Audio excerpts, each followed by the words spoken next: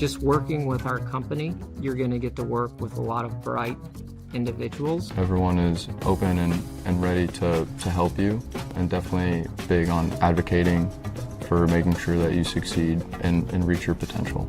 Everyone's goal is the same, to make the best products that we can for our clients and make sure that it is everything and more that it could be. What's kept me here? Our culture. We're genuinely a very great group of people. Everyone's just always willing to lend a hand. When I have a suggestion or a concern and I voice it, leadership actually hears me. As a consultancy, every person has a role and has something to bring to the table. There's just a lot of opportunities here if you're up for the challenge. Jump on board, be part of the fun ride, because we're going places.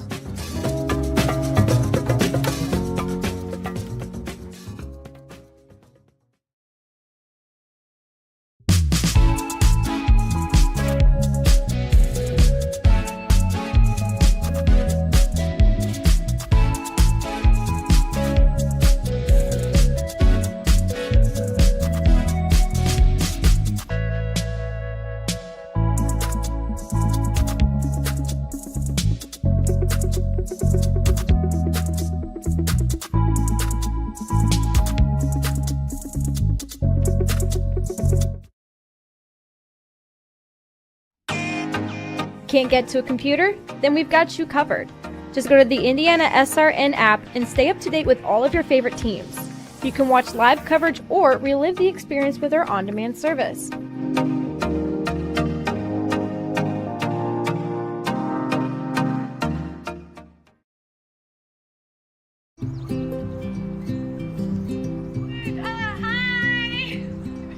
You're good at making big announcements.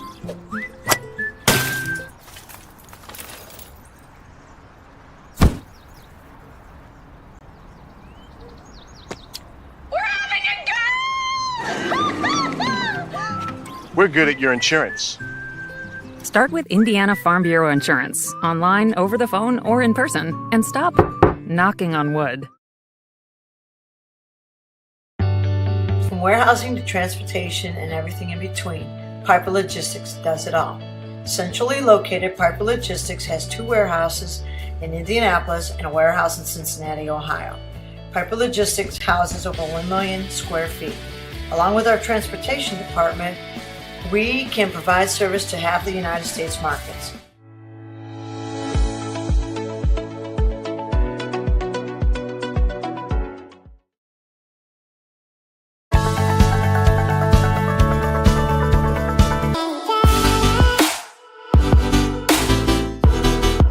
Aspen Creek Grill, we are a from-scratch concept with comfort fresh food. You can expect a world-class experience on a great budget. We've got incredible specials, great service. Today's dish that we're going to highlight is going to be our Aspen Blue Sirloin. It is, again, our premium Black Angus certified beef, and we top that with a blue cheese crust. Again, everything that we do here is made from scratch, and it's no different from our steaks. We hand cut all our steaks in-house. So our team back there it's just an incredible team. Everything that they do, they take so much pride in. They put a little bit of themselves into everything that they do over here, especially since it is a made from scratch concept. We want everybody to come, visit us, enjoy some great food with some great service. Bring your friends, bring your family, come have some great food, have a great time with us with some of the best comfort scratch food.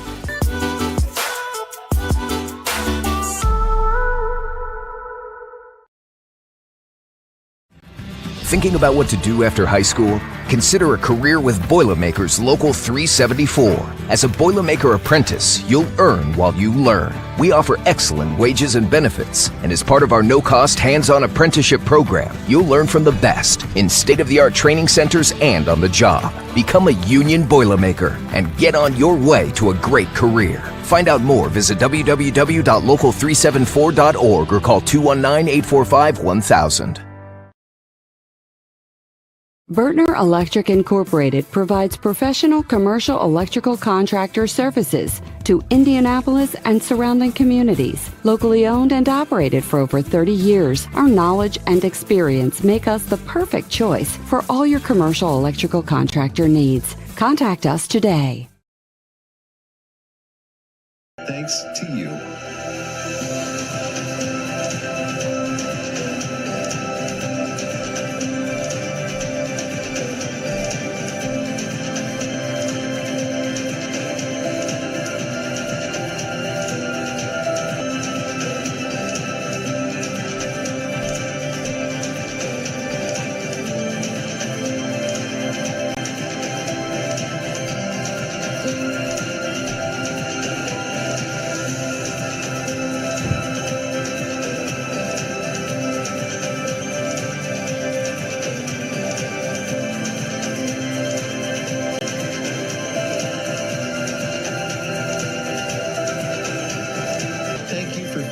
standing with us. You are truly making a difference in the lives of our neighbors in need.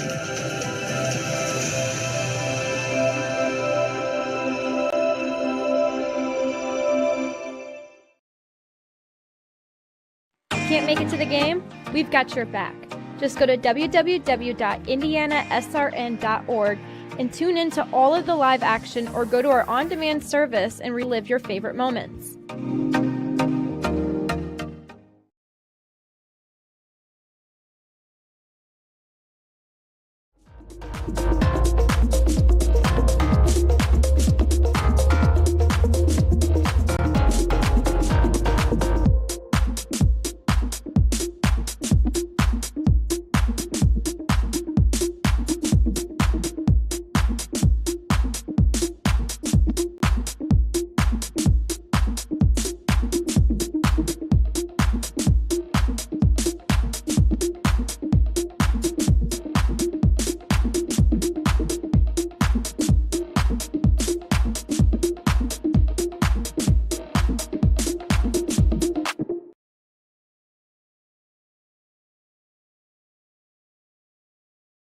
Sports fans, welcome back to Game Time, to pure spirits, to pure sport.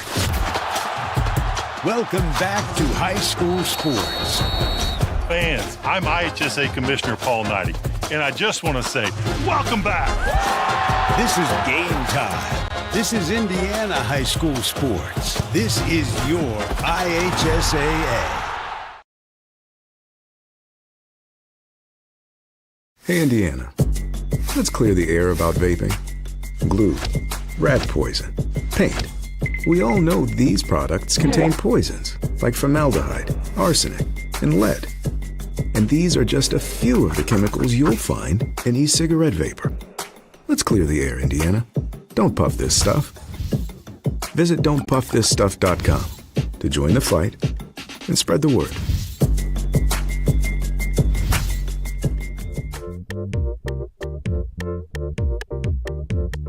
At first, me and my mom were struggling. I was trying to pay the bills and trying to take care of my mom at the same time. When I first heard that I can get paid for taking care of my mom, I was kind of skeptical because I had been doing it for so many years without pay. That's when I reached out to Passion to Care. I read all the reviews and I saw that they were #1 in the field. Passion to Care has really, really changed my life. Right now, I take care of my mom 24/7 thanks to Passion to Care.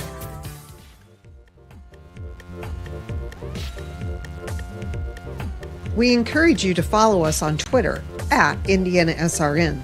Find upcoming games, video highlights, and much more. Follow us now at IndianaSRN.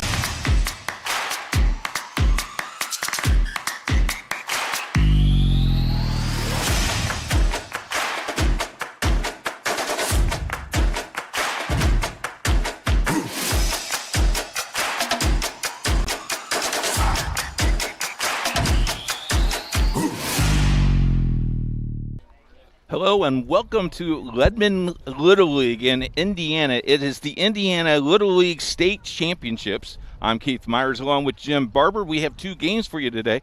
Game number 1, Munster Little League taking on New Albany Little League. Today's games brought to you by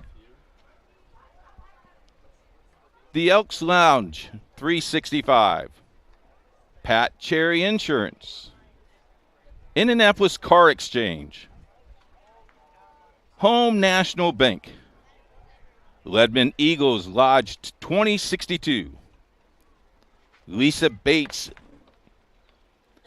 Talk to Tucker, and Amy Barber, the City of Leadman. Boone County Sheriffs, and Riley Parr. Welcome to Little League Baseball. Cannot wait. It's now time to hear our players in the introduction, and here's our public address announcer.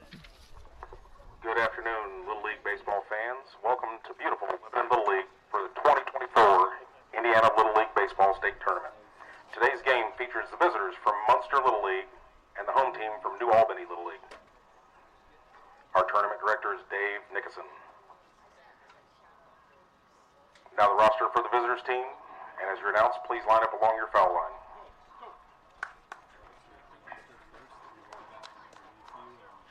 Starting us off for Munster, number 5, center field, Zach Cox.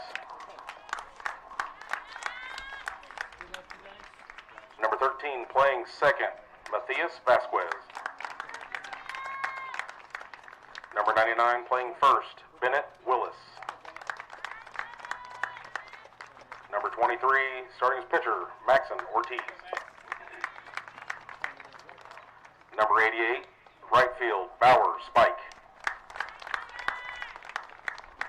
Number 44, shortstop, Cooper Forsythe. Number 1, playing third base, Kian Kinsella. Number 47, left field, Stefan Kantar. Number 3, Brendan Crowley. Number 9, catcher, Owen Hoover. Injured player number 17, Charlie Gouveia. Injured player number 20, Mac Kohler. Munster manager is Rob Kinsella. Coaches Gordon Gouveia and Chuck Forsythe. League president is John Castellano. And now the home team from New Albany Little League. Number 15, left field, Nathan Hubbard. Number 26, starting catcher, Peyton Sands. Number 17, playing shortstop, Noel Downing. Number 20, playing first, Logan Ames. Number 3, extra hitter, Ethan Toller. Number 7, extra hitter, Bauer Key. Number 0, playing right field, Noah Gobert.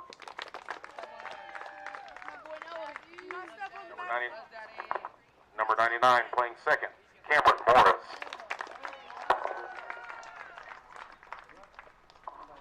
Number 22, starting on the mound, Braxton Wooten. Number 9, extra hitter, Caden Dickerson. Number 21, extra hitter, Jack Gillenwater. Number 1, playing center field, Kobe Watson. Number 8, playing third, Bronx Beazle. New Albany's manager is Ryan Downing.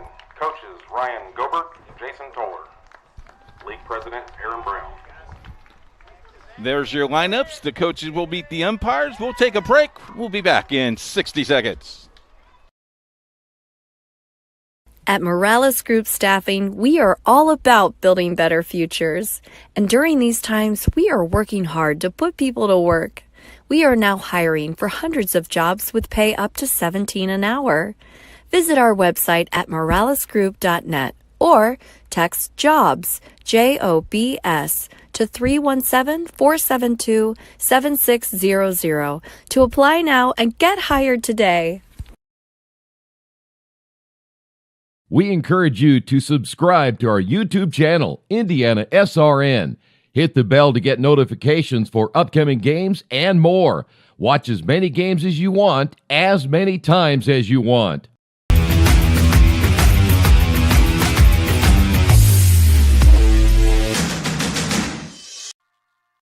We encourage you to subscribe to our YouTube channel, IndianaSRN.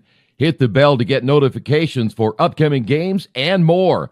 Watch as many games as you want, as many times as you want. At Morales Group Staffing, we are all about building better futures.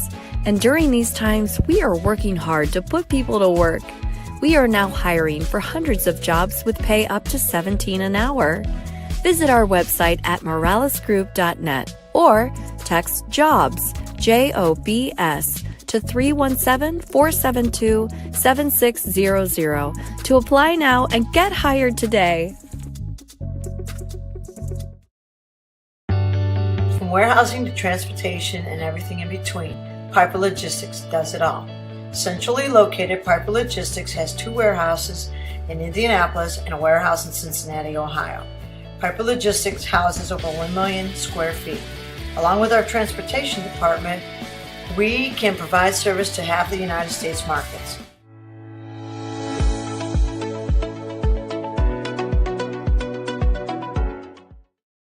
We encourage you to follow us on Twitter at IndianaSRN. Find upcoming games, video highlights, and much more. Follow us now at IndianaSRN. It's Little League Baseball on Indiana SRN. We're glad that you're here. We have a situation I've never had before. Greg is with us as well. Jim Barber is coming into the booth. But, Greg, we've never had an umpire waiting for an umpire to make sure that he makes a debut. He had the wrong time. He's about 5 minutes away. Have you seen a delay like this before? Never like this. Usually you have, something else, a technical issue or something like that, but never when one of the umpires isn't here. And they're coming from all over the state, so unfamiliar with the area potentially, and plus he had the wrong time, so he'll get here, and it's a beautiful day to be out here at the ballpark. Little League Baseball, there's softball going on in Indianapolis and Whitestown.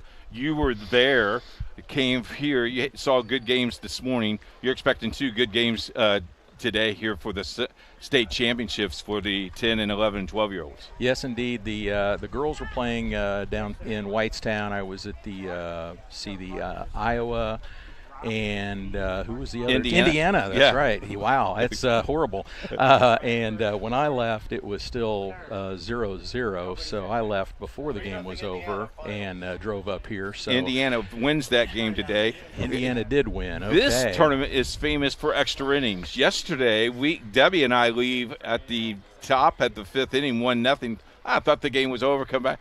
Mr. Barber was here 5 extra more innings to see a pretty good ball game. We'll see that winner in the second game tonight. Well, when you have weather like this, a day like this, is our extra innings a bad thing? You never know.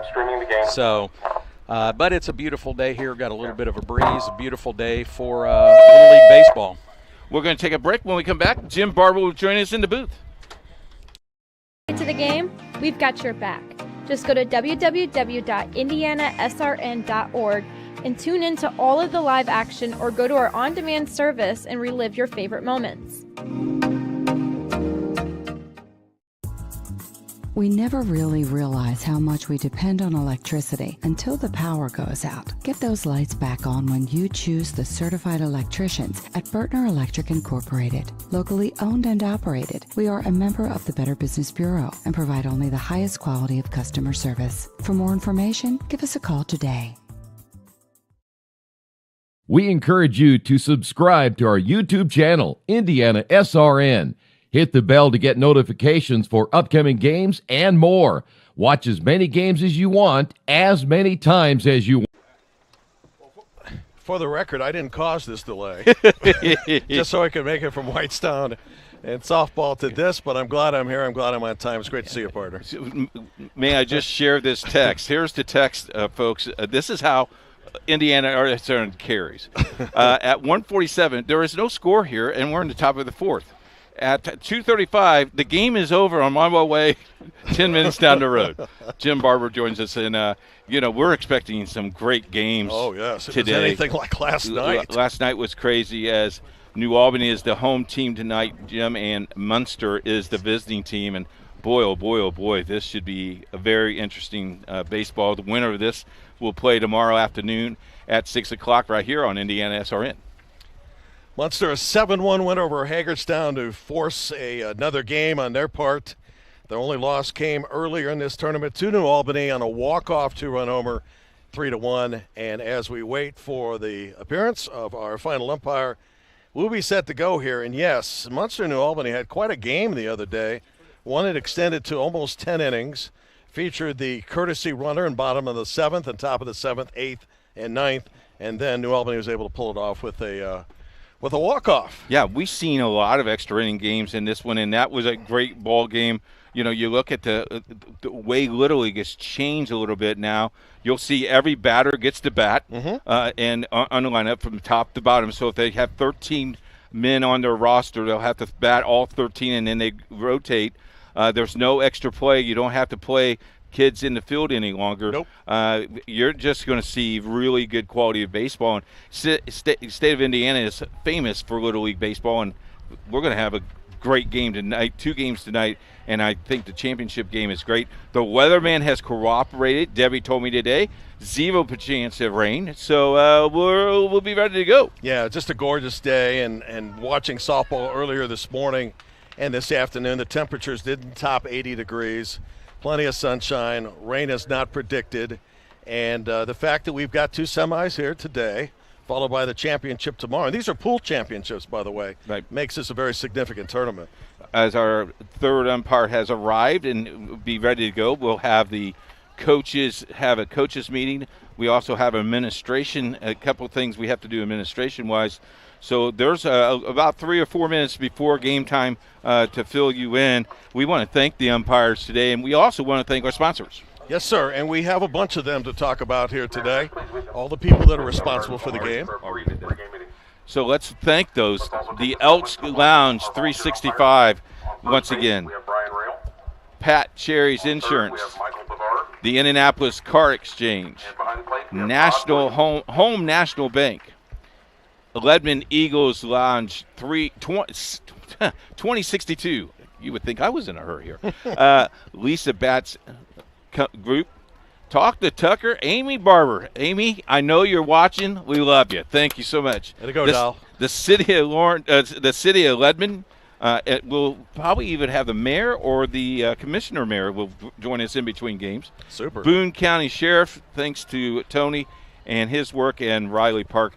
Those people has made it very, very possible. You will see a rotating ad at the bottom of your screen. Those people have made it very possible for this to happen on IndianaSRN, and we got to thank the Ledman Little League from top to bottom. The president is the best guy in the whole entire world. He bought me a Coke to say that today. But his staff. You can be influenced easily, can't you? With the Coca-Cola, yeah. The grounds crew has worked very hard today. When we came in this morning, there was 2 people there to help us set up our crew. We have great shots at down the right field, first base line, and also in left field. You know, so it's going to be a lot of fun. Well, you mentioned the field. It's a fast field. A lot of times when the ball bounces, either in the infield or the outfield, it gets to the fielder rather quickly, which allows the defense to adjust rather quickly. And it's not a turf field, but it's just a well-maintained field. It's had a minimum amount of rain this summer, and for some reason, it's a fast track, and I think fielders really appreciate it. And it's played really, really well. Yeah. The ball will fly out of this ballpark. It's 225 feet in center field, 210 in right and 210 in left.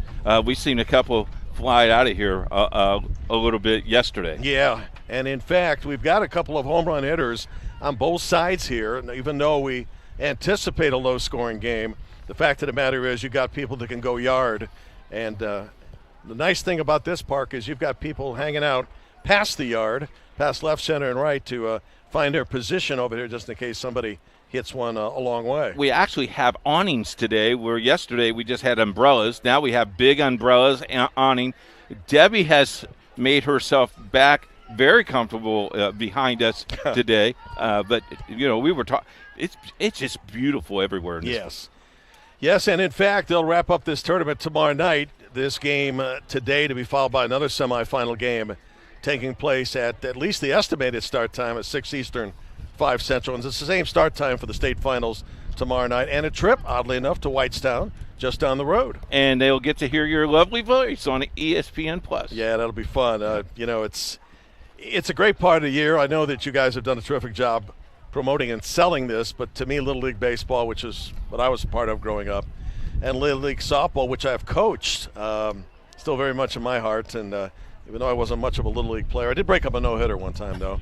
The softball, I did a little bit better as a coach. It's still something that resonates very strongly. I think we both have pretty good backgrounds in Little League Baseball. Was involved with Little League Baseball as an umpire, as a president, and there's nothing finer. And these kids, and we'll tell this story, when we were talking to Munster's coaching staff yesterday afternoon, one of the things the kid was saying, "Are we really going on TV?"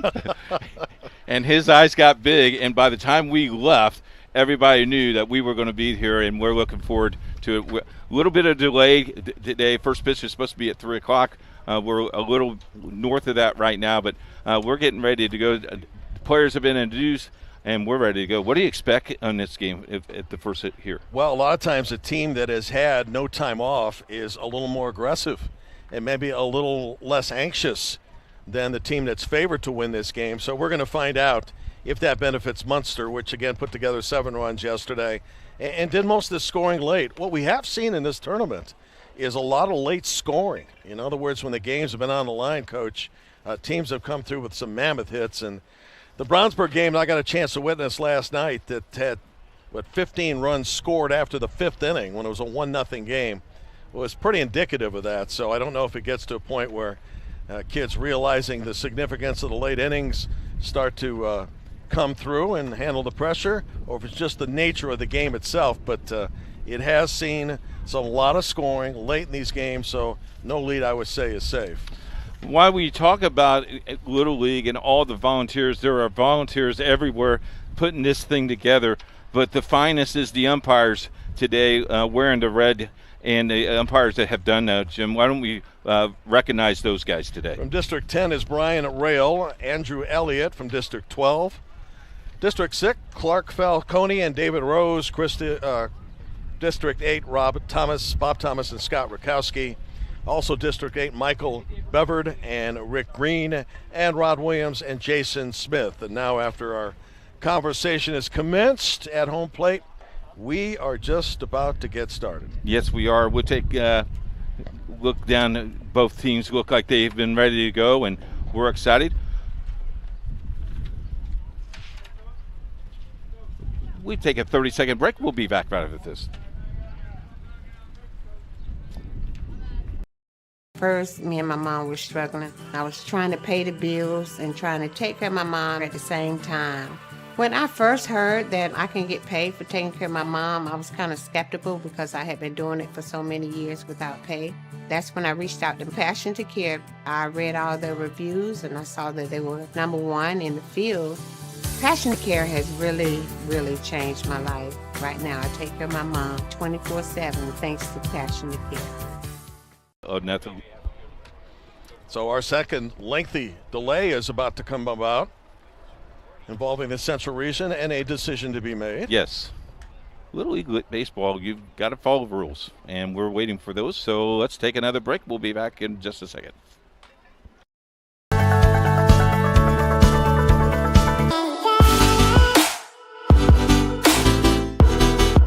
Aspen Creek Grill, we are a from-scratch concept with comfort fresh food. You can expect a world-class experience on a great budget. We've got incredible specials, great service. Today's dish that we're going to highlight is going to be our Aspen Blue Sirloin. It is, again, our premium Black Angus certified beef, and we top that with a blue cheese crust. Again, everything that we do here is made from scratch, and it's no different from our steaks. We hand cut all our steaks in-house. So our team back there it's just an incredible team. Everything that they do, they take so much pride in. They put a little bit of themselves into everything that they do over here, especially since it is a made from scratch concept. We want everybody to come, visit us, enjoy some great food with some great service. Bring your friends, bring your family, come have some great food, have a great time with us with some of the best comfort scratch food.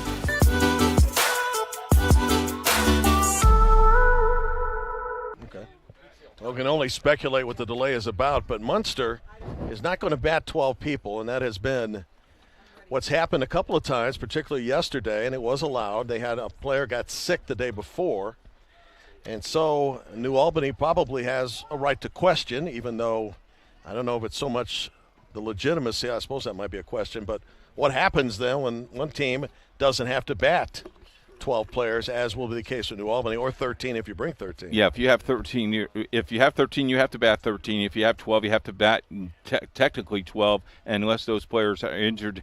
But if there's extra players that is on your roster that could fill that 11, 12 spot, that's beyond our pay grade. We're here to cover Little League Baseball, and we'll wait and do that. What's interesting is things work out differently because now we're 10 minutes after 3, and you could win another 2 or 3 extra innings. Easily. Yeah. I blew past a few people, not on the highway, but, just getting to my car to travel from a Little League softball game on ESPN Plus today. And, it's a pleasure, first of all, to be here safe, and secondly, to be with you and our fine SRN staff for what should be now I'm relaxed. It's like I don't care how long it goes. I just like how you change into your Superman outfit to your Spider-Man outfit. Well, I know it's required to have my SRN jersey on or else. So, well, Jerry's in New Jersey. I don't think I know he's watching, but I don't know if he would speculate and see if you had your jersey. I have a quick story about that. Back in the day with Raycom Sports, when they were doing college basketball, you had to carry the patch with you. Raycom patch. If you didn't and you were on the air, you could be fired. Okay. So I show up at Penn State and I realize I don't have it, and it's too late to find it. So what I did is I made sure that the camera, when it was panning toward me in the open, just didn't get to the patch side of it. I think I covered up a little bit, and I was on camera just for a few seconds. I think it was okay. Yeah. Saved my career. The good thing is we're not going to be on camera tonight, so that's a good thing, and that's good for our audience, that they know that we're not going to be on the camera. Game number 2 today. Let's talk about game 2. The first game, of course, with New Albany and Munster. Game number 2 is a Brownsburg team that's played very, very well, and a Jasper team as well. You look at those two teams, if any indication of the way they played during the tournament, we could go 7 or 8 innings with both of those teams with great pitching and great hitting. Yeah, and it's important to note that Little League Baseball and Little League Softball are the same in rules, that if you go extra innings, the 7th inning is played normally. But the 8th inning, you have a courtesy runner, as what Major League Baseball calls a ghost runner. Each team, when on offense, starts with a runner at second base. And as we found last night with Brownsburg in its game against Hagerstown, or against Terre Haute North, a game can last forever as each team just matches each other, getting that runner home from second on a sacrifice and, a ground ball out or something. I will tell you that Debbie and I both enjoyed the text as we're watching a show, because one of the things I said was, boy, you're not going to get home till late, and the last thing you said was, it will be late. And, we've had, as you mentioned, 3 extra inning games so far. We've had a walk-off in which Munster was beaten by New Albany on a 3-run homer. And then we had the 9-7 victory. In fact, actually, we've had 2 walk-offs, a pass ball in the Bedford game earlier this week with Brownsburg. That was a 1-0 win by Brownsburg. And so we've had 2 walk-offs, and we've had a finish like last night, which was 9-7 in 10 innings by Brownsburg. And so now it's hurry up and wait time, I think. Let's take a look at some of these players from Munster. First of all, Cooper, they call him Coop Loop. Where's number 44 for Munster? Here you go. Favorite movie? Grown Ups. What he likes to do other than playing baseball, he loves to fish. His favorite thing he likes to do before game time is listen to music. I kind of like that. Anthony Rizzo is his favorite athlete. His role model is his dad. Isn't that kind of cool? That is cool. Here's something that kind of different up in Munster area. His favorite baseball team, what do you think? Well, it should be the Cubs. It is the Cubs. There we go. And it was Rizzo, who now is with the New York Yankees. Yeah, there you go. Injured, so. Yeah. Noodles is his favorite company to eat at, and he's his favorite subject in school, which starting in about 3 weeks is history. And Nana, if you're watching, he says hello. I had a game earlier for softball in which the girl who had sent in one of the questionnaires for Iowa said, I want a dog, so please announce to my mom and dad that I want a dog. Puppy. Yeah, so we did. So we'll be highlighting players throughout the day for you today. We'll make it pretty easy with New Albany. Braden Key, they call him the Power. He throws right and bats left. How about that? Favorite movies, 12. Likes to play outside. Good kid. No superstition. I'm just good. Good for him. I like that. Steph Curry is his favorite athlete. His dad is his role model. Favorite baseball team is? Is it the Cubs? Yes, the Cubs. Wow. They might have to pick a better team at this point. His favorite food is pizza. Of course, he has no favorite movie. He loves math, and say hi to my cousins. Yo, cousins. By the way, you mentioned the Power. The Power was the one that had the walk-off home run the other day to beat Munster. Yeah. Take a break. We'll be back in a few minutes on IndianaSRN. To the game, we've got your back. Just go to www.IndianaSRN.org and tune in to all of the live action, or go to our on-demand service and relive your favorite moments.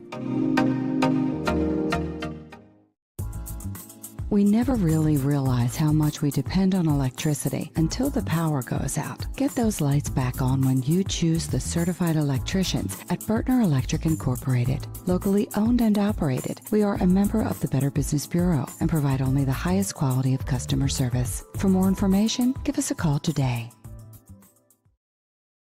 We encourage you to subscribe to our YouTube channel, IndianaSRN. Hit the bell to get notifications for upcoming games and more. Watch as many games as you want, as many times as you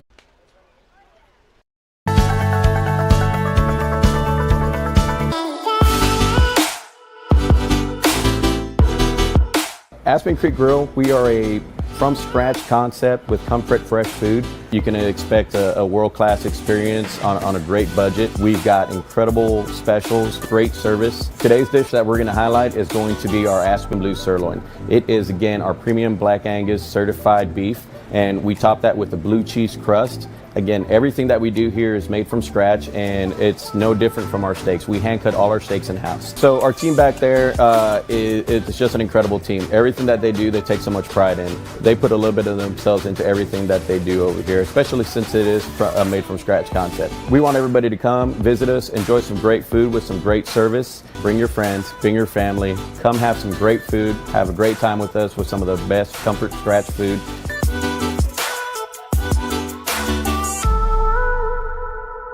Welcome back, and in just in case you were tuning in for the first time to IndianaSRN, we're in a bit of a delay, an unusual one, but let's bring you up to speed on what Greg of our staff has told us about, and that is, while we had a wait on an umpire to start the game today, the second delay is a little more significant because Munster has only 10 available bodies, and New Albany has launched a protest saying that doesn't seem to be fair, in which they can have 10 of their best hitters versus 12 that we have. And so anyway, as it turns out, they're in communication with the Central Indiana region of Little League Baseball to get a ruling on the protest or to see exactly what will happen. My guess is the game will be played. Question is, does New Albany have to hit 12 or less than 12 batters, Keith? Yeah, that would be my estimating guess. Again, we talked about District 7 and District 8 hosting this event, so their administrator is the tournament director, so he got to check and balances all those things because Little League is set by rules and follow those rules, and it's set up to just be fair to every single kid that's playing. We want a best fair games that we could possibly have. I think it's a great honor. 15 minutes is not going to bother these kids, guarantee you. They'll be ready to play, and they'll be ready to start whenever we're ready to. Well, and there's always that doubt by the opposing team, and I've seen this happen in other venues that, hey, this is an unfair playing field that Munster can only or needs only to hit 10. But fact of the matter, and I don't know if it really matters, but in softball, since I come from there recently, in the finals, the World Series of softball, some teams overseas have brought 14 players and have basically said, you know what, 1 through 14 can hit. I don't care how many you have on the other side. We're going to beat you anyway, and more often than not, they're right. Yes. So I don't know if the delay benefits New Albany or the decision will benefit them or not. Yeah. Well, we should sit here and wait. See, you could have gone. You could have had a steak. I haven't had lunch yet, but it's not a bad idea. Let's say thank you to a number of our state championship sponsors. The Elks, Lodge 365, invest in their communities through programs that help children grow up healthy and drug-free, meet the needs of today's veterans, and improve the quality of life. Also today's game brought to you by Pat Cherry Insurance. You saw him and his company Often during high school basketball, we are the professionals who provide sound insurance advice to help protect your assets. Quality protection at an affordable price. Also, today's game brought to you by Indianapolis Car Exchange. Indianapolis Car Exchange is an independently owned wholesale remarketing auction located at 5161 South Indianapolis Road in Whitestown, Indiana.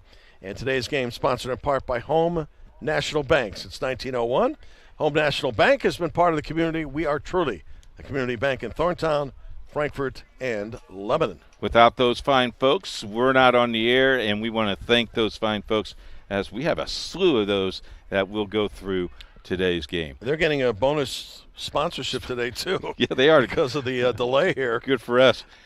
As we, again, wait for the decision, it's both now the chief umpire and the administrator and New Albany's head coach are talking with each other, and we'll see what the output of that is. I will tell you, early this morning, we got here around 11:45, 12 noon, and people were ready to help us set up. It was neat. Chuck and Nick and Sticks are with us today. Nick is in a barrier. Did you see him over there? No, I did not. He's over there at the up on top of the deck. Oh, very nice. covered with netting. So we hope that does not. He gets a line drive. Haley is already probably calling us and warning us that he better not get hurt. And then across the way, of course, Sticks is there as well. So you're going to get a great camera shot today covering the whole entire diamond. 46 feet is the pitches rubber, 46.6. Base pass is at 60, as we talked about. Right field line is at 210, left field line at 210, and deep center, which we've saw a couple hit out at 225. All right, I have a question for you. You're a former coach. Mm-hmm. New Albany has lodged the protest. Is it something that they are quite serious about? Is it a little gamemanship, saying to Munster, look, you're supposed to have 12, and suddenly you have 2 that aren't available, although one got sick in the New Albany game a couple of days ago. What do you think New Albany's position on here, and what do you think the ruling, how do you think it'll affect them? That's a tough question because you're testing motive, and I don't know. I mean, if Munster had 12 kids and 2 kids literally are sick, you can't fault the kid. So you got to play through it.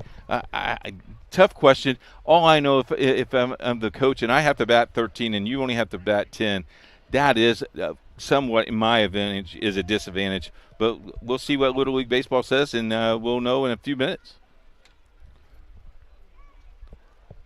So the delay continues, and we will know in a moment. And when we do play, we will get started. As Munster as the visiting team, New Albany is the home team. It's an elimination game, but in addition to being an elimination game, it is for the championship of Pool A, and the winner goes to the state championship tomorrow night here from this very ballpark and on IndianaSRN. And Munster started a tournament beating up on Hagerstown 15-2, but then lost to New Albany 3-1-10. And by the way, that was a game in which Munster lost a player due to illness. Yes. So now being down 2, and it was down 2 yesterday, by the way, Munster against Hagerstown, comes into question, of course, the issue that we have at hand. And if you're just joining it, that is the reason for the delay. A protest filed by New Albany that Munster has just 10 players to hit when a continuous batting order typically requires more than that. And on the screen there, the guy in the blue there, that is the IndianaSRN guy. He's our floor tech today. The guy in the red, white, and blue hat is Dave Nixonson. He is the region director, and then the 3 umpire they're talking. So they are going to make a decision, and as we find a decision, we'll let you know. We'll take another break, and we'll be back. Why not? At Morales Group Staffing, we are all about building better futures. And during these times, we are working hard to put people to work. We are now hiring for hundreds of jobs with pay up to $17 an hour. Visit our website at moralesgroup.net or text JOBS, JOBS, to 317-472-7600 to apply now and get hired today.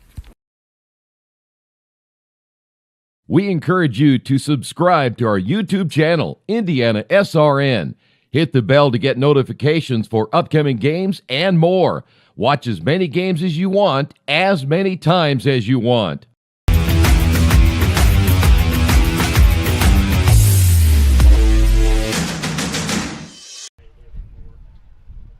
Well, we welcome you back to Little League as we're close to a decision here. We want to thank these fine sponsors, though. Ledman Eagle Lodge 2062, People Helping People. Lisa Batts Group, with combining 75 years of expert and experience. Lisa and her team wants you to trust them as partners for real estate serving Boone County and the surrounding area. Talk to Tucker, our friend Amy Barber, retailer broker from FC Tucker, providing expert guidance to buy a new home, and she wants your old one as well. A little home team advantage right there. Thank you, sweetheart. Thank you, sweetheart. And the city of Ledman will have our special guest with the Little League. Ledman, Indiana is thrilled to be a base path to the Williamsport winter. Wish the participants a safe and successful run toward the Little League championships. Ledman, Indiana, this is our home. And finally, Boone County Sheriff Department, proud sponsor of Boone County Sheriff Office of Sheriff Tony Harris. I know you talked to Tony personally, and he's very happy with us in Riley Park. Business, commercial, litigation, personal and injury education, law professionals, and we want to thank all of our sponsors for that. So there's our lineup with that. We promised them only 2 mentions during the game, and we've given them 8. So we're in good shape now. And they don't owe us any more money. No. Not that we'd be likely to get it. No. So we're good to go. I think we're making a final decision here. So let's take one more break, and hopefully by that 2-minute break, we'll have some information for you.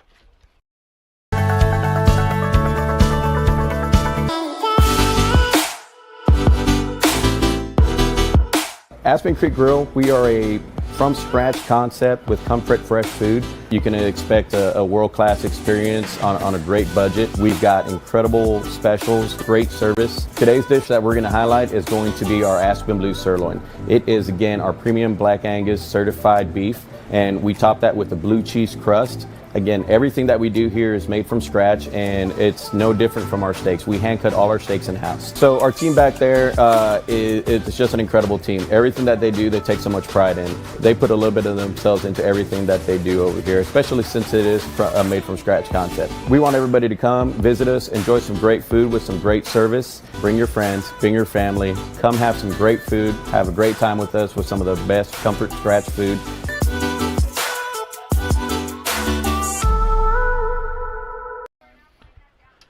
IndianaSRN, thank you very much for joining us. I have a text from Texas. Looking forward to baseball. Is it coming? Yes, so Texas. Yes, Texas. It is coming, I promise. We are in a slight delay. We are waiting for an administration decision.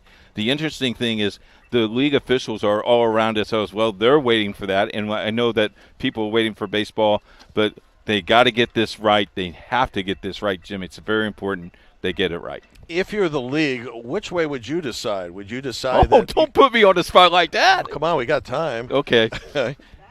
If you're the commissioner or you're the executive director, what direction would you go in? Okay, no one knows my email, so this is good. I would think that you play, and you say, Munster, New Albany, you only have to bat 10 kids. Okay. And we play 10 to 10. Because I think both of these teams have worked very, very hard to get to this point. I think we play. Because I want kids to play. Sure. But, I'm not the commissioner, and I'm not the guy that's making that decision. So let's put the shoe on your foot. What do you say? I like the same, let's play it fair, let's play it equal situation. I know it would be tough for Ryan Downing in New Albany to sit 2 kids. 3. If he decided to do that. Yeah. Well, no, actually 2. You're right, 2. So I don't know how comfortable that would be for him as you take a look at him talking with Dave there, but that leads to another thing. But it's also how confident are you with the bottom of your lineup, and if you know that the other team only has 10, that's a strategy that you might employ here. Yep. So we're pretty close to decision making, but why we call this stretching in the business. So this is going to be a basketball clip for you, ladies and gentlemen. And don't worry, baseball's coming, and if you're from New Albany and you're from Munster, we will have your game. We'll break through it if we have to. So we'll take a break, and we'll watch this. Without the basket, the sport of basketball would just be ball, and no one wants to play with balls if baskets aren't involved. So in this video, we're going to go over the history and evolution of the basket. A little while back we talked about the history of the ball, so you know where to go if you want to watch that video. This is a basket-only program. Basketball was invented in the winter of 1891. James Naismith wanted to invent a sport that can be played indoors during the winter time at YMCA, and so he did just that. He created the first basketball hoop with a broken peach basket that he placed 10 feet into the air. Why 10 feet, you might be wondering? Well, there's no significant reason for the sport itself. This was more so a coincidence, as he hung the peach baskets on the railing of the indoor running track at the YMCA gym in Springfield, Massachusetts, and that railing was 10 feet off the ground. Of course, that height stuck for the majority of its history, but what did change significantly is the basket. The baskets at or around this time had no hole and needed a ladder to be scooped out, or when they did add a hole a few years later, there was a tiny hole at the bottom that had to be poked out with a staff. By the year 1893, it was time to add a backboard, but the backboard was not invented for the players. It was invented to stop fans in the balcony from interfering with the ball. They were originally made out of chicken wire, so these weren't really effective for bank shots or rebounds. But that didn't stop players from trying to utilize the backboard, because on February 2nd in that same year, a box on the backboard was added, and this was used to assist players to aim towards the basket, but the chicken wire was starting to be an issue. So we fast forward to the start of the 20th century. The basket became a net, and in 1901, the net had a metal rim. But the net also had no bottom, so after every shot was made, someone had to come and poke the ball out. And man, what the heck is chicken wire still doing here? Thankfully, by the year 1904, wooden boards became mandatory. And finally, by the year 1906, the grand invention of cutting a hole at the bottom came into fashion, and we got the first tangible net with a solid backboard. In 1909, glass boards became more and more common, and this newfound strength slowly but surely led to something you may know as the dunk. By the year 1912, we finally got the iconic nylon net. So now when a shot is made, you can hear that crisp whooshing noise with that beautiful sound of a nothing but net basket. Now that's not why they were made. They weren't made to have an amazing noise. This design with the thick knots and the strong nylon just allowed the ball to fall directly in the center and not flop around after a score was made. As the sport of basketball became more and more popular, recreational and even professional sports leagues started to form. And these leagues wanted to create regulated dimensions for the backboard, backboard square, and rim. The NCAA and the NBA at the time thought it would be a great idea to have the same regulations. These regulations are a 6 feet wide and a 3.5 feet tall backboard. As for the square, it needs to be 24 inches wide and 18 inches tall. The line of the square needs to be 2 inches thick, and the square needs to be placed at the center above the rim. As for the rim needs to extend 6 inches from the backboard,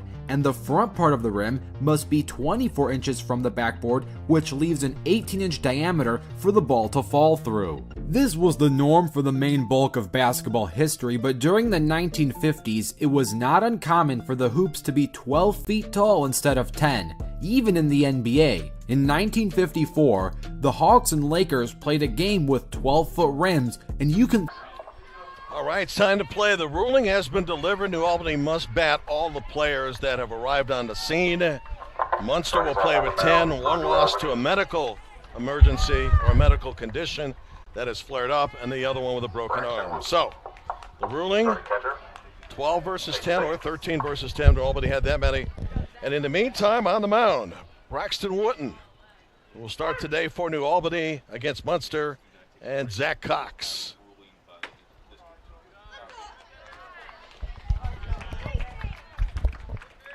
Just underway, about 32-minute delay, and I've been around a lot of delays in baseball, and this is one of them, or maybe the first one. Well, due to a ruling situation.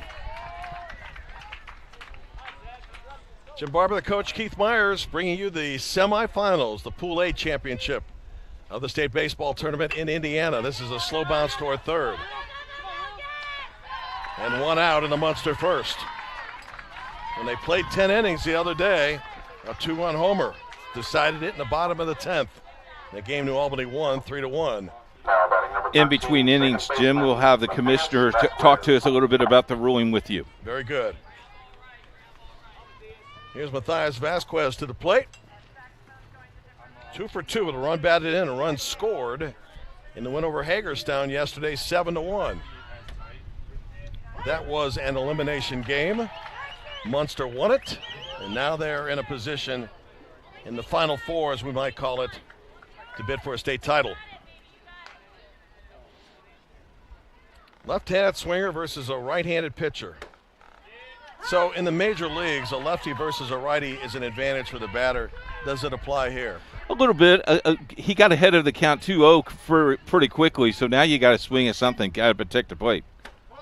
Takes the ball inside. You will hear our home plate umpire. Derek has been around a long time. He's very vocal. Good. We're in a perfect spot for him behind home plate in the upper deck. Off the 1-2. Count evens now 2 balls, 2 strikes.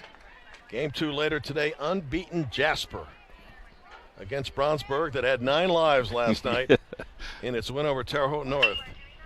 Toward right field and hit deep and gone. Wow. Vasquez got rid of the bat as he approached first base, and now he will round the bases. It's 1-0 in favor of Munster on a blast to right center field. Ball got up in his eyes a little bit. He just took it out of here. Here's the replay. Watch this, Jim. Goodbye. And as he was rounding first base, he knew it as he flipped the bat. First baseman Bennett Willis. So here's the first baseman, Bennett Willis, wearing 99. Aaron Judge's number, the New York Yankees. By the way, if any of these teams are able to reach the World Series in Williamsport, the Yankees are going to be playing there against the Detroit Tigers. Part of a Little League Sunday night special on ESPN. Every year they brought in 2 teams, and this year, well, can you imagine the interest in bringing the Yankees? Did they ask us to do the game on IndianaSRN? Oh, they won't. Okay. But imagine Aaron Judge and Anthony Rizzo when he's healthy. And it would be nice, wouldn't it? Oh, man. Garrett Cole, their outstanding pitcher, and a whole lot of other Yankees that are quite famous. Count 2 strikes, no balls, 1-0 Munster, top 1. Just joining us, we had about a 32-minute delay off a protest filed by New Albany that for the most part was denied.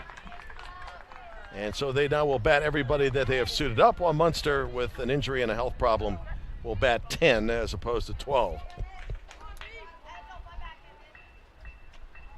2-2. Towards center field. That's hit deep. Off the wall. Off the fence in the second. It's going to be a stand-up double for Bennett Willis. Well, the bats have come alive again for Munster. A home run to right center field. Now a blast to center. Yesterday had a hard time scoring until late in the game, and then started putting it on a timeout by the catchers, calming people down. You know, Munster's only run came early in the game with New Albany. As you take a look at this one, they just missed clearing the fence. And now the potential for a big inning for the team from Lake County is here. Mason Ortiz batting in the 4 spot.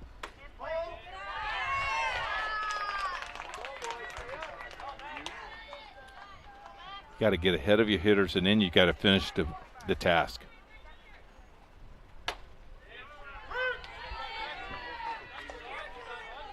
Interestingly, in the game last night that seemed to go on forever, there weren't a ton of walks. No.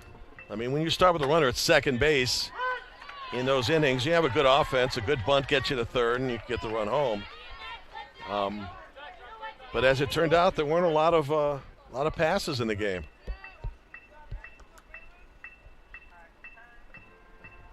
One-two pitch, base hit center field, almost hit the runner, which would have been an automatic out. Here comes the throw to home plate, and wisely, Bennett Willis goes back to third, but that was a bullet by Mason Ortiz, and he almost caught his runner, Keith, at second base.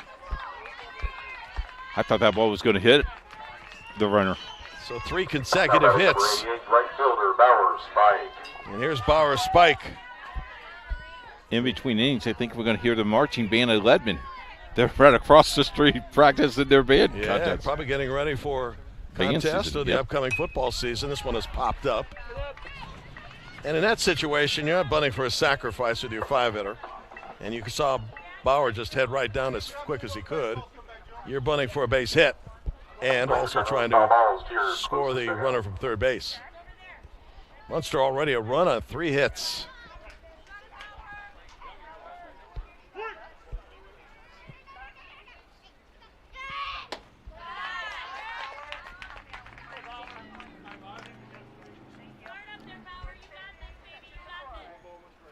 Don't you love the background? Oh, yeah. You could hear right up there, Bauer. You got it, babe. Yeah. You got it. You think that's his mom? Could be. Well, it's been a difficult start so far for Braxton Wooten. Let's see if he can deal out of difficulty. As the count works to 2-1 with runners on the corners. Up the middle, another base hit to center field. 2-0 in favor of Munster. 4 consecutive hits in the top of the first.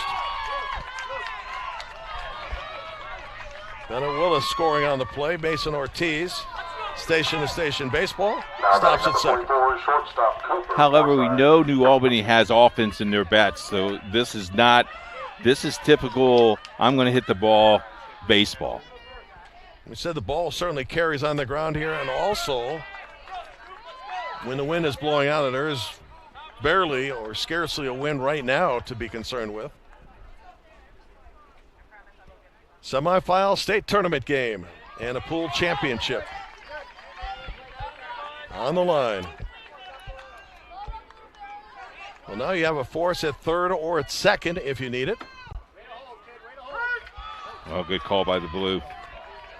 Hit that outside corner. And pitcher Wooten ahead on the count, 1-2. Delivers a big strikeout, 2 outs in the first. That's a big out. If you get out of this inning with 2, you're going to be really pretty pleased with that. Yeah.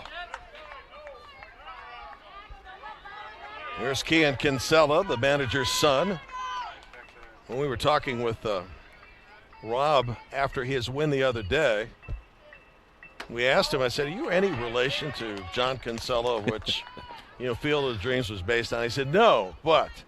So I've actually got people at ESPN checking that right now through Ancestry.com to find out if he was or is, But it's a very famous name in baseball lore because of the movie. If you build it, they will come. Yes. Ball and a strike. 2 runners in already. And a wave and a miss there, 1-2.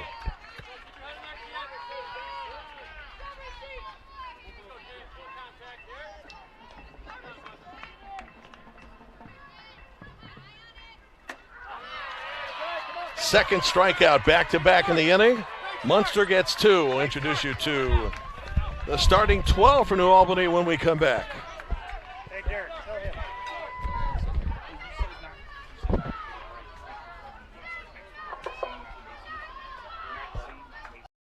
First, me and my mom were struggling. I was trying to pay the bills and trying to take care of my mom at the same time. When I first heard that I can get paid for taking care of my mom, I was kind of skeptical because I had been doing it for so many years without pay.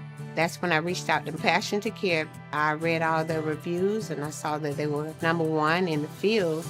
Passion to Care has really, really changed my life. Right now, I take care of my mom 24/7 thanks to Passion to Care.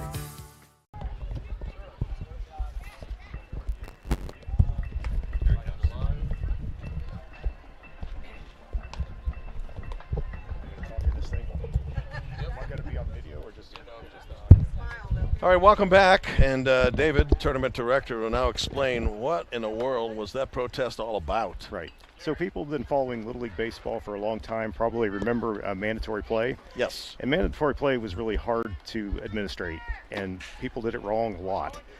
So a few years ago, Williamsport decided that we would do something that would be simpler.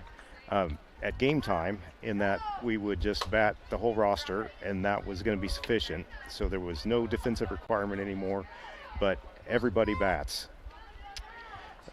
But one of the upshots of that is it's a really big deal if you have the number of players, right? So if one for Munster, number 23, Maxon Ortiz. I'm pausing for the Catcher, PA. number 9, That's Owen okay. Hoover. We do too. Starting us off, batting for New Albany, number 15, your left fielder, Nathan Hubbard. So if your 11 or 12 player is not the same skill level as your 1 or 2 player in the lineup, it's a big deal whether that 12th player is there playing. So the one team had a player who was ill, and the other team said, well, we need to escalate this to find out what we do with 10 players on the lineup, and we got the result that we typically get, right, is that we're going to play the game, because we hate for everybody to get here and then just not get to play. Sure. But they did ask for some additional documentation, and just to make sure everything's on the up and up. So everybody walked away pretty happy with what we're doing today. Sometimes those kind of things escalate and people get angry. None of that happened today. Good. But here we are. We're playing some ball now. Well, thank you, David, for the explanation as we start the bottom of the first.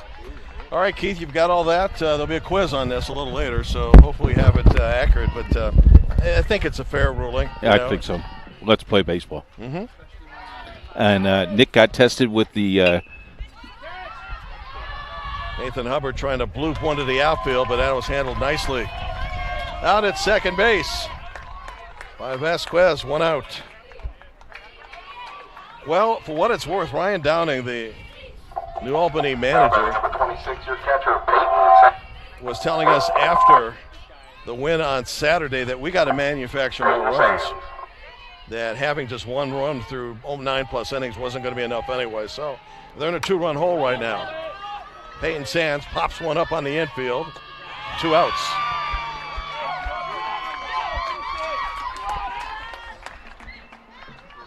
Ortiz with a catch. That'll bring up Noel Downing, the coach's son. Now batting the shortstop, number 17, Noel Downing. 2-0 in favor of Munster. 3 consecutive hits in the previous inning. The winner faces Jasper or Brownsburg tomorrow for the title. Left center field and dropping, and a base hit. Terrific effort by Zach Cox in center field, but Downing is aboard. Inning stays alive for Logan Amos. Tell you, the aggressiveness that the fielders have went and got the ball, both of those pop flies, aggressively calling the ball out, center fielder dropping that ball, but boy, that was close. Logan Ames was 0 for 3 in a previous game, and yes, it was close, and you're going to see a lot of diving efforts here because that is the nature of the importance of the game. This one, in the left field, base hit. Logan Ames aboard on first pitch hitting as Noel Downing strolls into second. So, New Albany with a threat going. I think that Downing's philosophy for this game is to swing early and not let the pitches dictate where you're going to place the bat. He thought our guys were a little too picky in the previous game and got caught up in the moment. And nothing will wake you up more, I would suppose, than a 2-run deficit in the very first inning. That would wake you up. But the tying runs are aboard, and Ethan Taylor at the plate.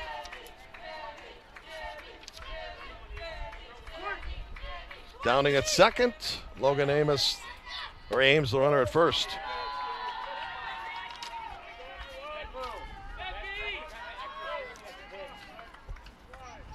Game last night that took 2 hours and 45 minutes involved Brownsburg and Hagerstown. Brownsburg and Terre North, and Brownsburg will be here in game 2. Ethan's nickname is Jimmy. Okay. Good nickname, too. Yep. So Toller at the plate right here for New Albany with a chance. Ethan Toller pops one up and into foul territory. favorite subject in school is science, and he wants to say hello to his grandparents that are watching. Mr. Toller, it's been taken care of. 2 balls, 2 strikes, and 2 on with 2 out in the inning. Important pitch here. Wow. Second and third, and now a base hit would tie the game. Caught him off guard, didn't they? RBI opportunity here to plate a couple.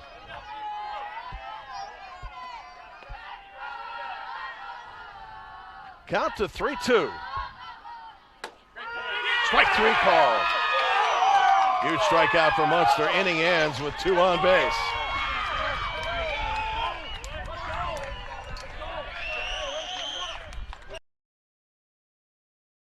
At Morales Group Staffing, we are all about building better futures. And during these times, we are working hard to put people to work. We are now hiring for hundreds of jobs with pay up to $17 an hour. Visit our website at moralesgroup.net or text JOBS, JOBS, to 317-472-7600 to apply now and get hired today. We encourage you to subscribe to our YouTube channel, IndianaSRN. Hit the bell to get notifications for upcoming games and more. Watch as many games as you want, as many times as you want. Joining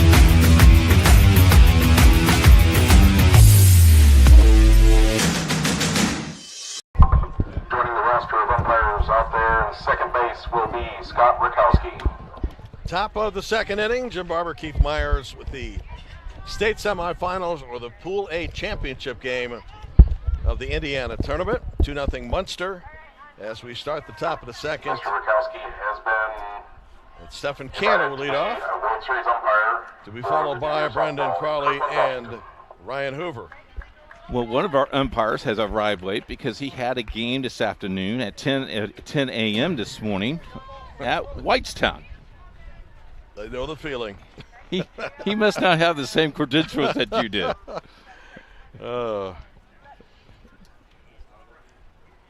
If you're new just to the broadcast, Whitestown, which is, 15 minutes up the road? Yes. Is hosting the softball regionals. So we're sharing umpires and broadcasters today. We are.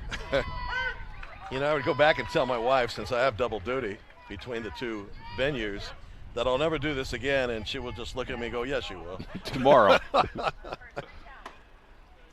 My problem is I like the game so much that committing to both is like that commercial. I can do that, and then later on you go, how am I going to do that?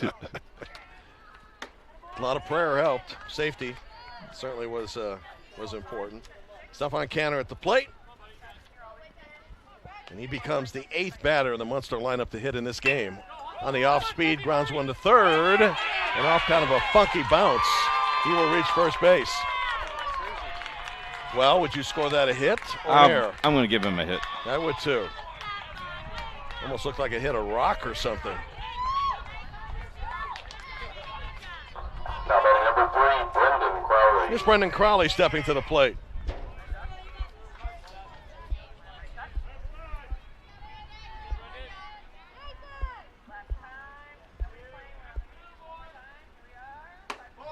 Just joining us, about a 35-minute delay to determine whether New Albany would win its protest in light of the fact that Munster has only 10 available batters due to illness and also due to injury. And New Albany's protest was, well, in light of that, do we have to hit 12? And the ruling from Little League is yes. And so once the game began, Munster came out stroking the ball and has a 2-0 lead. Brendan Crawley's nickname is B, and his favorite movie is Sandlot, which was on TV last night. Good movie. And we have another delay.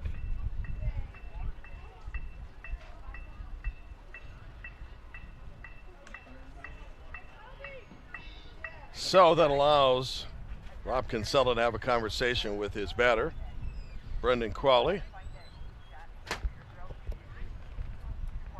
His favorite professional baseball player was Babe Ruth. Really? His role model is Babe Ruth, and his favorite team is the Chicago Cubs. He loves pizza. Math is his favorite subject, and he wants to shout out to his mom. And did you say we can't do that? We can. We just did. So hello, Mom. Brendan stepping in with the ball and the strike, and his team already up 2 in a 6-inning game unless we go extras, and we have gone extras a lot. This tournament. Brownsburg last night trailed by 2 in the last inning, scored 4. New Albany came back to tie and had the bases loaded with 1 out and a 3-1 count. A ball away from winning it. Munster got out of it.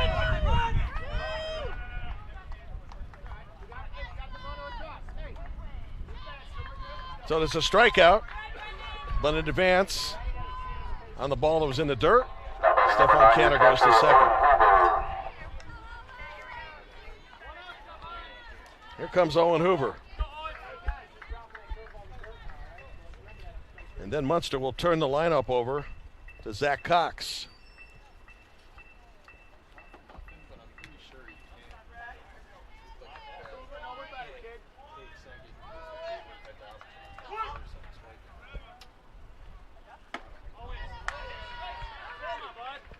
If first base is occupied, people ask why he could not run. First base was occupied, so the ball is actually considered that base is occupied. You cannot advance a base at home plate. Popped up and out of play. Munster, by the way, ranked as one of the top 5 safest communities in Indiana, according to SafeWise.com. Has the very popular Kids Fest in the region and a Region Eats Food Festival. I love the food. I tell you what, liner to short, eats up the shortstop, runner around third. They're going to send him no. He holds up wisely. So a rocket by Owen Hoover. Runners now at first and third with 1 out, and Munster's bats Center fielder number 5, Zach Cox. have been alive and well in this game. Number hits to center field. That is the 4th hit, Keith, to the middle of the diamond. That ball is coming off the bat pretty strong, too. Yes. Back to the top of the order, and Zach Cox, who grounded out to start the game. Big threat going for Munster Little League.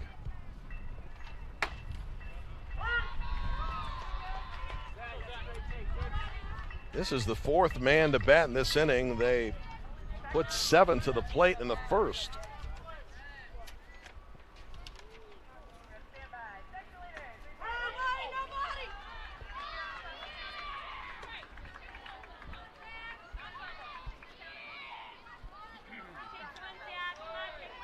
Zach's favorite role model is his mom.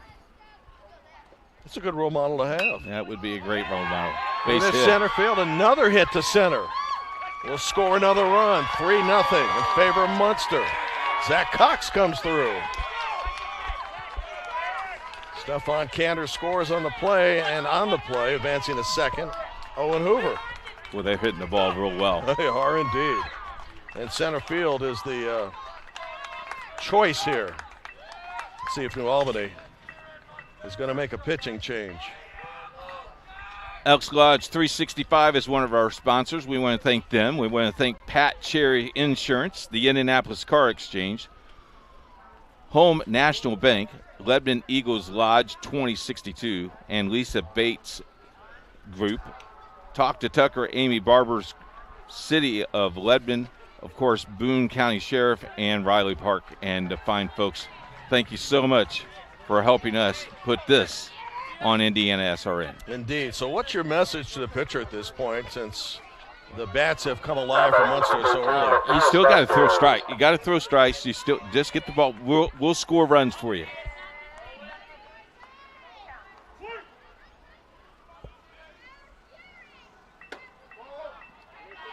The barrage started with a home run by this batter. They're straight away, right center field. And the hits have continued. 6 already in the game. Well, we knew Albany would come out swinging, but how about the team from Lake County? They are swinging the bat. This is an the closest dugout.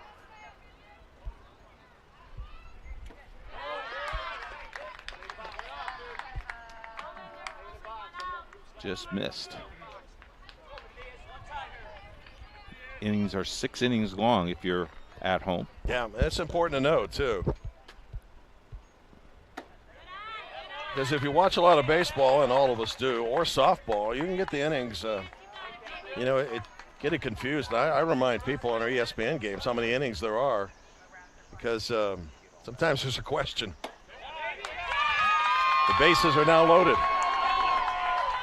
Bennett Willis is going to step to the plate.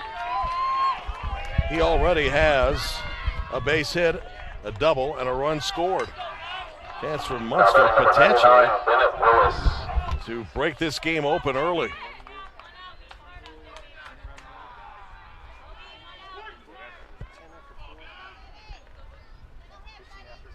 Big spot for the pitcher, Braxton Wooten, trying to get out of danger. Munster folks have been hanging around since Saturday, and even earlier than that. But they have played continuously Saturday, Sunday, and now here on Monday in the semifinals, and nothing would please them more. To have to wait till tomorrow to go home. To continue the hotel stay or wherever they're staying at for one more day.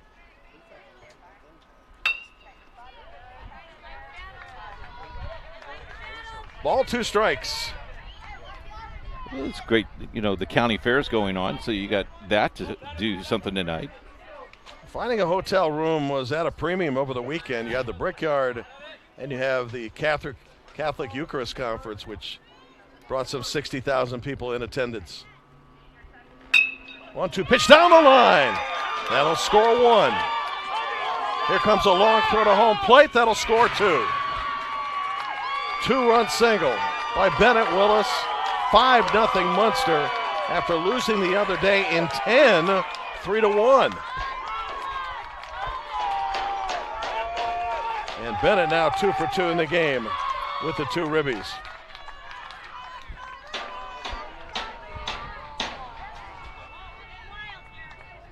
Well, we talked about the bullets to center field. How about a seeing eye hit down the line? Been almost impossible to defend, and now there will be a pitching change for New Albany, already digging a 5-0 hole, and we will step away at this moment.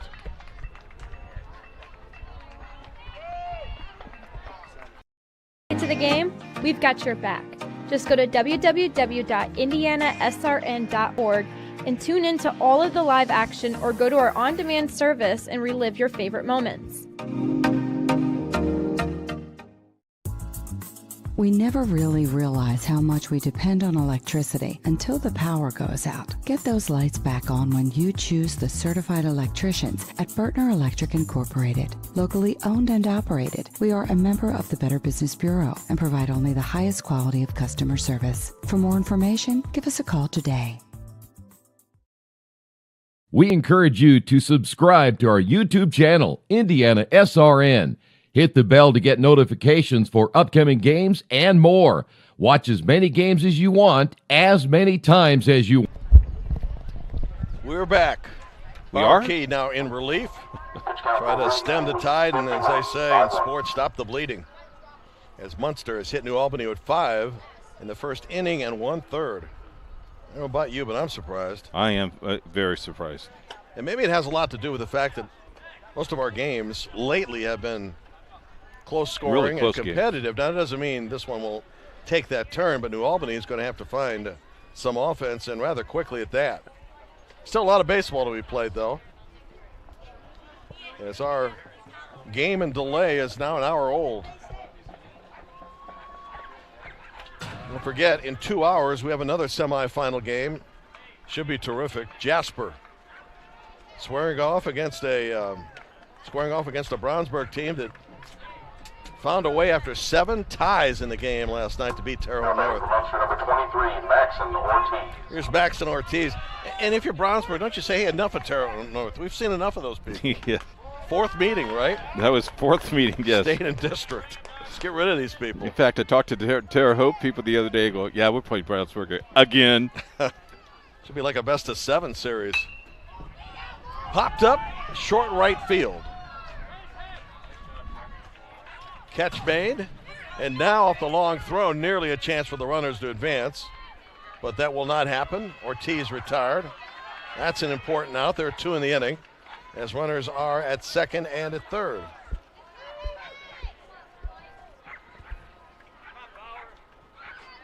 Now batting number 88, Bauer Spike. So Bauer Key now faces Bauer Spike. Interesting name. Yes.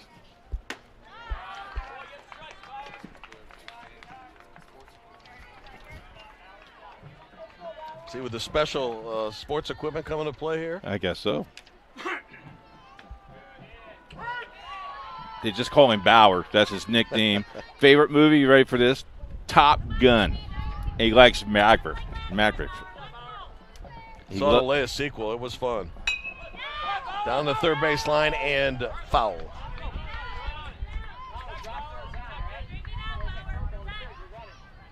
He eats chicken McNuggets before every game. How about that? And you know, these good luck charms or superstitions are going to continue for a long time, as long as these guys play. Yeah.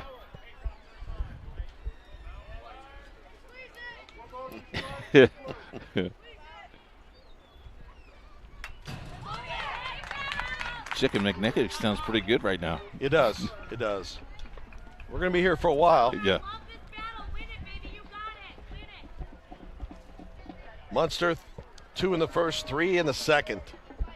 And threatening to play 2 more here. Boy, he is making some contact. Yeah, good battle between the Bauers here, huh?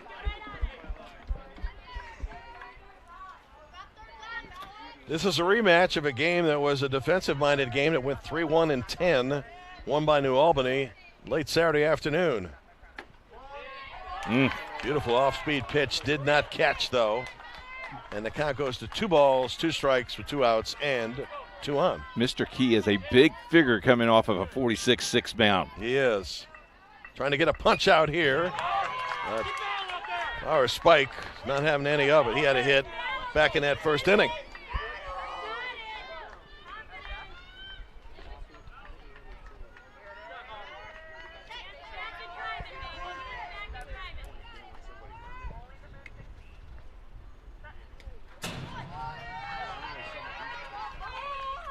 Yeah, the backstop is not nearly that far here, so you're going to have to get a really good ricochet.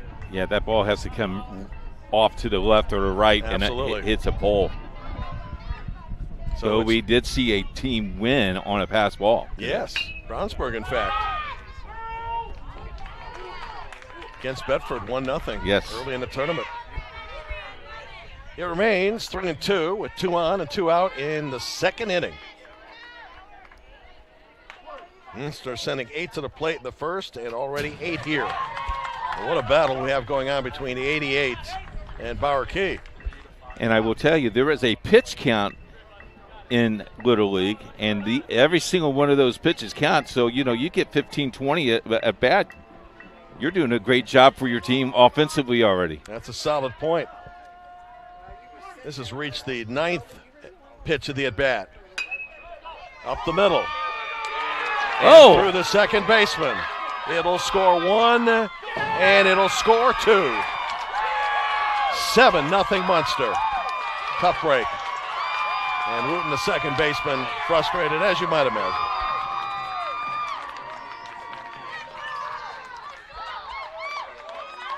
So scoring on the play, Vasquez and Willis. And in advances to second base on the throw. Mm-hmm.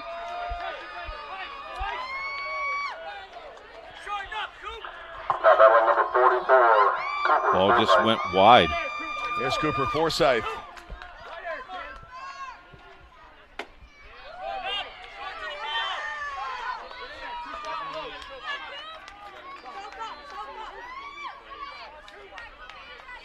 Cooper's the 9th man to bat in this inning.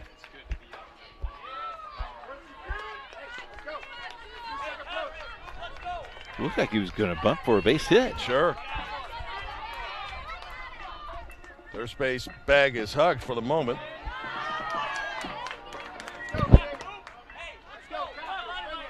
Munster 2 in the first and an explosion with 5 here in the second. High hopper toward short. Inning is over. But Munster sends 9 to the plate and plates 5. So it is 7-0 after an inning and a half. Pitch count for Ken is 17. Pitch count is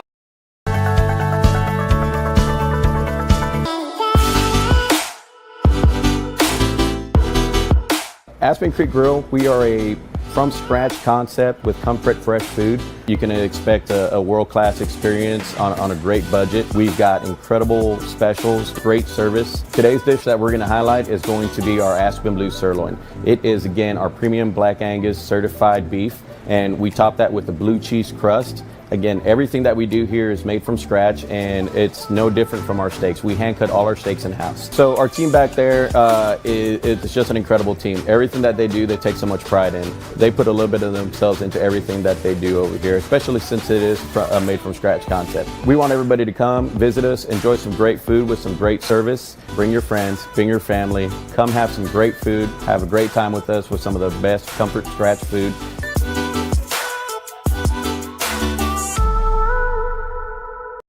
Back on IndianaSRN.com.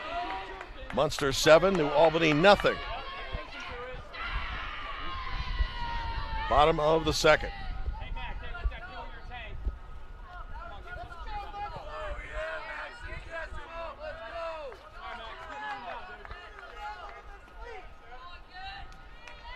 Well, I think if somebody told Rob Kinsella he'd be up 7 in the second inning, he might have wanted to hear it over and over again to make sure it was accurate.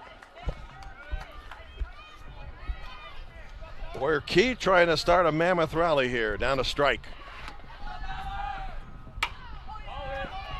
Toward left field, hit well, and carrying.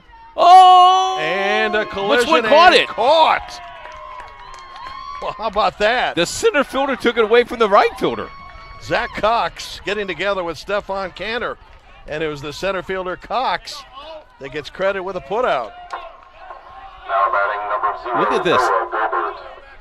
Center fielder catches the ball. Right fielder has the ball. And the center fielder, I'll take it. Pretty good camera work there, too. Yeah. 1 out in New Albany second. Man, we have some strange plays in this tournament. Noah Gobert at the plate. Talk about the length of games. Last night's game I mentioned, almost 3 hours. It was so long that Brownsburg got to the bullpen, obviously, as both teams did with a pitch count. This one headed to left field, base hit. And my point being is that one of the relievers used up his 85 pitches. That's how lengthy it was last night. Yeah. I mean, when's the last time you saw that? So, I mean, there probably were 300 pitches in the game. That's crazy. But the fans kept on staying, didn't they? Oh, yeah. And I stayed because I thought it was the most entertaining game I'd seen in a while. Cameron Moore's at the plate. Ham is his nickname. Plays the second base position. Favorite TV show? Full House. He picked off a runner at second base earlier in the tournament. Ball and a strike on him. Runner at first is Noah Gobert. His baseball bat looks like a pencil. It does, doesn't it? Headed to center field and dropping. And out. Center fielder to second base, so it goes down as a hit, but as a fielder's choice. Tough break for Cam Morris. 2 outs now. And Morris is the base runner at first as Gobert is forced out at second. You don't see that very often, but in that situation, you got to hold up to see what the ball's going to do, and you're just sitting right in the middle. You're dire straight right there. Sure.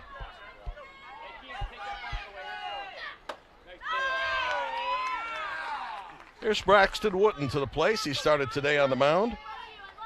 Has moved over to second base.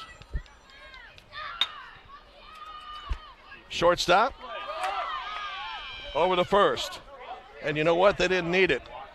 They went for a double play, but they only needed to get one. Maybe they thought if they got an extra out, they could use the next inning.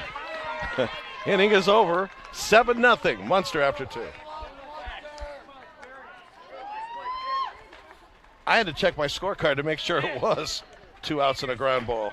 First, me and my mom were struggling. I was trying to pay the bills and trying to take care of my mom at the same time. When I first heard that I can get paid for taking care of my mom, I was kind of skeptical because I had been doing it for so many years without pay. That's when I reached out to Passion to Care. I read all the reviews and I saw that they were #1 in the field. Passion to Care has really, really changed my life. Right now, I take care of my mom 24/7 thanks to Passion to Care. We're back. Munster 7 runs on 8 hits. New Albany with no runs on 1 hit. 6-inning game as we move a third of the way to the top third. This is the Pool A championship of Indiana Baseball Little League. The winner gets to play for the state title and a trip to Whitestown and a trip closer, or a step closer, to Williamsport, Pennsylvania. IndianaSRN we do 360 plus games a year in high school, college, and Little League action. It's our first foray into Little League in a while, isn't it? A little while. And if you would like to be more involved with IndianaSRN, check out our website, and you can see what we do. And if you're interested in helping us, there's a donate button right there, too, to help us with our task. Well said. So Bauer Key ready to work the 3rd inning. He came in relief in the 2nd. His team already down a bunch on a sun-kissed afternoon.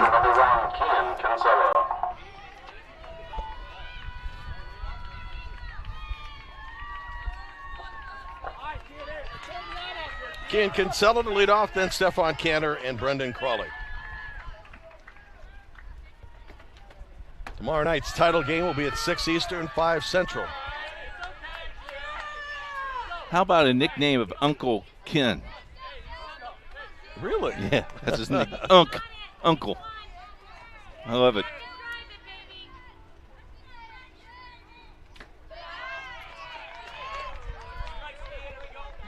He loves to eat spaghetti. I wonder if he likes meatballs with that spaghetti. I love kids that love to eat. I really do. Having been one myself.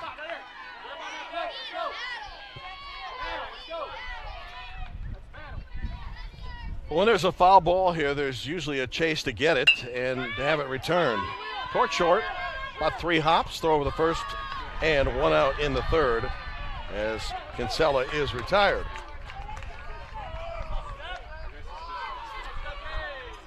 So a nice play by Knoll at third base, or shortstop, excuse me. That's Knoll Downing, who was 3 for 3 in the district finals back on July 6th. You know, if you're New Albany, obviously you started this game after the protest, but it's one of those games you did not expect. No. And you almost wish you could do a rewind and start over. Great story, not related to baseball, but everybody knows Bob Knight, the late Bob Knight. Had a game in the NCAA tournament against Kansas where they got down 20 and we're going to get blown out. And there was a screw on the floor or something like that. He called time and coach walked over and handed the official and said, "Can we start over?"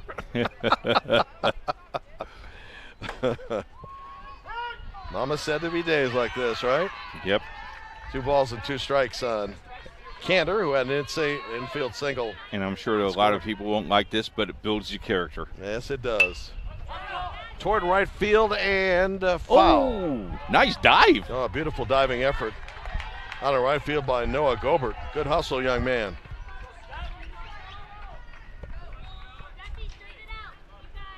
Umpire dressed in reds today. I like the outfits, too. I do, you too. know? Yep.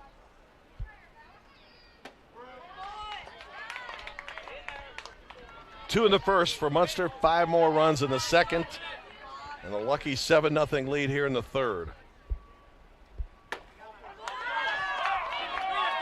And Cantor on base for the second time in as many innings.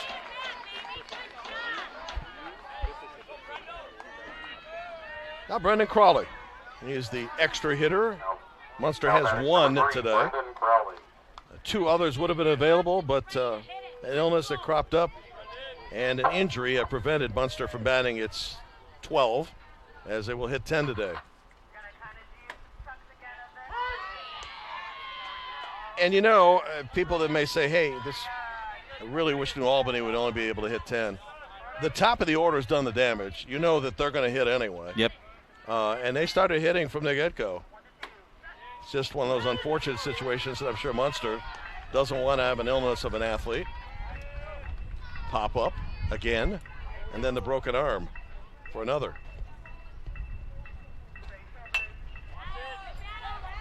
So let me put you on the spot because that's what I like doing. Yeah, you do that really well for me. Thank you. I appreciate that.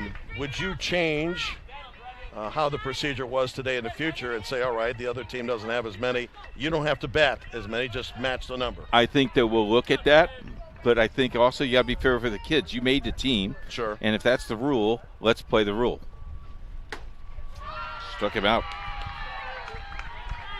Second strikeout of the day. Yep. So Crawley gets a huge strikeout here, his first.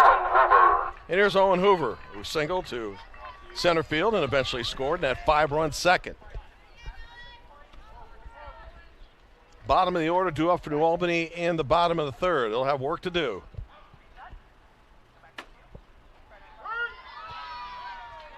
The winner gets either Jasper or Brownsburg for the state title tomorrow night.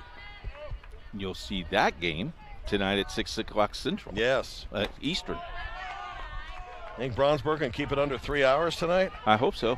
I got to go to bed at 9:15, past my bedtime. They are an entertaining bunch, and of course Jasper's been dominant so far.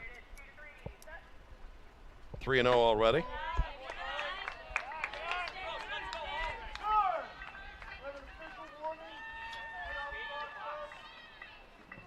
I have an official warning on the batter, on Owen Hoover.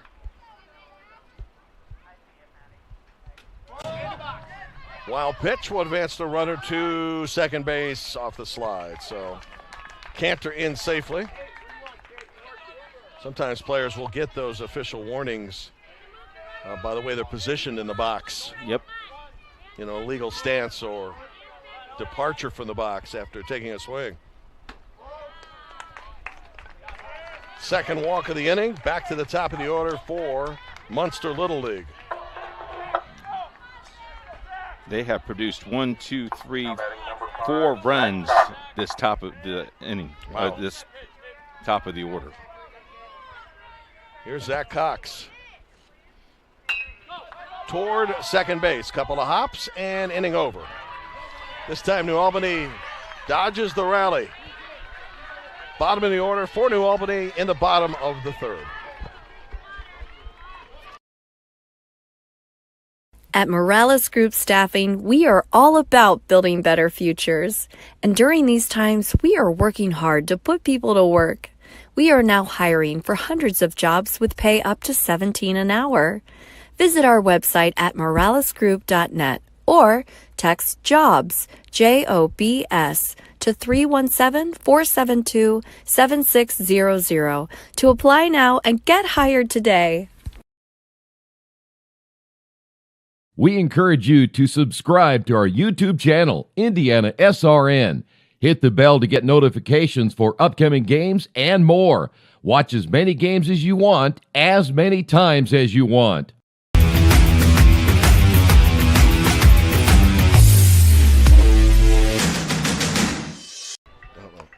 IndianaSRN live coverage today to the city, the state, and the country of Little League Baseball in the Indiana State Tournament. Keith Myers, Jim Barber. Pleased to be behind home plate for this showdown between Munster and New Albany, and much different than the game on Saturday that New Albany won in 10.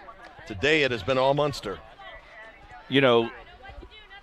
Lebanon Little League is celebrating their 75th anniversary this year. Indeed. 75 years at the same place we've been. They've been here 75 years. Looked at an old state tournament picture at 1955, I do believe. Wow. So that's almost 70 years ago. 75 years old. It's just the same age as Jerry Collins, our CEO. He must not be in town, and for he's not. One of the few times he's but not listening. No, they are listening. That's why I did it. Oh, okay.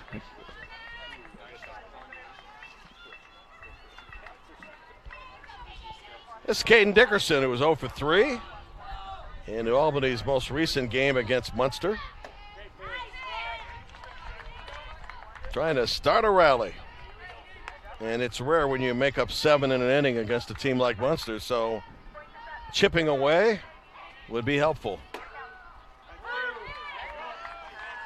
But not easy. No, you need a crooked number here, though.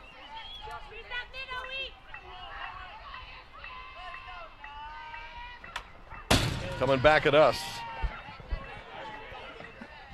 No one moved.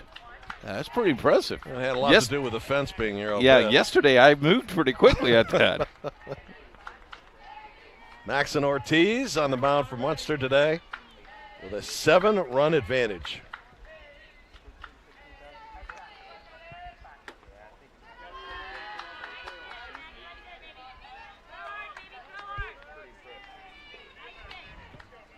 Well, now throwing strikes for Munster is very imperative. For the simple reason that walks are as good as hits for New Albany. Yes. Because they need a bunch of them. And you might as well let the 7 guys behind you and the catcher in front of you do the work. 2 balls, 2 strikes to start the bottom of the 3rd. Off speed and a beautiful pitch, Keith. Man, wow. Way ahead of that one. Yeah. Unlikely expecting the fastball, and instead he got the change. Number 21, Jack Gillenwater. And a good selection of pitches on 2 and 2. Here's Jack Gillenwater, hit by a pitch in the game at Munster. First pitch swinging in foul territory. Taken by Bennett Willis. 2 outs. Now batting number 1, Kobe Watson. Here's Kobe Watson.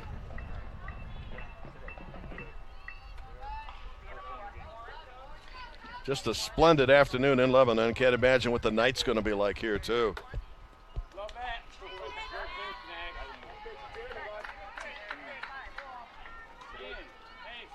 Weatherman gave us a great day. 77 degrees. Yeah, what a blessing. Past the pitcher towards second base. 1-2-3 inning for Munster defensively. And after 3, halfway through the game, it's Munster by 7.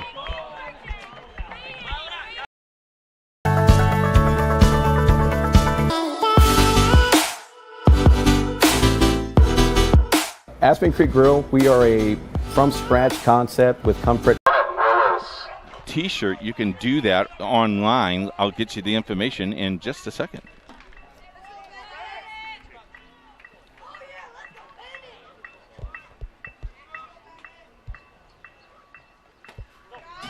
Runner heading down to second, and there will be no throw. The website is mylogoshop.com, and there are state championship T-shirts available for people who would want to buy them. Really? My Snobs has one, I think, for girls softball at this point. Yep, mylogoshop.com.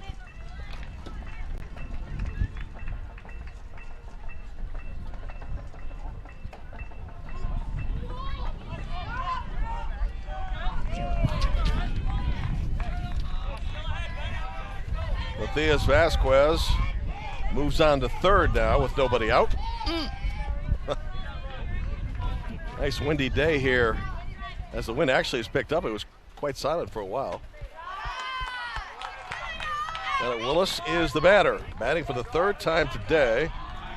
Mr. Willis has had a huge day. Bennett is 2 for 2, 2 runs scored, a double, 2 runs batted in. And for the tournament now, Willis is 3 for 5 with 3 runs batted in. Top of this order has been lethal against New Albany.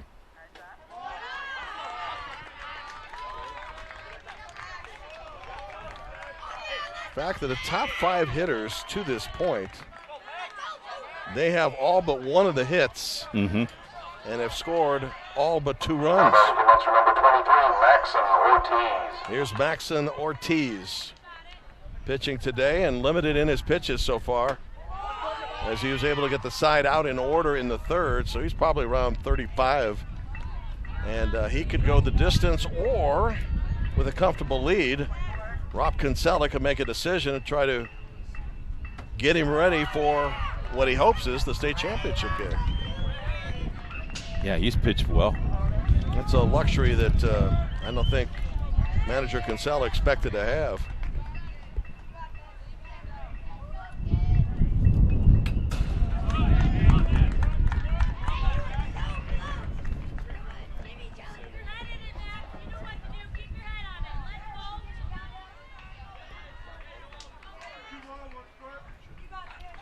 Count 2-1.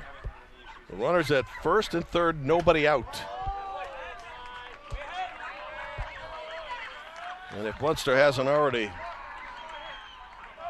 blasted this one open, they've got a chance to add more to it. Yeah. Not been an inning where they've retired in order. Count goes full, 3-2. We're in the top of the fourth. Just joining us. To the closest dugout. We're in the state semifinal game, otherwise known as the Pool A championship game. Toward a right field. Runner at third will not tag. And what a beautiful throw. In from right field after the catch by Noah Gobert. I think he wanted to challenge somebody. Yes, he did. A beautiful throw in. Here's Boyer Spike, who has a run-scoring hit and reached on an error.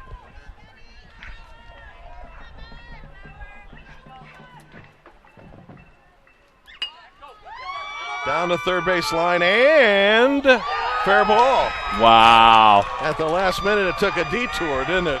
It sure did. As it hit something prior to the bag and steered to the right of it in fair territory. That's exactly, third baseman played exactly what he was supposed to do. Yep. That just tells you how, again, how this diamond plays. So give Boyer Spike an RBI and another run for Munster. You know, it's funny, you can be proud of a lot of things in this game, but I think that'd be something he would hold near and dear, of a bunt single that scored a run, that started foul and steered fair. Yep. Catcher making a great effort, shaking up a little bit.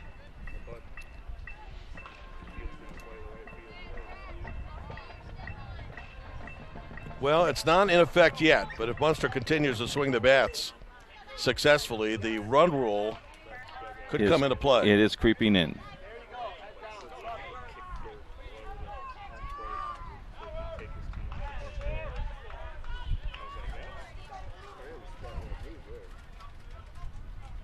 And it's a tough spot for youngsters, particularly down in a big game, to not get discouraged and let your guard down. Right. You're never out of it.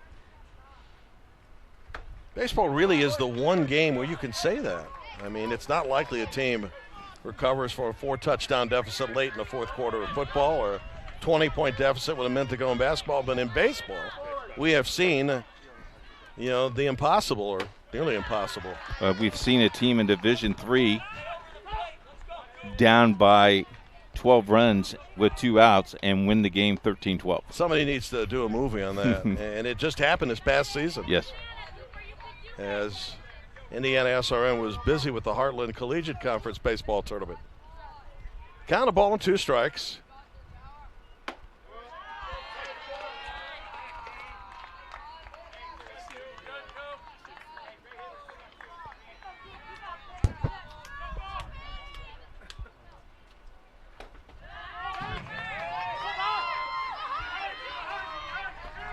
Both runners with the advance.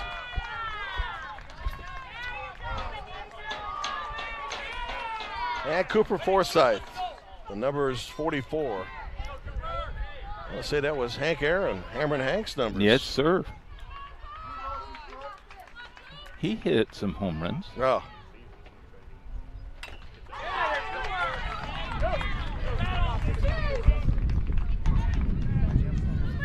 Cooper likes to go fishing other than playing baseball.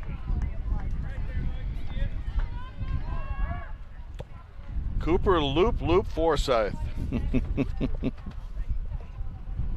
Or is it Coop loop? Coop loop? Could be either, right? Well, right now, the catching position seems to be in jeopardy. As Peyton Sands, at least I think, he is questioning something behind home plate.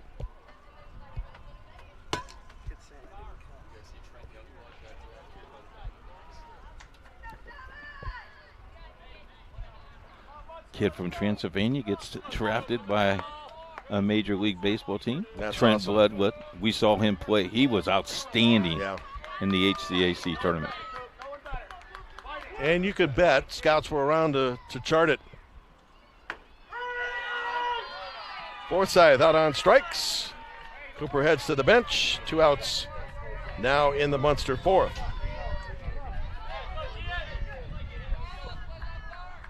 Now batting number 1, Kean Kinsella. Here's Kean Kinsella.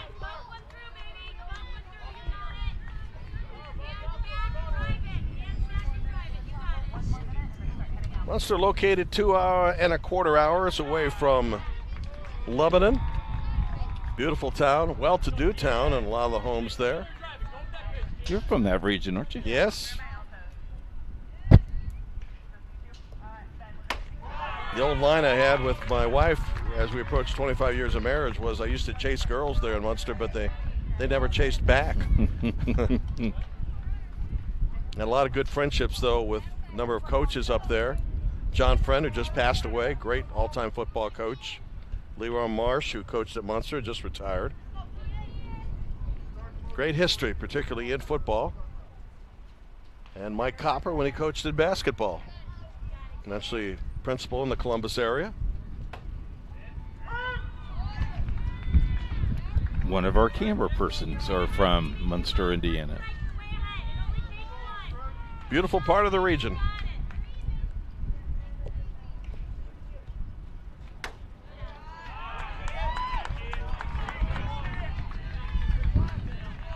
So in the first, Munster sent 7 to the plate, 9 in the second, 5 batters in the third, and now with Kinsella, he is the 7th.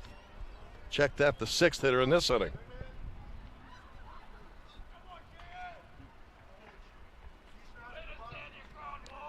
One thing the umpires have done a nice job of is the warnings. Yes. Not only with placement of the bat and the batter in the batting box, but if the chatter is against the rotation of a pitcher, windup of a pitcher, benches have been warned, considering that an unfair advantage. 3 balls, 2 strikes, 2 on board with 2 outs.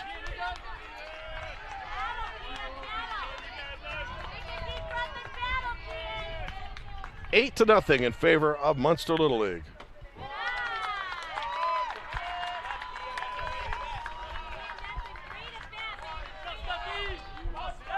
So here's Stefan Cantor. And Stefan so far in this game has walked and singled and scored.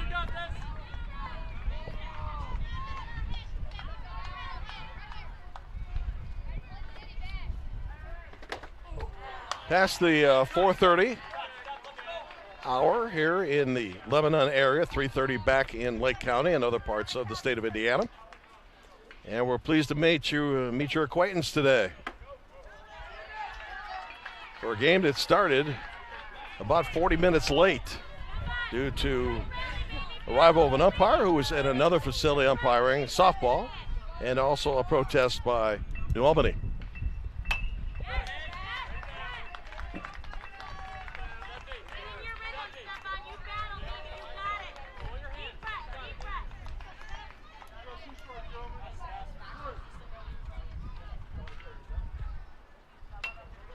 Oh, I don't want to check my screen. I love the conversation behind home plate, you know. Let's go, gentlemen. Yes. Get back in the box, gentlemen.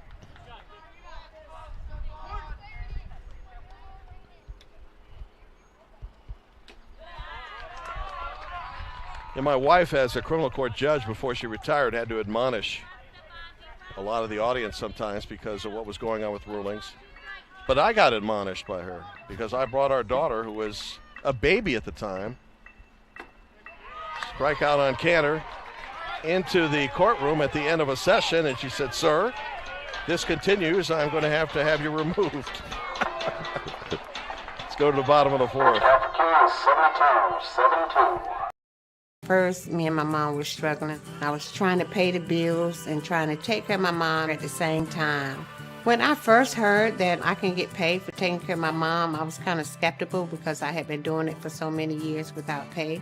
That's when I reached out to Passion to Care. I read all the reviews and I saw that they were #1 in the field.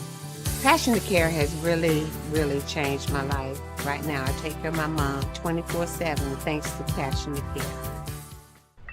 Our thanks to Boone County Sheriff Tony Harris, proud sponsor of the Boone County Sheriff's Office, and Riley Parr, business and commercial litigation, personal injury, education law, labor and employment law. Our thanks to Riley for his sponsorship of Little League Baseball and IndianaSRN. Hope to do a lot of this in the future. We will have a second semifinal game for you later today, and then the championship game of the state tomorrow night, or depending on where you're watching and listening, late tomorrow afternoon.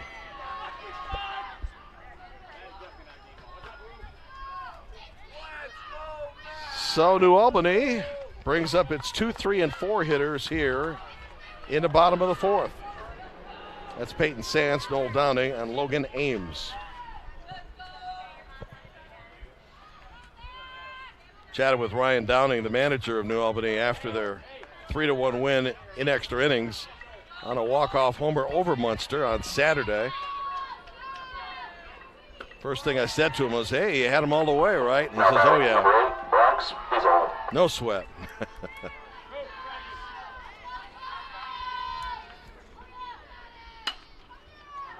Headed to center field, base hit. Peyton Sands on for the first time today. And now in the game for New Albany, 4th hit. Top of the order, number 15, Nathan Hubbard.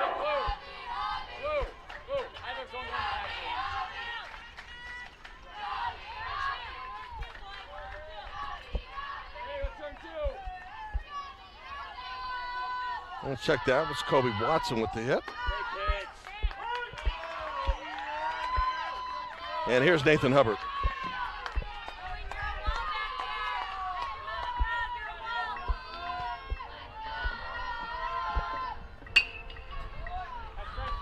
And that one is foul. Let's correct something. Bronx Beazle had the base hit to start the inning. And he is at first base with nobody out. And now we're back to the top of the order and Nathan Hubbard.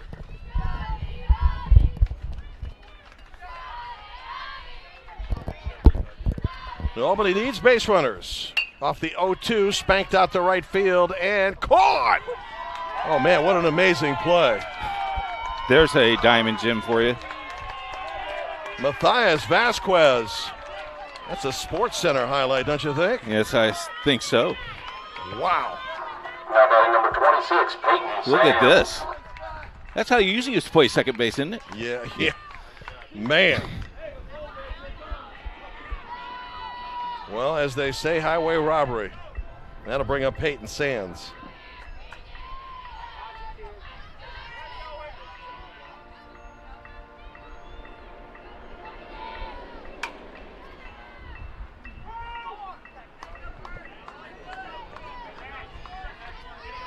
Second time of the order for New Albany. Mm-hmm.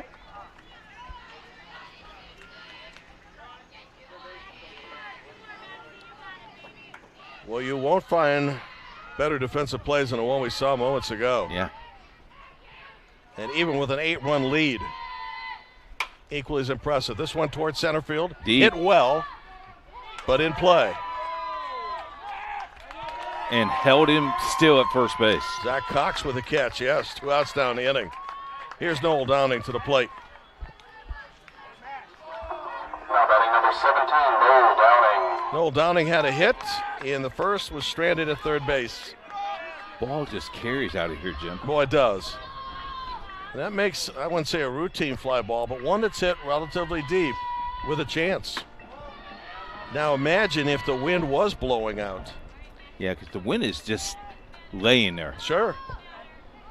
Flag it as at a standstill.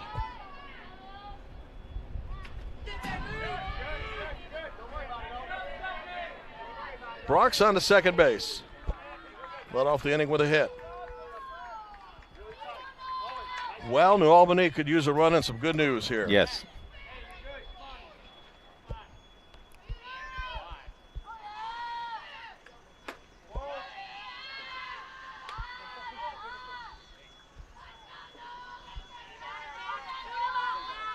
Logan Ames standing by to bat next.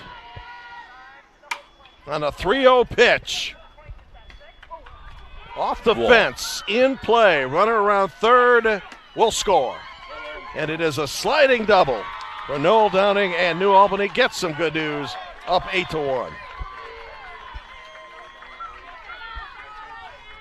Well hit ball, and it didn't miss by much by clearing. It scores Bronx Beazle with 2 outs. And New Albany has its first run of the game. Hit the bottom of the fence, but look at this throw. This throw is online just too late. We have seen some good throws in this game, and that's Zach Cox, who has a terrific arm. Let's see if Munster's going to make a change here. You know, with an 8-1 lead, you have to start thinking about tomorrow. Managers never like to look ahead, but you have to with a pitch count. Yes, with the pitch count, I think you do. And they will continue with Mr. Ortiz. And one of the philosophies is I'm not going to make a change because Now batting for New Albany, number 20, Logan Ames. who knows what kind of comeback might be in store. Now, Little League girls softball does not have a pitch count, but Little League baseball does. Towards short, not hard hit. Good play. Cooper Forsythe throws out Logan Ames, inning over. New Albany gets 1 in the 4th. To the game, we've got your back. Just go to www.IndianaSRN.org and tune in to all of the live action, or go to our on-demand service and relive your favorite moments. We never really realize how much we depend on electricity until the power goes out. Get those lights back on when you choose the certified electricians at Bertner Electric Incorporated. Locally owned and operated, we are a member of the Better Business Bureau and provide only the highest quality of customer service. For more information, give us a call today. We encourage you to subscribe to our YouTube channel, IndianaSRN. Hit the bell to get notifications for upcoming games and more. Watch as many games as you want, as many times as you want. Good-looking lefty, number 15, Nathan Hubbard, is on the mound for New Albany in relief to start the 5th. And this kid throws hard. Again, another big kid from 46'6". He looks like he's 8 foot when he's shaking hands. I got to tell you, when I talked to Rob Kinsella after Munster's win on Sunday, he said New Albany, and I asked him about New Albany rematch, he goes, man, they got big kids. By the way, Munster is staying in Lafayette, Indiana. So should it hang on and win this game, it'd be a trip up I-65, and I don't think they'll mind making. If they have a swimming pool, I'm in it. Yeah, absolutely. Now batting number 3, Brendan Crowley. Here's Brendan Crowley toward the bottom of the order. Then Olin Hoover and back to the top. Munster with just 10 available hitters today against New Albany in its rematch.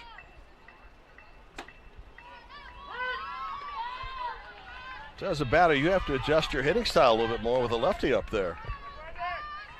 They say the advantage goes to the batter because he can see the ball clearer if he's right-handed. I'm not sure it really matters if the left-handed pitcher is really good.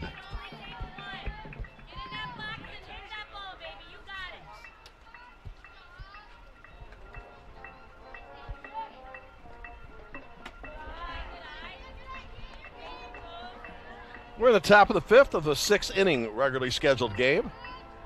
It's been all Munster so far.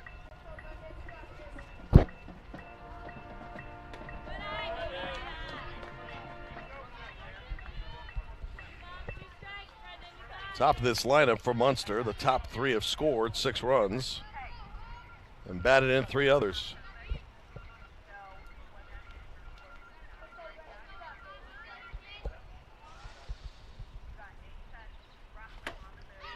One out in the top of the 5th. Good pitch. Goes fastball, then he changes it up. Now batting is number 9, Owen Hoover. Here's Owen Hoover.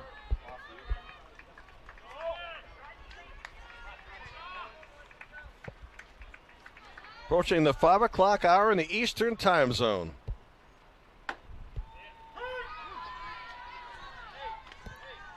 Hoover has scored a run today. Had a base hit in the second, then walked, or in the second and then walked in the third.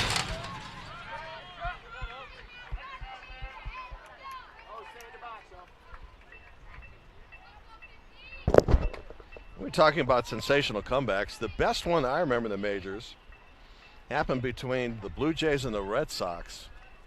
And at least I think that's the right teams, or maybe it was the Indians, but it was a 12-run deficit. And the team that won came back was on the road. Was it the Red Sox that won that game? I think the Red Sox lost. Oh.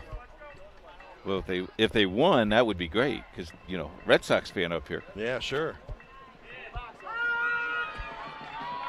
Struck him out.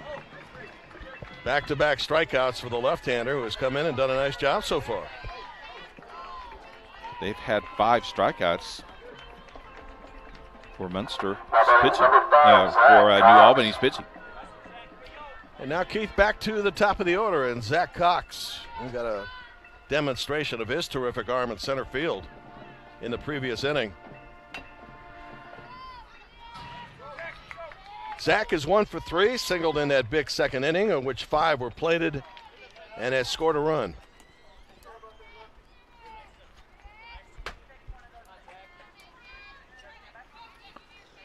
What do you do for a good luck thing or superstition? He uses a black. He puts his eye black on. Oh yeah, that's required reading, don't you think? For I a lot guess of these so. Kids. Kyle Schwarber, fan of the Philadelphia Phillies. How about this? His favorite TV show, ESPN, and Jim Barber on ESPN No, Plus. it doesn't say that part, but thank you for the first part. A lot of these kids. They don't know Jim Barber? Tuning into ESPN for MLB. Lots of baseball all over the place on all the networks. It's a fun time of the year. And the weather right now settling down across the country a bit. Chance for the hat trick for the pitcher. And that would be 3 strikeouts by Nathan Hubbard if he can get it. And a couple of important RBIs and an earlier win over Highlander Youth, 4-3.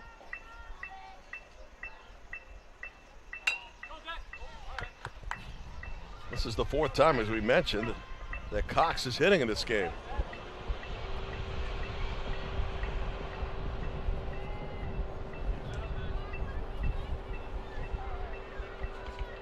Sounds of the ballpark.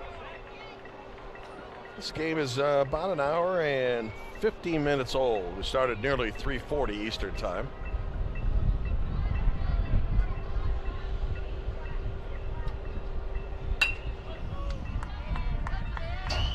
Oh!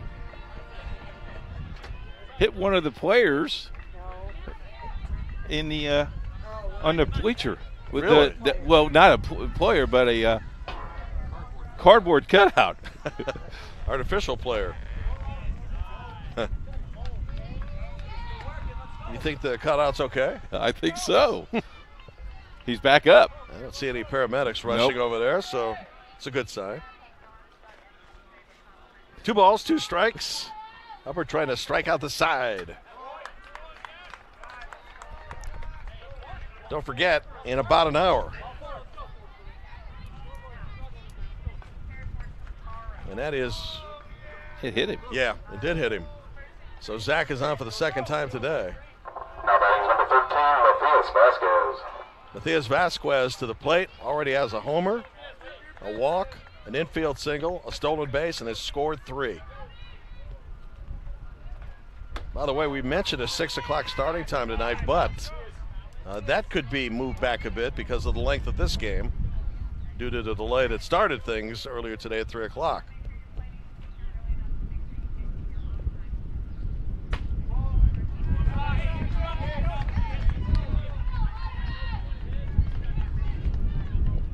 Wind's picked up a little bit. Yeah, it has, and the flag is blowing in. Looks like a scene from Wrigley Field, doesn't Yeah. it? That one's up in the jet stream with the wind. Caught it. But played well. And that is the end of the inning. Nice defense in center field.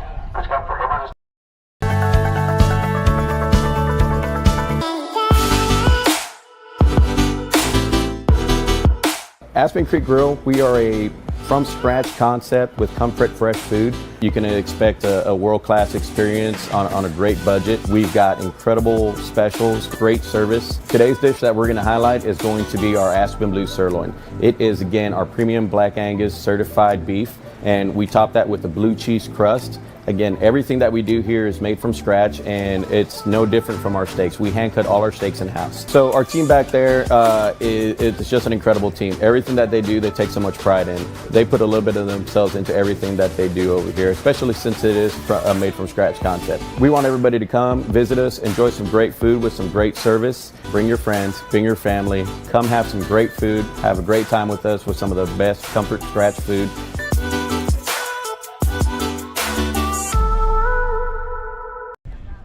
We're back. IndianaSRN live coverage of the state tournament. Little League Baseball rolls on. New Albany in a 7-run hole. Starting us off in New Albany's number 3, Ethan Toller. Here's Ethan Toller to lead off. One of New Albany's extra hitters.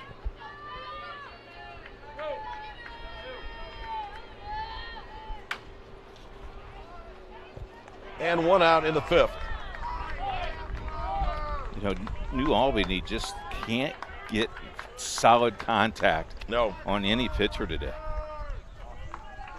You may remember this Little League won 4 state championships in the 2010 decade, but was denied Number 7, Bauer Key. a trip to Williamsport 20-14 by a Jackie Robinson Little League team from Illinois that was later disqualified. It became the hit of the country. President Barack Obama feeded them, and they were quite a story until it was discovered they had players that played well beyond their boundaries, and the age limits weren't exactly correct. This one is hit deep and gone. Well, Mr. Key has a home run today. He had the game-winning homer on Saturday. He's got one here. Nicely done, Bauer Key. Nicknamed the Power. Indeed. Maybe that's why he's the extra hitter, because he's got the power. Yeah. You know, go back to that Jackie Robinson. That is when we first met. Yes. As you were doing you were doing games for ESPN, and IndianaSRN was doing radio. And who would have thought that at that time the Jackie Robinson team, which was so dominant. Oh, they were good. Here's Noah Gobert. That's to up left in center the field, yeah.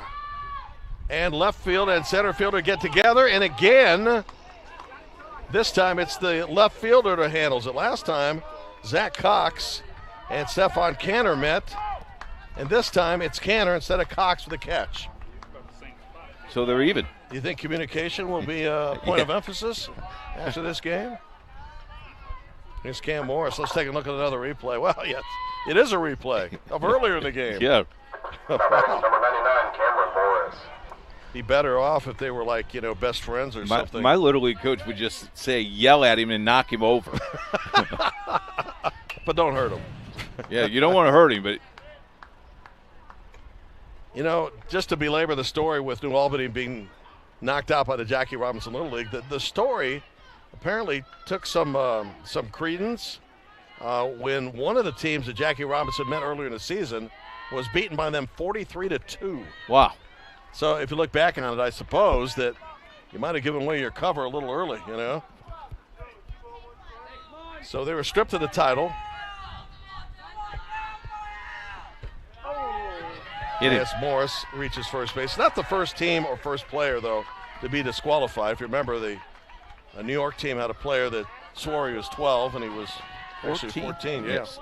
So 2 outs, 8-2 game now for New Albany. Now batting's number 22, Braxton Wooten. Braxton Wooten steps to the plate, grounded out on a force out in the second. We'll emphasize why today's delay is so important, because you check and balance everything. If you're just joining us, we had a delay. Good reason to delay now. I can understand why they wanted to get everything balanced and correct. And That to right field, base hit. And past the right fielder. So it's going to be runners at first and third. It's a hit and an error. And New Albany suddenly has a bit of life.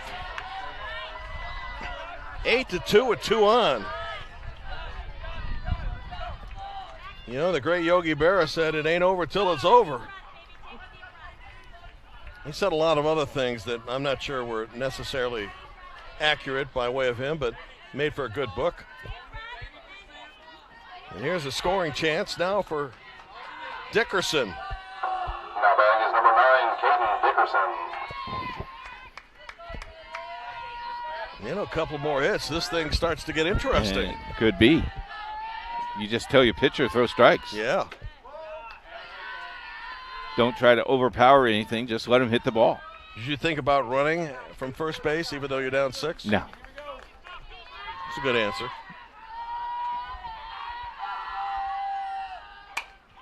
Headed up the middle. Stopped by second base.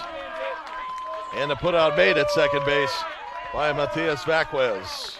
So Vasquez with the unassisted put-out. New Albany gets a run on the Bauer Key homer, 8-2 after 5. First, me and my mom were struggling. I was trying to pay the bills and trying to take care of my mom at the same time. When I first heard that I can get paid for taking care of my mom, I was kind of skeptical because I had been doing it for so many years without pay. That's when I reached out to Passion to Care. I read all the reviews and I saw that they were number 1 in the field. Passion to Care has really, really changed my life. Right now, I take care of my mom 24/7 thanks to Passion to Care. Top of the 6th inning, live from Lebanon High School, 510 Tiger Way. Tigers with a great history in high school basketball. Jim Rosenstiel, longtime coach for many years. Rick Mount. Played here in the 60s. The Rocket, then on to Purdue. If there was a 3-point basket at that point, folks, no one would have caught him. And Rick, you think Steph Curry shot from deep? Yeah, it was an amazing time. You know, I tell our young crew about those great athletes, and they need to go back and check those out because we had some. He was a player. Yeah, high school basketball at that time in the 60s ruled. Bob Ford, good player. Played in Evansville North. Starting us off from top of the 6th, number 99, Bennett Willis. Bennett Willis will start the 6th for Munster. This is the final inning unless there's something improbable happens for New Albany in the bottom of the inning. Bennett's had a terrific game. He has scored twice, he has 2 hits, he has 2 runs batted in, and he has walked.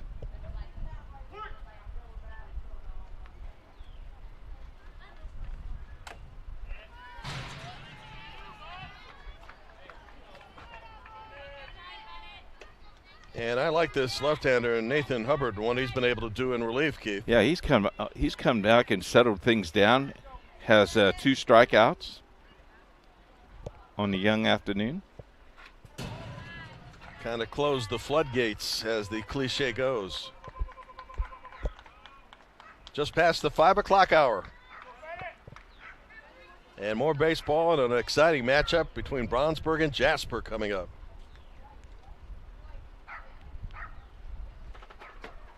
You think the Brownsburg staff got any rest last night after a 3-hour game that went 10 innings? And probably got home about midnight. Over 300 pitches thrown. It's quite a game. There were so many ties in the game because Brownsburg would take the lead at the top of the inning with the runner at second as an advantage. Terre Haute North would come back You almost had a feeling that that thing might extend itself to 15 or 20 innings. In Major League Baseball, a couple of years ago, the longest extra inning game with the ghost runners, they call it, was just 14. But when you get to the playoffs in MLB, all bets are off. Yeah. That doesn't come into play.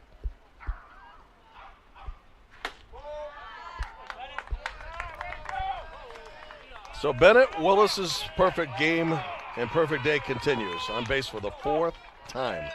Now batting number 23, pitcher Maxon Ortiz. Here's the pitcher, Maxon Ortiz.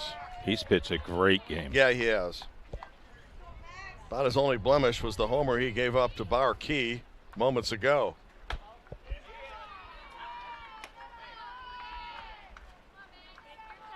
Munster came out swinging and has been in command since the beginning of the game.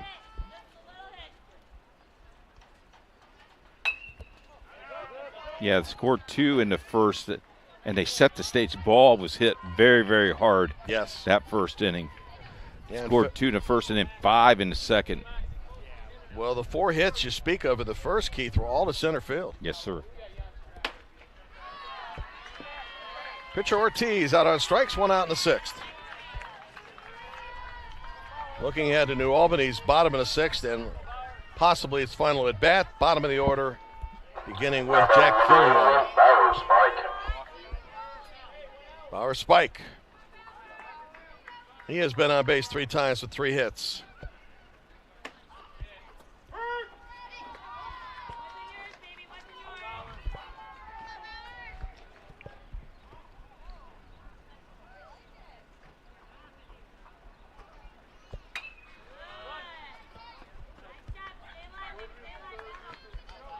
We have people watching this game in the stands and in the press box. I believe it. Popular place, popular station, and a popular game.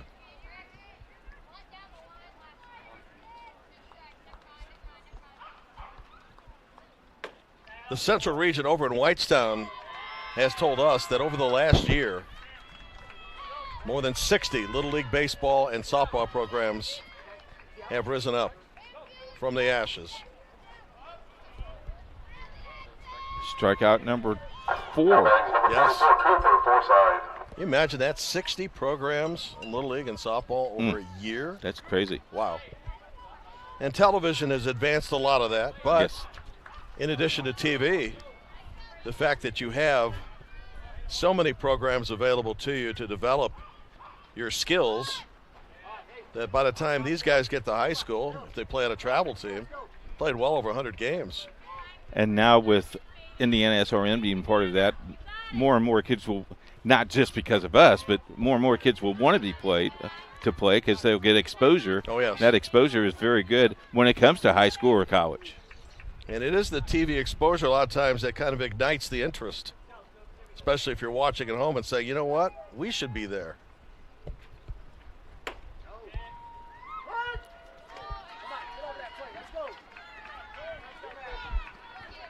Chance for Nathan Hubbard to strike out the side. Ahead on the count, a ball and 2 strikes. And if you're a Little League parent or a Little League coach saying, hey, I want to get us on, contact us, IndianaSRN.org. How about that? I have a feeling that we're going to be looking at a lot of potential baseball and softball in the years to come. It's fun to be out here in the sunshine. Yes, sir. Ooh.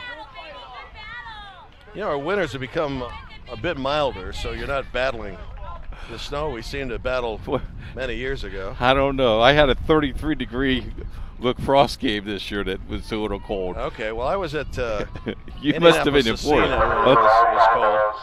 To the nearest dugout.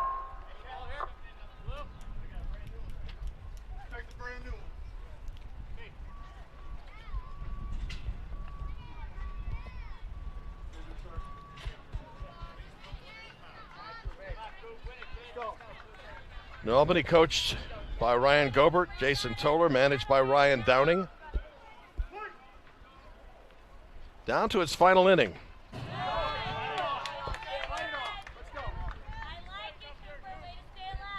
Well, the catcher has taken a beating Yeah, today. It's a tough spot to be in. Really is.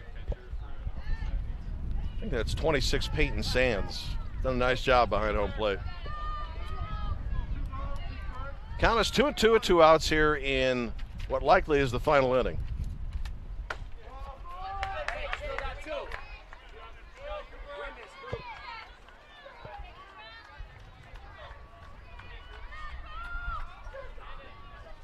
The Albany pitching has recorded 10 strikeouts in this game. They gave up 8 runs early. And striking out the side is Nathan Hubbard. Well done. For New Albany, last chance, last dance in the bottom of the 6th. At Morales Group Staffing, we are all about building better futures. And during these times, we are working hard to put people to work. We are now hiring for hundreds of jobs with pay up to $17 an hour. Visit our website at moralesgroup.net or text JOBS, JOBS, to 317-472-7600 to apply now and get hired today. We encourage you to subscribe to our YouTube channel, IndianaSRN. Hit the bell to get notifications for upcoming games and more. Watch as many games as you want, as many times as you want.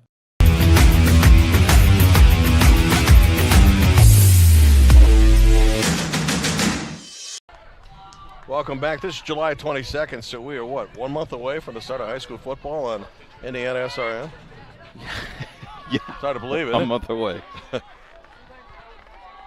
5 games each Friday night. Wow. Starting us off in the bottom of the 6th for New Albany's number 21, Jack Gillenwater. So Jack Gillenwater, Kobe Watson, and Bronx Beazle are the scheduled hitters. We talk about high school baseball or football. The band of Leadman has now taken some time away, but they've been practicing all afternoon. Yeah, in the heat. Not a fun time to do. No, and when high school begins, these football games, at least early, will be in the heat. Yes.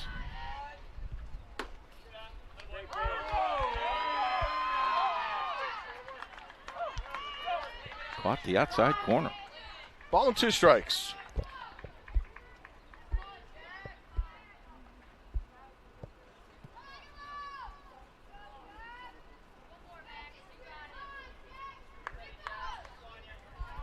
This makes me old, but I'm reminded of a story that Ron Luciano, umpire, told one time when he was a rookie. He called Stan the Man Musial out on strikes, which Stan the Man had over 3,000 hits, golden hitter.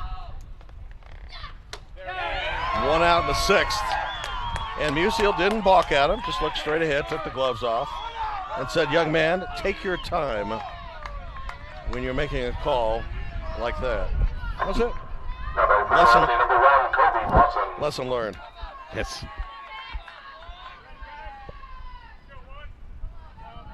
Pretty much characters in baseball. And now 2 outs, and Munster is an out away from the state finals. And you can hear the crowd in the back. They can feel it. And we are roughly 45 minutes away from the start of our next game, assuming that that's all they need for a warm-up. Brock Spiesel to third base. This should do it. Game over. Munster wins the Pool A championship and advances to the state championship tomorrow night. And that's the ball game. Congratulations to both teams. Congratulations to New Albany on your run as far as you went. Congratulations to Munster for moving on to the final. Let's thank our Little League State Championship sponsors, Elks Lodge 365, Pat Cherry Insurance, Indianapolis Car Exchange, Managers, please come to the score booth to sign your affidavits before speaking with your team. Please Home remember National your Bank, trash. Lebanon Out Eagles of the Lodge, dugouts quickly. 2062, Lisa Batts, the Estate Group, Talk to Tucker, City of Lebanon, Boone County Sheriff, and Riley Parr. 8-2 to final in a game that Munster owned from the start to the finish, Keith. We will be, we're going to take a break, so we'll stay online, but we will get ready for the Brownsburg-Jasper game shortly, so you'll have some visual, but we will be stepping away. Sounds good. Thanks for joining us here on IndianaSRN, and stay tuned for the next matchup between Brownsburg and Jasper coming at 6 Eastern, 5 Central.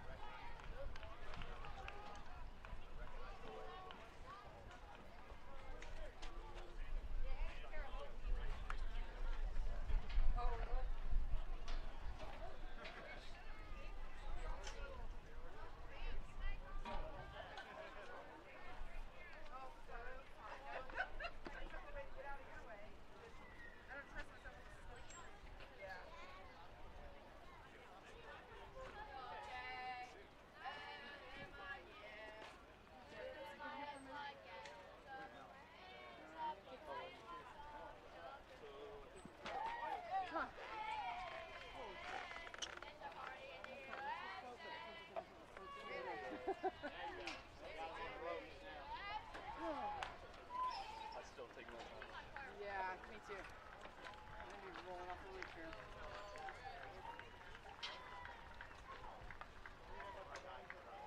Huh. How's the rest of your summer going? Good. You working? A lot? In August I do a lot. Oh, do you? Most of the people go back to school. Oh, yeah.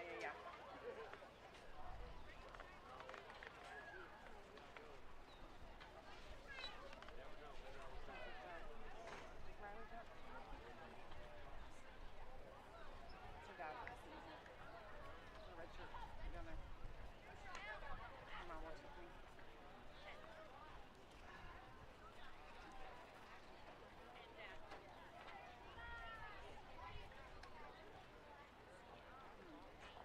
Yeah, she works in college.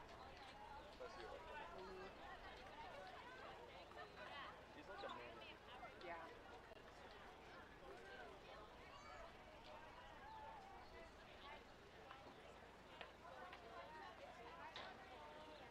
So yesterday, after we were like done, I work in the concession stand and she came in there and she was like, she dared me to try like this like crazy drink and she can put whatever she wants in it. So she put every single drink and then water, pickle juice, like a lot of pickle juice, and then not frozen slushy and nacho cheese. And that drink is so nasty. And it was warm. It wasn't. It was like it must have been like cool.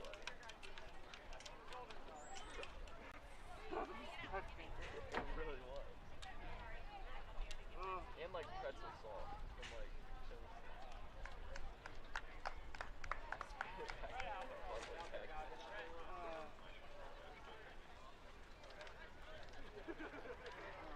yeah, it's nasty.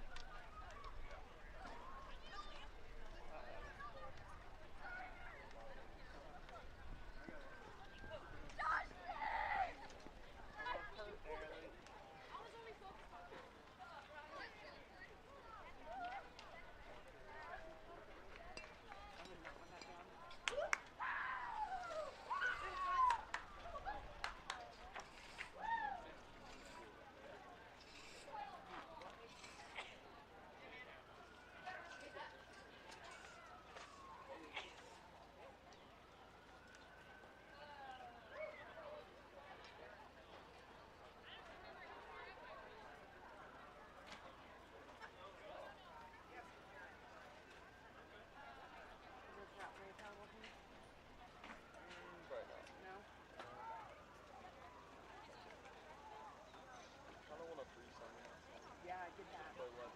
Yeah, because if you don't, if you are playing that, there is no summer. Yeah. You do any fall sports? No. I want to try tennis. Yeah.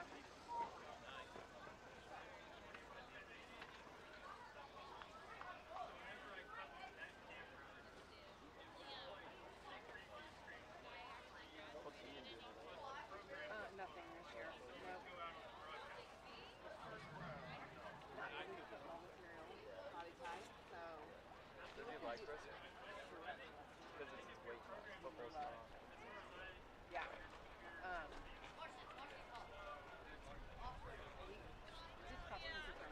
We ran for about 3 years. All you do? Jasper, the field is yours for pregame warm-up.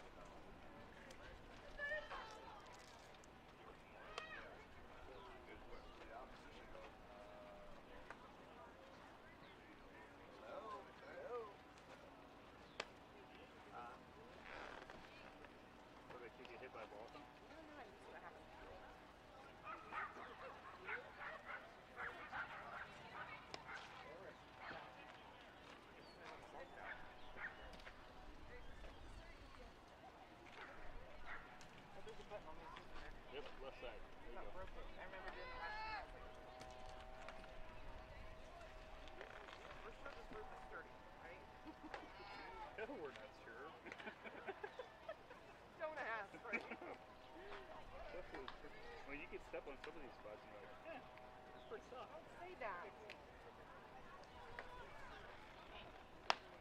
My chairs would not be okay on those rocker chairs because they already sit lean back.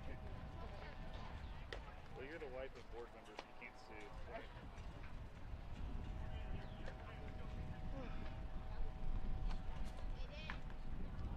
If I was gonna sue somebody, I'd almost go for my target.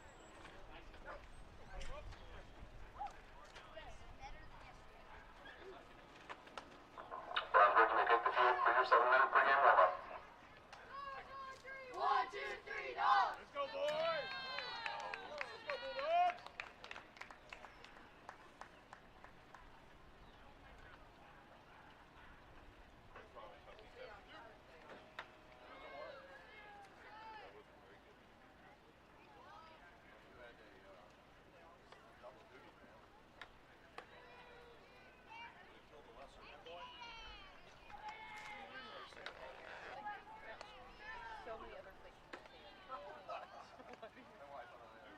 that a better view?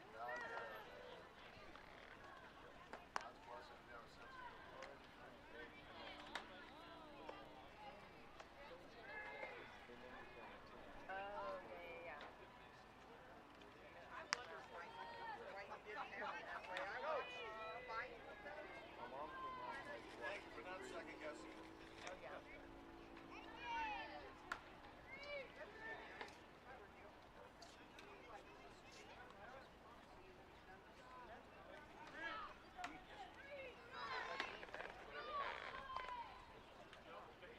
my grade, the kids in my class, we won city because they were like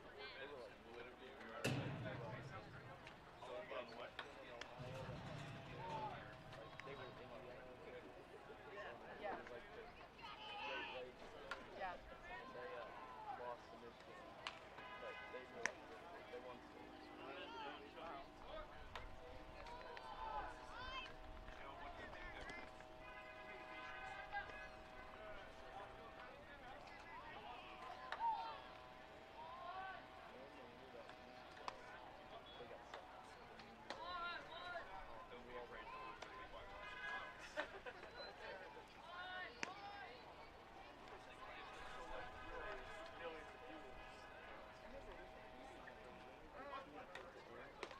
Yeah. I remember what game that was. You played up close with the class, Sam. Like I remember.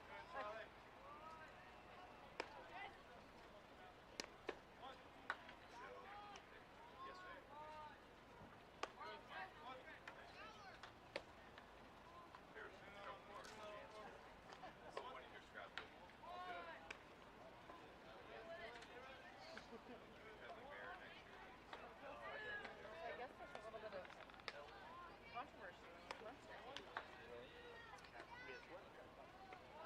Well, they've got 12 injured. I was talking to one of these parents over here because they were livid. They haven't played that kid. He doesn't play.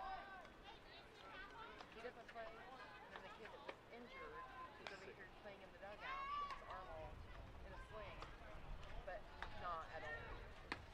The sick kid hasn't played 10 of the last 12 games. So they're rolling through their top 10 batters.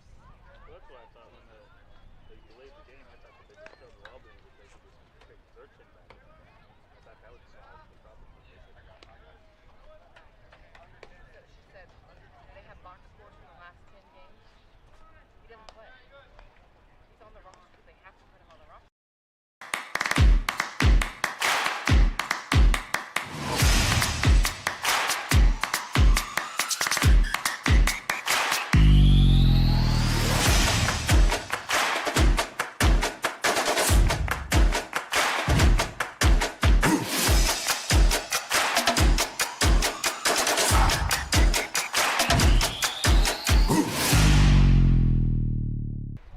Well, welcome back to the second game of our doubleheader tonight of the state finals semifinals at Lebanon Little League. I'm Keith Myers. Jim Barber will be joining me shortly. It's Brownsburg versus Jasper in game number 2. Game number 1, Mustard wins, and they will qualify to go to the state championship game, which will be aired right here on IndianaSRN at 6 o'clock Eastern, 5 o'clock Central tomorrow. Beautiful weather, and Joe LePage joins us. He's the communication director at Lebanon, the city of Lebanon. And the weatherman, you got something into the weatherman. We want to thank you very much. We really did. We have the bat phone, the inside track, so we just sent it up the flagpole, and thankfully that the red phone was picked up. We got a great day of baseball weather, great days, plural. It's been a wonderful time of Little League baseball here in Lebanon. The mayor must have really did something work, because he must have been a weatherman way before that. It's an amazing relationship he has with Mother Nature. He's got the whole Rolodex out there, and he's got them all on speed dial. That's and awesome. So he dials it up, and they make it happen. So it's great. In all seriousness, this Little League tournament has brought interest in the city. Talk a little bit about that. Well, it's been a testament to the hard work of the board of the Lebanon Little League. They work so hard when they're not hosting a state tournament. All of our seasons have gone off well. As a father of 3, used to coach in this thing, and it's a great program they have continued to build. And this is one of the things that they really want to have an event to culminate their hard work. And boy, they've really done that. And coming together with the city and being able to have that partnership with all of our businesses and great folks that have visited our city, it's just been a fantastic marriage and a fantastic event. And we'd love to have it come here as often as possible. Thanks to their hard work for all of it, though. IndianaSRN, the first time we've done this, the city has chipped in to help underwrite that, along with a lot of local sponsors. Talk a little bit about the community, and they knew the effort that was going to be put forth by us. We have a pretty good reputation, as you know. Absolutely. And it's paid off to everybody. Yeah, it speaks for itself, the reputation, and being able to have you guys come in, IndianaSRN, and being able to have that here. And Lebanon is kind of a blue-collar town, a blue-collar community, and they really respond and respect hard work. And so when Matt Reynolds, who's on the Little League board, came to the city food and beverage committee and said, we've been working so hard and we'd love to work hard and have an event like this in Lebanon, having all the people here taking in our city, being able to go to the restaurants and all those things, it was a chance to have everybody come together and really celebrate our community and have that be something that everyone who visits here would be proud of, but also the residents as well. Talk a little bit about the atmosphere, though, because my wife and I was here a couple of days, went to a couple of restaurants. They knew who we were, but they also knew what was going on, and some of those people are even watching those games.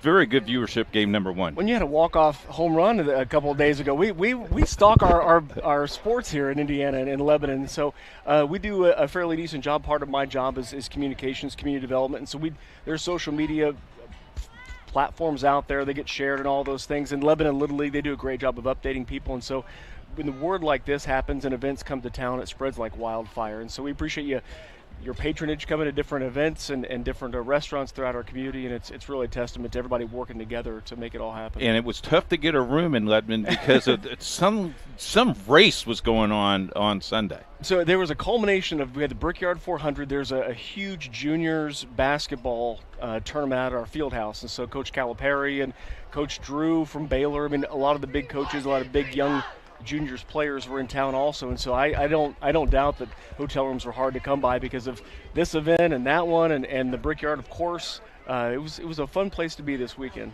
Next step for you and the community, what's something that's coming up that people might be interested to come to Lebanon to managing watch? A lot of growth and trying to deal with a lot of people want to live here now because of the great folks that we've been talking about. So just trying to deal with some growing pains. A lot of it, the next things will come with our field house. And so there are a large number of pickleball courts that are there. There are going to be some large tournaments happening this weekend, actually. There's going to be a co-ed tournament that's taking place there. They're always doing volleyball or basketball there. There's an indoor sport turf football field, so there's usually some kind of either flag football or ultimate frisbee, that type of thing as well. And so just Lebanon is a place to be, and being so close to Indianapolis helps too. Well, now you have a network that can cover there all we that go, for you. Buddy. You got my card. You call me, and we'll take care of I all of have that. 2 cards. Yeah, well, that's the mayor needs one. I autographed the mayor. So I signed my ex. That's fantastic. Joe, I thank you very much. Thanks for the opportunity. Thanks for coming here. Great coverage. We really enjoy it. We'll take a break. When we come back, Jim Barber will join us. To the game, we've got your back. Just go to www.IndianaSRN.org and tune in to all of the live action, or go to our on-demand service and relive your favorite moments. We never really realize how much we depend on electricity until the power goes out. Get those lights back on when you choose the certified electricians at Bertner Electric Incorporated. Locally owned and operated, we are a member of the Better Business Bureau and provide only the highest quality of customer service. For more information, give us a call today. We encourage you to subscribe to our YouTube channel, IndianaSRN. Hit the bell to get notifications for upcoming games and more. Watch as many games as you want, as many times as you want. Let's introduce our sponsors and thank them for their participation, beginning with Elks Lodge 365, Pat Cherry Insurance, Indianapolis Car Exchange, Home and National Bank, Lebanon Eagles Lodge 2062, Lisa Batts Estate Group, Talk to Tucker, City of Lebanon, Boone County Sheriff, and Riley Parr. Thank you, folks, for your participation as we get ready for a huge second game tonight in the semifinals of the Quest for a State Championship. Hey, do you have your Little League State Championship t-shirt yet? No. You need to order one. If you would like to do that, you can order it by going to mylogoshop.com. Information is right there. Buy one, buy two. You might as well buy four. You don't think my ESPN shirt would pass for my participation? I don't think so. Let's go on the field and let's hear from the players' introductions.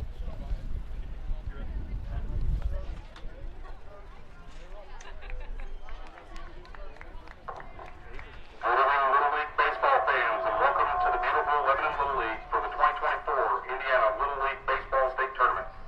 Today's game features the visitors from Brownsburg Little League and the home team from Jasper National Little League.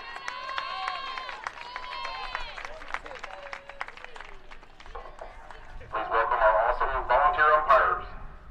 On bases, we have at first base, Bob Thomas.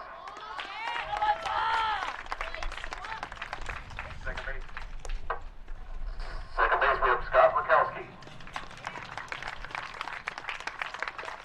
Third base, we have Brian Rail.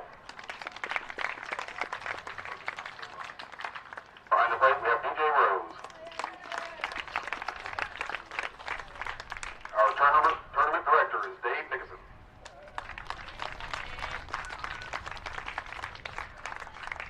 Now the roster for the visitors from Brownsburg Little League is your announced. Please line up along your foul line. Number 35, playing third, Memphis Brown. Number 15, catcher, Reed Flutterer. Number 87, center field, Liam Leveter.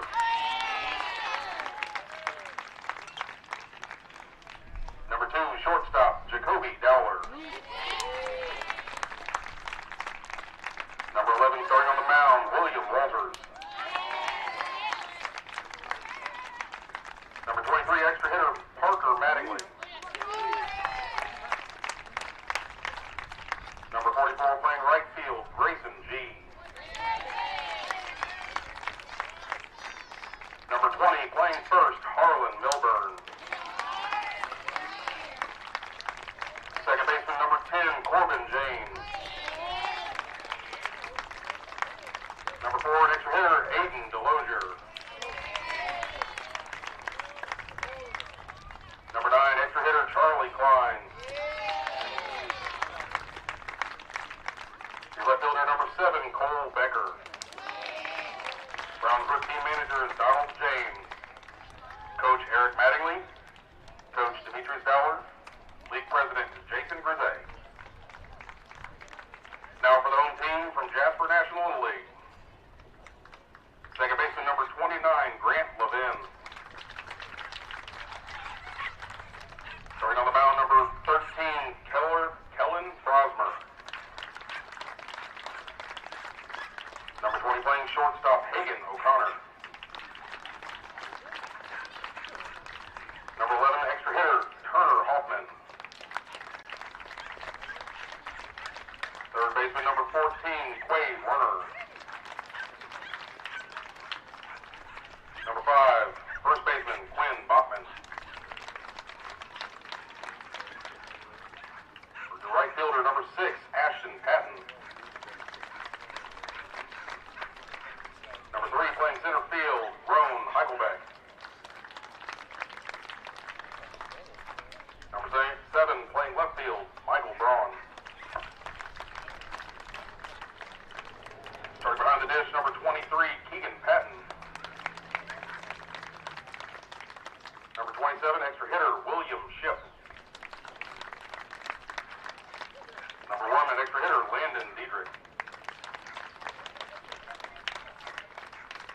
Nationals managers Jared Brosmer, Coach Shane O'Connor, Coach Aaron Levin.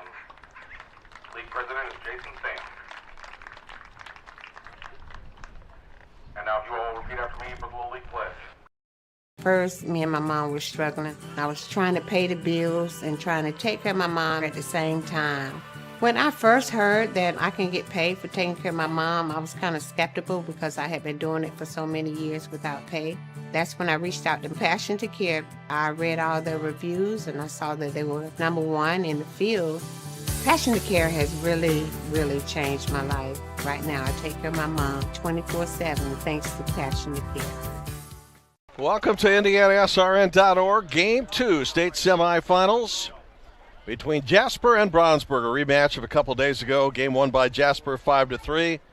With the coach, Keith Myers, I'm Jim Barber. A pleasure to bring you an important Pool B championship game. Earlier today, Pool A was won by Munster over New Albany in a rematch of those sorts, 8-2. So Munster, tomorrow night, will play one of these two teams for the state title on a trip right down the road to Whitestown. I don't have to go very far. And the crazy thing is, Jim, they left already.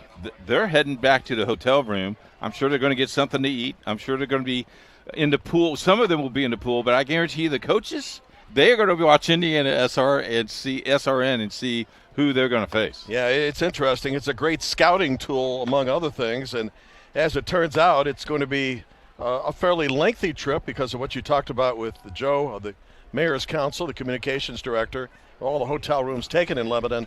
They're heading back to Lafayette, is Munster, to get set for a nice, enjoyable evening, and then a very significant game. Kellen Brosmer is on the mound. He's the pitcher of record to start with, wears number 13, bats second in the lineup, and he'll face Memphis Brown, Reed Fellower, Liam Leborn, Jacob B. Towler, William Walters, Parker Mattingly, Grayson G., Harlan Milburn, Corbin James, Adian Delosier, Charlie Klein, and Cole Becker.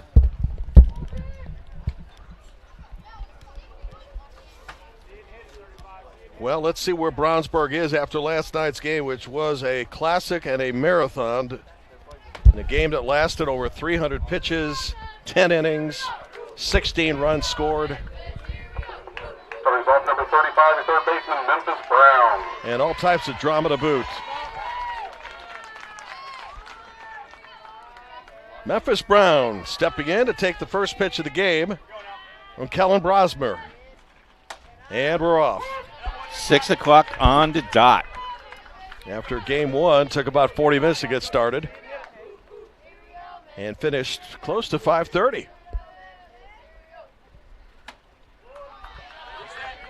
Tells you how quick the grounds crew turned this field over. Did a nice job. Yeah, absolutely. It's a good-looking field. And it's a fast field, too. Good take by Memphis. 1 for 3, a run scored. Had a hit last night in the 6th inning. Was robbed of a hit in the 3rd inning. And was also hit by a pitch.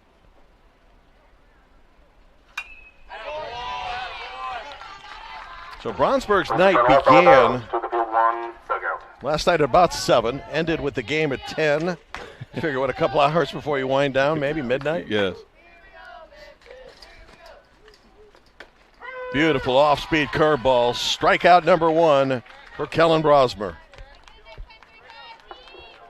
Now batting to catcher number 15, Reed Flutterer. Reed Flutterer to the plate.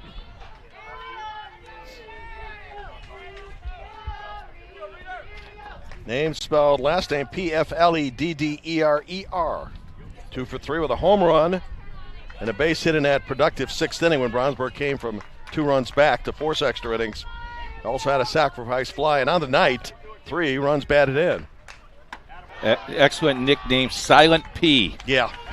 How many times you think he's asked to pronounce his name? Yeah, no or kidding. Spell it.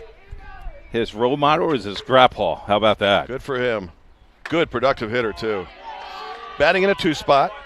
And he hopes Aunt Brandy is watching tonight. Okay. Adam Lubiter would bat next.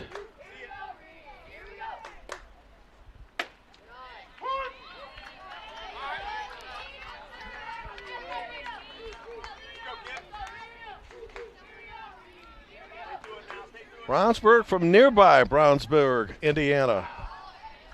Kind of a neighborhood game for them practically. What, about 30 minutes down the road? Yeah, if it that much.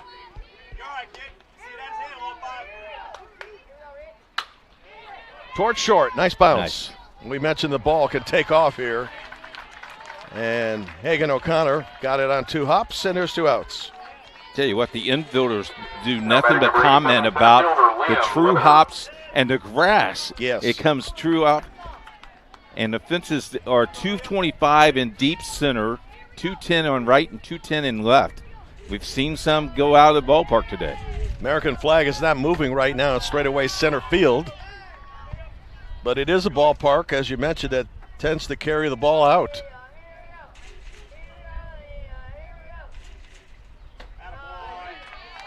Liam ahead on the count. 2 outs, top of the first, game 2. The winner to face Munster.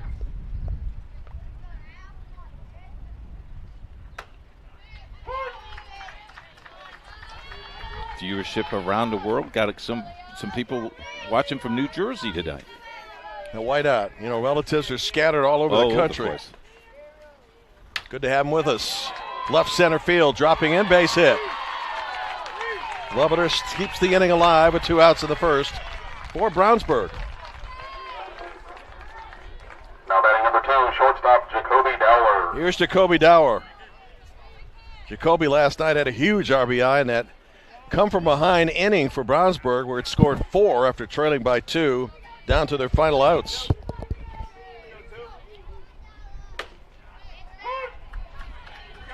Donald James is the manager. The coaches are Eric Mattingly and Demetrius Dollar. And to no one's surprise, all have sons on this team playing. It really is rare, Keith, when you have a team where there's a coach that doesn't have a son. Not that there's anything against it, certainly, but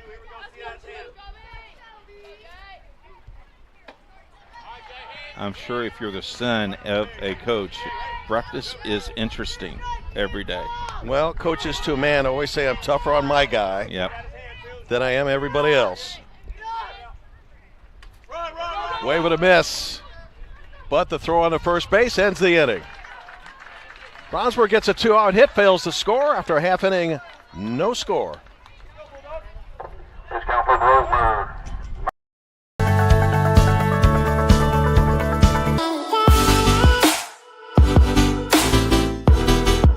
Aspen Creek Grill, we are a from-scratch concept with comfort fresh food. You can expect a world-class experience on a great budget. We've got incredible specials, great service. Today's dish that we're going to highlight is going to be our Aspen Blue Sirloin. It is, again, our premium Black Angus certified beef, and we top that with the blue cheese crust. Again, everything that we do here is made from scratch, and it's no different from our steaks. We hand cut all our steaks in-house. So our team back there is just an incredible team. Everything that they do, they take so much pride in. They put a little bit of themselves into everything that they do over here, especially since it is a made from scratch concept. We want everybody to come, visit us, enjoy some great food with some great service. Bring your friends, bring your family. Come have some great food, have a great time with us with some of the best comfort scratch food.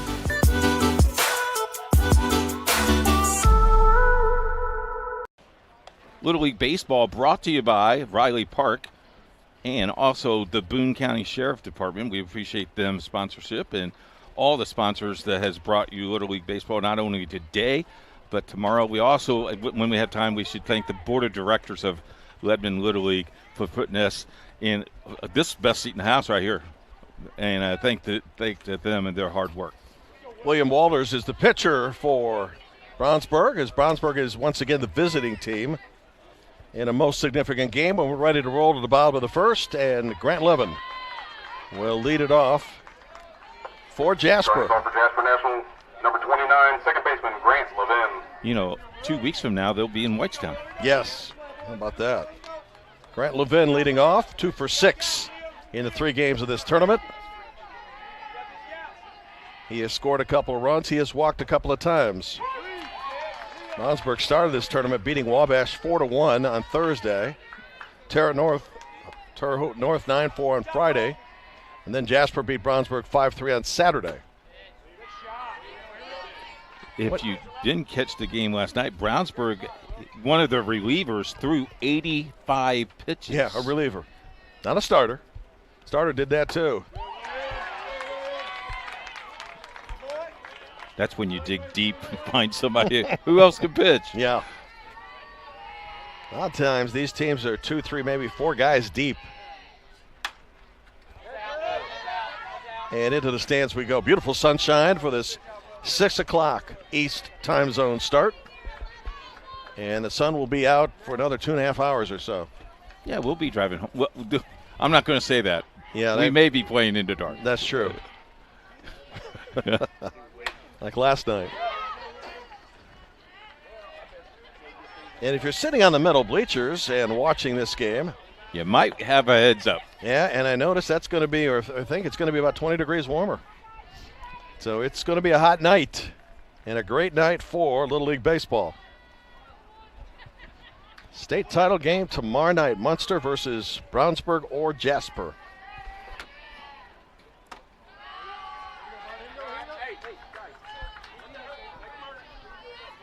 Jared Brosmer is the manager. Shane O'Connor and Aaron Levin are the coaches.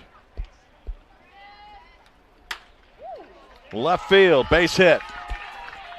Good start to the Jasper first by Grant Levin, who has his 3rd hit of the state tournament.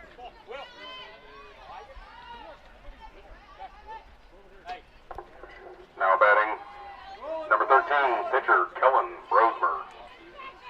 So here's Kellen Brosmer. K-Dog nickname. Good nickname, don't you think? Mm-hmm.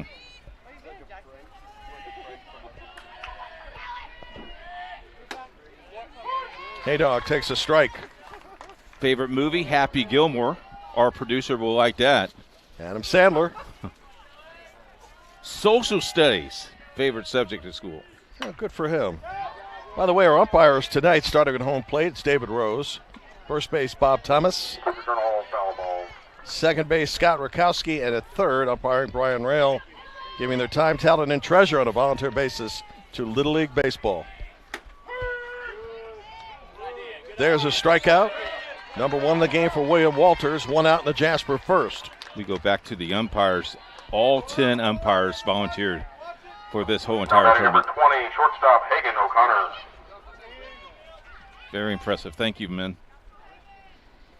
And some will be busy tomorrow night. Double play ball to second. Out at second for 1, throw to first is in time. How about that? Corbin James over to shortstop. Jacoby Dollar over to first. Harlan Milburn, well done. And after 1, no score.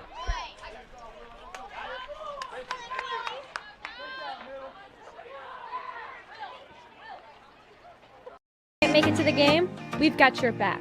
Just go to www.IndianaSRN.org and tune in to all of the live action, or go to our on-demand service and relive your favorite moments.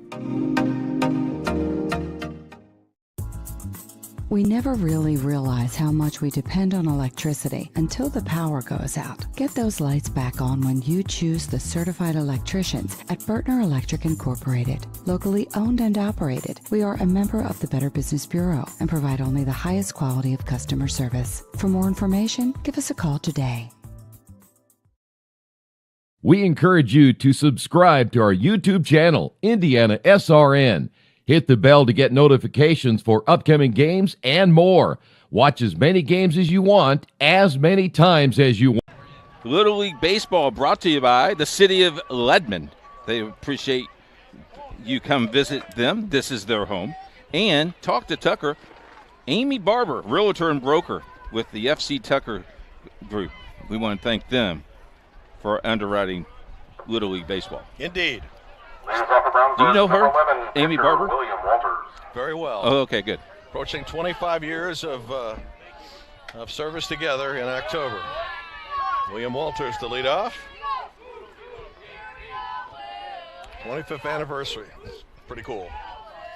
William Walters, Parker Manningly, and Grayson G. They call him Big Will in the dugout. And Big Will wears 11. Had an effective first inning, a strikeout, and a double play ball. Starts the Brownsburg second.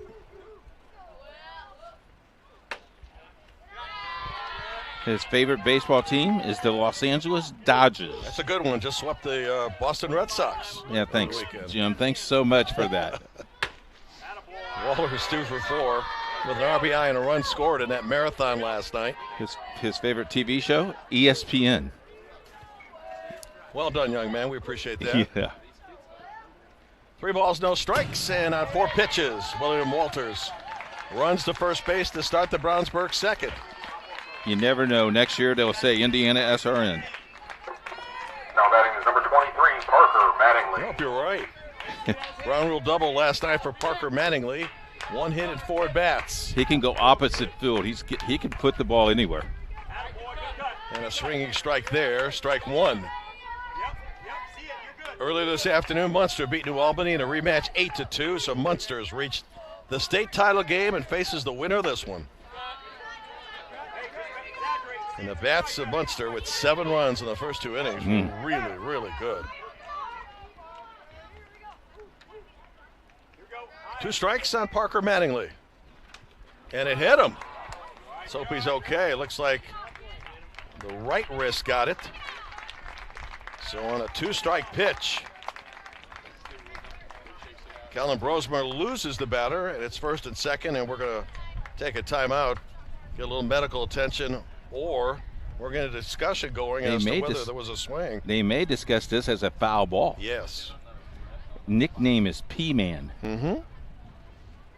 There is no television replay in terms of an overrule or confirmation until the winner of this tournament gets to Whitestown. That's correct. For the regionals. They're going to give him first base. So if you're spoiled by TV replay, and most of us are, not effective yet at this point. We will have replays for you, but they cannot be overturned. With our camera guy, Nick and Sticks, we'll have you covered, though, guarantee you. Here's Grayson Gee. Scoring opportunity already for Brownsburg. Bunting right in front of the pitcher. He'll go to third. And a good effective play by Calvin Brosmer to get the force out of the lead man, William Walters, 1 out. That's excellent coaching right there. Knew where he was going all the way. 20, first baseman Harlan Milburn. Yeah, a lot of times they call that the wheel route where everybody's in motion.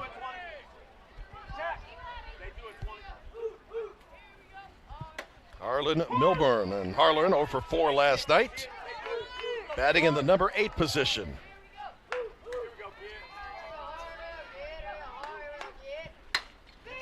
To second for 1. How about them turning a double play? Well, Jasper did it in the first, Brownsburg. And Brownsburg did it in the first. Jasper turns around, does it in the second. After an inning and a half, good start to this one, no score. Brosmer closes that inning out in 29 pitches.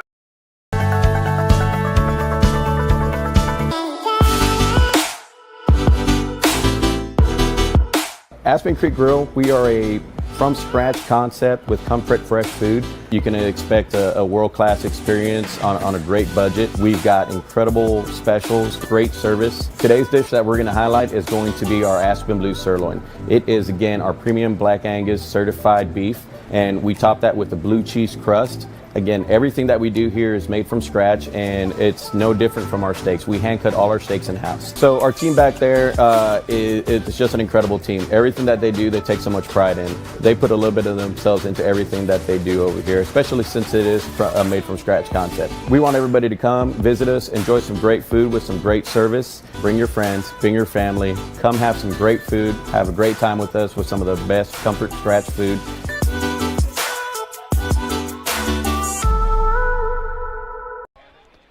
Little League Baseball brought to you by our good friends at Ledman Eagles Lodge, 2062, People Helping People, and Lisa Bates Group. Thanks to Lisa and her group. 75 years of service in this town. Been in the estate business, which is very popular nowadays. And with estates going left and right, that can be very productive business. Thanks to Lisa, who jumped on board quickly when we asked for sponsorship. Yes. Turner Hoffman is the extra hitter, one of the few extra hitters for Jasper. He'll start the bottom of the second inning. Nickname, ready for this? Huffy. Really? I had a Huffy bike once. No connection, I would figure, to left center and all the way to the fence. Hoffman around into second with a sliding double.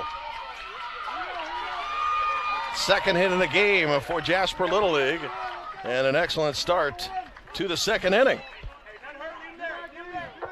He pulled his hips and fought that inside pitch off really, really well and drove it out to the fence. Now the bunt to move the runner to third. That's effective. Well done by Quade Werner. And Turner Hoffman now moves 60 feet away from the first run. We're watching great fundamental baseball right now. Agreed. Turner Hoffman. First baseman Quinn Bachman. Turner Hoffman getting his third hit in this regional, or rather state tournament. And he has a couple of doubles. Quinn Bachman. So you're the infield here early in the game. Do you pull it in or just anticipate we're going to have some scoring? I would pull it in. I think one run could win this game.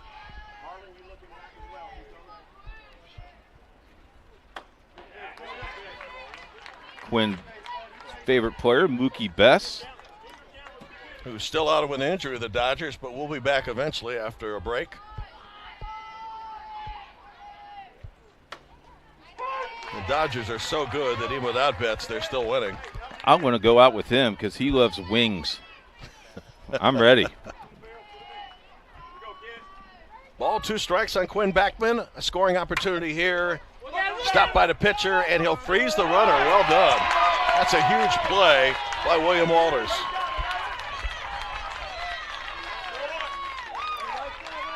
Heads up play by the third base coach, though, telling him to stay because they were dead to right. Yeah. Look at this. This is right back to the base. Looked him over, took his time, make the throw. First baseman then airing him back to third base as well. Now with a wild pitch, runner trying to score, and he is. Oh! Wow. Hunter Hoffman tried to score. The quick release by the catcher. Reed Flutterer to the pitcher. William Walters covering. And Jasper is thwarted here in the second. After 2, no score.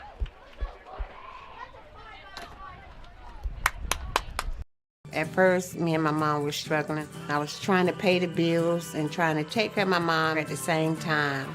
When I first heard that I can get paid for taking care of my mom, I was kind of skeptical because I had been doing it for so many years without pay. That's when I reached out to Passion to Care. I read all the reviews and I saw that they were #1 in the field. Passion to Care has really, really changed my life. Right now, I take care of my mom 24/7 thanks to Passion to Care. Little League Baseball brought to you by the Indianapolis Car Exchange and Home National Bank, Pat Cherry, and the Elks Lodge of 365. Fine folks, thank you so much. Keith Byers, Jim Barber, back to baseball here in the third inning of this Pool B championship game. Pool A was won by Munster, so Munster awaits the winner of this one for the state title and a trip to the regionals in Whitestown, Indiana. 15 minutes down the road, further south. Which you can make in 26 minutes if you're Jim Barber going 65. I swear it was faster than that, but don't hold me to it. Corbett James leads off. It's not often when you're called to do an announcer double duty at other towns, and it's nice catch by this guy. Yes. Off the backboard. Nice job. Got to learn to block out, though. 29 pitches in the first 2 innings for Kellen Brosmer. Starts off Corbin James with a ball and a strike.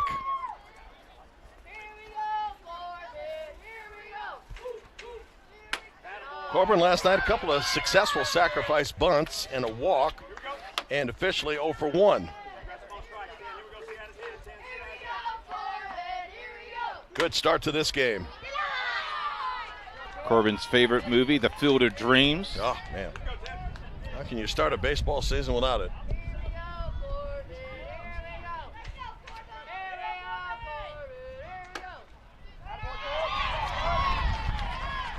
And to lead off the top of the third, Corbin James is aboard. So Brownsburg's put the leadoff hitter by way of walks. One thing I like about Corbin, he talks to his glove before the game.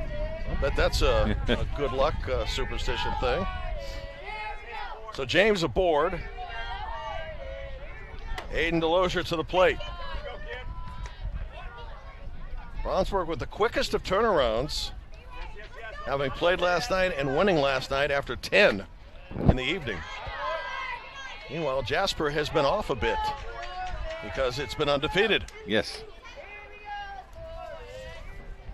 What you don't have in Little League baseball and softball is what they call, or used to call, an if necessary game. Meaning that if the once beaten team beat the undefeated team, right, it came back and played again. Not anymore. And I really like it because it actually makes it more challenging for the visiting team, the losing team, to come back and show their wares. On a 3-1 pitch, double play ball to second, and out at first. That's our third double play. Yes, and started again by the second baseman.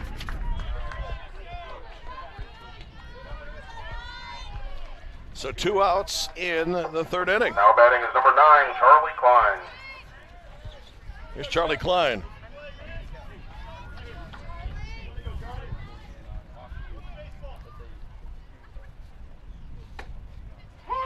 Charlie's favorite movie, your favorite movie, Ninja Turtles. I'm not sure I've ever seen it in its entirety, but I know you watched it. Well, we have children and grandchildren, so it's very possible. Your grandchild definitely sat on your lap.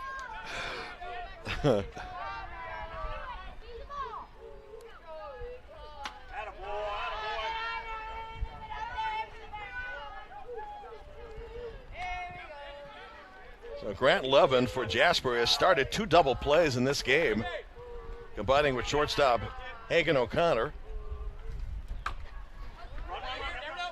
And I don't know if that's a surprise. When you get to this level of competition, as good as the teams are, turning a double play is fairly routine, I would think. And as fast as the ball comes off the bat and the infield, you're going to see a lot of that. Yeah, good point.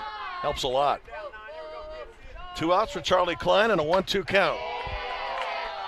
2-2. I mean, the ground crew was working on the diamond today when we were getting here. So they take this thing serious, and they take this tournament seriously. Well, when you're in the Final Four, now the Final Three, you probably have figured this diamond out and should know exactly what it does and what it does not allow you to do. Most interesting thing is it's a fast field, but we had a bunt back in the previous game that started off foul and went fair. I think it hit a rock or something. Second walk of the inning. Now batting number 7, left fielder Cole Becker. And here's the left fielder Cole Becker, batting in the last spot for Brownsburg before they turn the batting order over. If you're new to Little League Baseball, if you have 12 batters, you play and bat all 12 batters. It's called a CBO, continuous batting order, implemented by Little League a couple seasons ago. Rule we both like. And I've talked to coaches about it. They have different opinions. This one headed to right field. No problem. A nice one-handed catch by Ashton Patton, and that's it for Brownsburg in the third. Shaping up to be a dramatic ending, perhaps. No score, bottom third. At Morales Group Staffing, we are all about building better futures. And during these times, we are working hard to put people to work. We are now hiring for hundreds of jobs with pay up to $17 an hour. Visit our website at moralesgroup.net or text JOBS, JOBS, to 317-472-7600 to apply now and get hired today. We encourage you to subscribe to our YouTube channel, IndianaSRN. Hit the bell to get notifications for upcoming games and more. Watch as many games as you want, as many times as you want.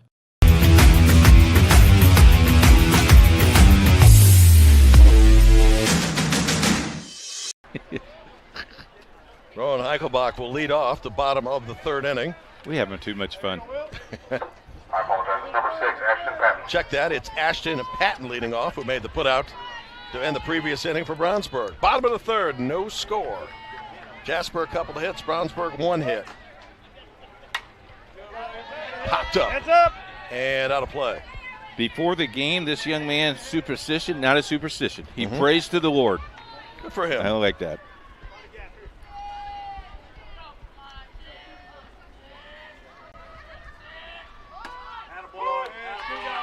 And there are several times when players in their questionnaires will honor somebody that's been deceased in their family. Well, he's hoping Grandma's watching him tonight. Paying homage to them. And Ashton out on strikes, and that is the second strike of the game for pitcher William Walters. Now batting number 30, Rowan Heichelbeck. Here's Rowan Heichelbeck. Where's number 3? Plays center field. Batting in the 8th position towards second base. Good diving stop. A nice play by Corbin James, 2 out. Looking ahead to the Brownsburg 4th, back to the top of the lineup, and Memphis Brown. Coming to the plate, number 7, left fielder And while we have this time, Jim, we want to thank also the official scorekeeper and the whole entire press box corps. They've done a great job helping us and getting us information. And you know, they've had some challenges. First, the game last night that went on for a long period of time, and today's protest by New Albany, which held up the start of the first semifinal game by close to 40 minutes.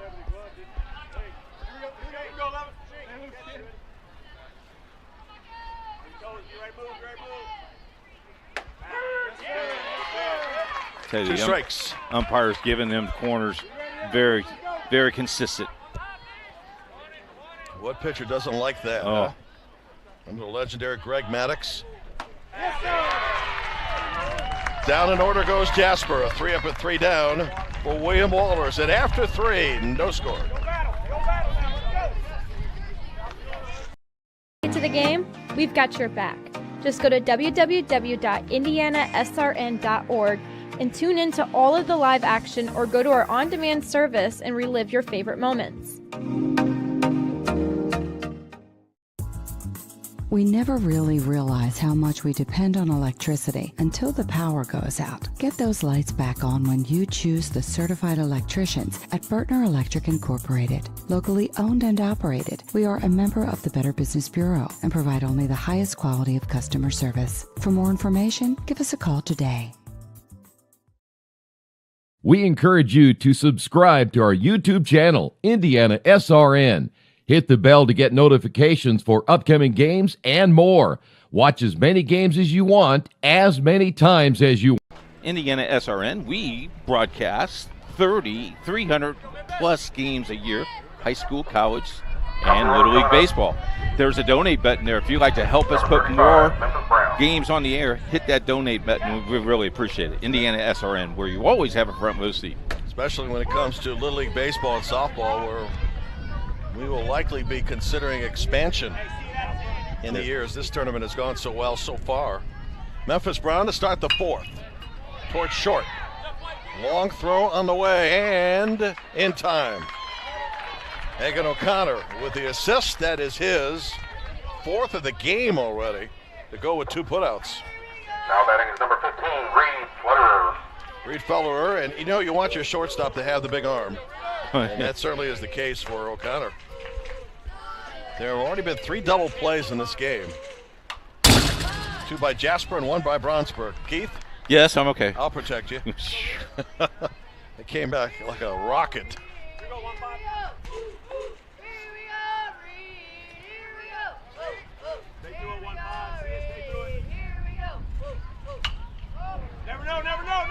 Down the left field line and caught on a diving stop and catch by the left fielder, Michael Braun. Well done, Michael. 2 outs. Now batting number 87, Liam Lebeter. And here's Liam Lebeter. Nice catch. Oh, man. Brownsburg's not been retired in order. Kellen Brosman will try to accomplish this. But the pitching of William Walters so far, his counterpart, 26 pitches in 3 innings. Yeah.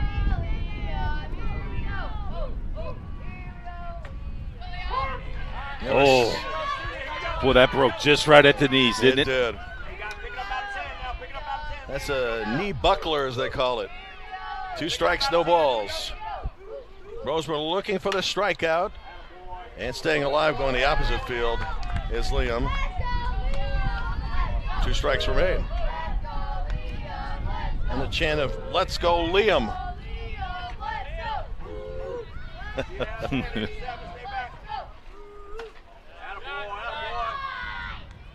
I just like the knee pad, the shoulder pad, the arm pad, the elbow pad. Dressed to the nines, yes. What do you say? Just tuning in, great to have you with us. Got a terrific game brewing here. No score in the 4th with the battle for the Pool B Championship, Little League State Tournament, and the right to get to the state finals tomorrow night and represent Indiana. Out on strikes is Liam Lebeter. And in the 4th, Kellen Brosmer mows them down in order for the first time. On to the bottom of the 4th when we get back to business.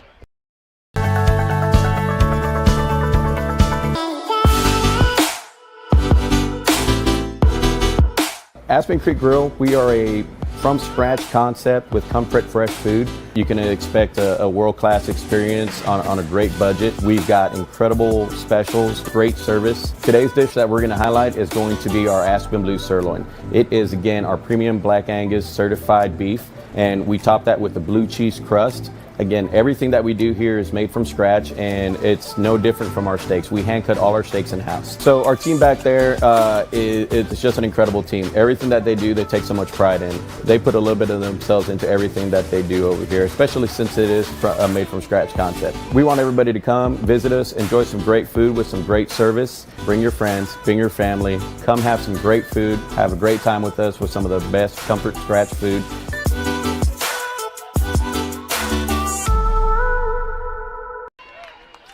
Well, right now, number 23, Keegan Patton. It's a matter, Keith, of who's going to blink first. Bottom of the 4th. 6-inning game, at least originally scheduled for 6. Keegan Patton leading off. First at bat for him in just 27 pitches through 3 innings for William Walters.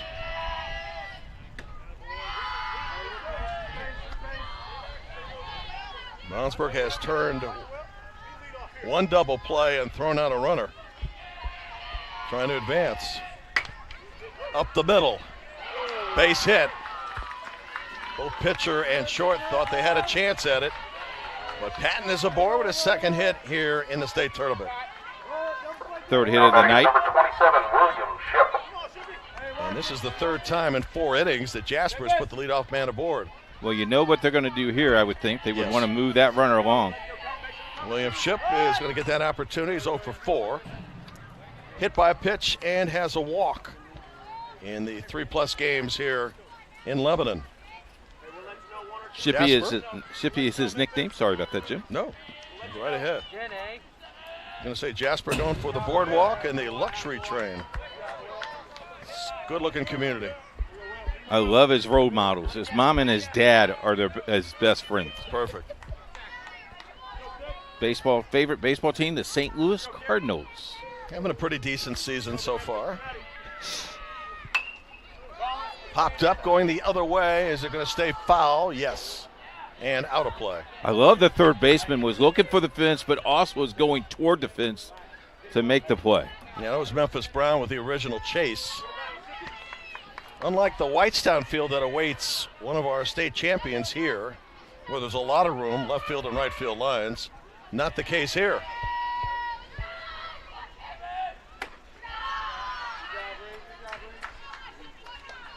And one of our remaining 3 teams will have a trip down Interstate 65 in a tournament that begins a week from Friday. Strikeout, overthrow. Patton advances into 2nd. So on the overthrow, credit Brownsburg with an error, and the go-ahead run in scoring position. Now batting is number 1, Landon Diedrich. You might want to have that back. Yeah.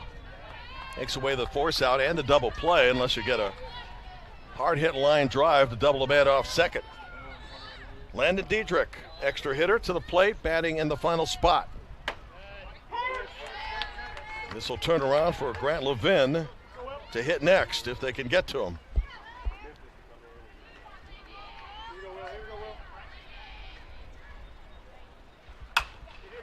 toward first base. Runner will advance and out at first with a nice slide by Will Walters to get the put out. And now it's a runner at third with 2 outs, but that could have been a tough play. And he had to slide to make that play. If he stepped, he would never have made it. Yes. I don't know about you. I don't like to see batters slide into first base. We don't even see that in the major leagues. Number 29, Grant Levin. Fielders, that's not a problem. It's what they do. Grant Levin with a scoring opportunity here in the bottom of the 4th with 2 outs. I mentioned his dad, Aaron, one of the coaches. Grant is 3 for 7 in the regional. In this tournament, the state tournament, batting .429.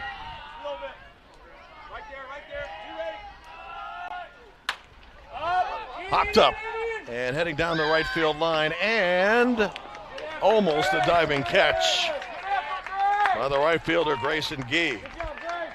We have seen fielders going after every foul ball. Yeah. Playing it as if it's the last play of the game. Should mention Levin now has 3 hits as opposed to 4. As Levin got his 3rd hit moments ago. We're back in the 1st inning. Could use a hit here, though. Ball and 2 strikes. Here's a pivotal point in the game. Bottom of the 4th. Ball and 2 strikes, 2 outs, and a good hitter at the plate with the go-ahead run at third. I'll go fastball high here. There you are, but off the plate. 2-2. Hard to lay off the high fast one, isn't it? Yeah, but he did a nice job holding up on that. Levin looks down to the coach's box and awaits the pitch.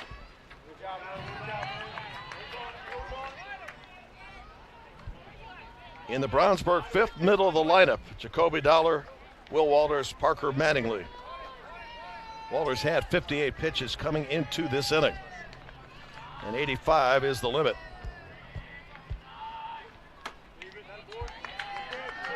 Three balls, 2 strikes. Callan Brosber, his counterpart, Walters' counterpart, would bat next. Batter Will's here now. And now runners at first and third with 2 outs. Well, if you're Jasper, are you tempted to send that runner to second and maybe draw a throw? And coming to play is number 13, Kellen Brosmer. What kind of confidence do you have on your defense is what you have here too. Yeah. Brosmer, a strikeout victim in the 1st with a scoring opportunity to help his own effort.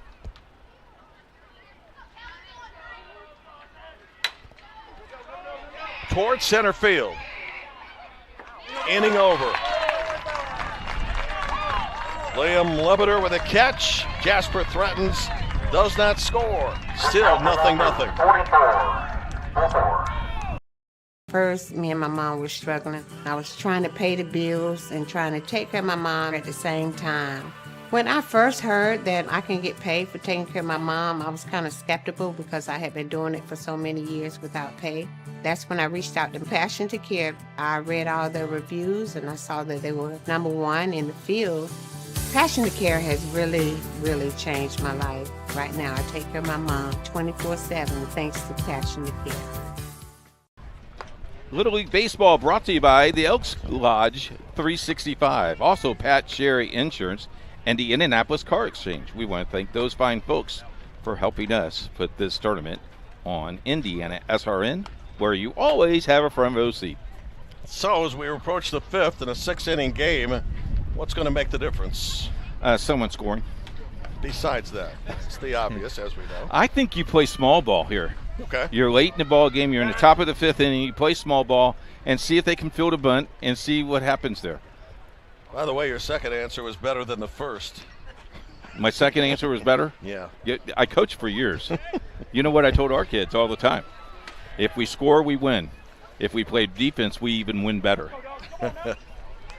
Well, defense wins championships in most leagues all across America. That seems to be... Except in lacrosse. Winning formula, yes. You outscore your opponent. Jacoby Dollar leads off the 5th. Brownsburg with a lone hit in the 1st.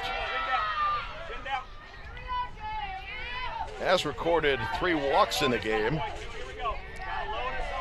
And a hit batsman.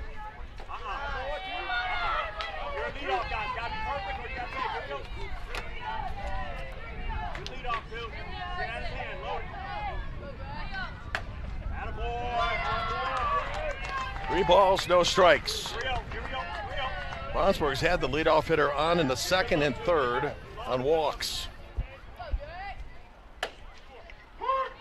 Before the game, he listens to music to calm him down. A lot of kids have their own playlist to get them in the mood. 3-2. This time you didn't flinch much, did you? That one almost had me. Good two-strike hitter, 10 down, 2. Brosmer's battle back. 3-2 pitch from Kellen. Our director just said something in my ear that he would like $1 for every time I sprint. He would be a rich man right now. So look at the outfield from right field on the way onto the mound. It's again a fast diamond. And you see the infielders playing back at second and short to take that pivotal hop. That's a base hit into the gap. Oh, good cutoff by the center fielder. Yeah, that's big. Jacoby Dollar, though, starts the fifth with a leadoff hit. Now batting your pitcher number 11, William Walters. So now you have your number 5 hitter up, typically a power hitter, but a sacrifice and a hit could win the game for you. See what the strategy is by manager Donald James.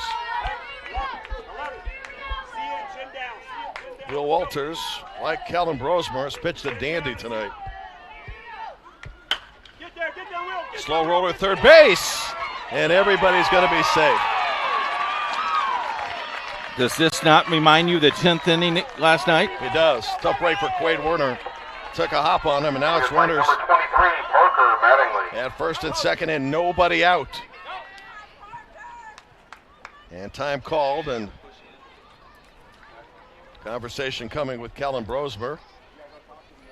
Little League Baseball brought to you by Home National Bank, the Lebanon Eagles Lodge 2062, and Lisa Bates Group. We really appreciate their sponsorship. Timeout, settle him down. We're okay. Just throw strikes. Parker Mattingly in the 6th spot, comes up with 2 on, nobody out.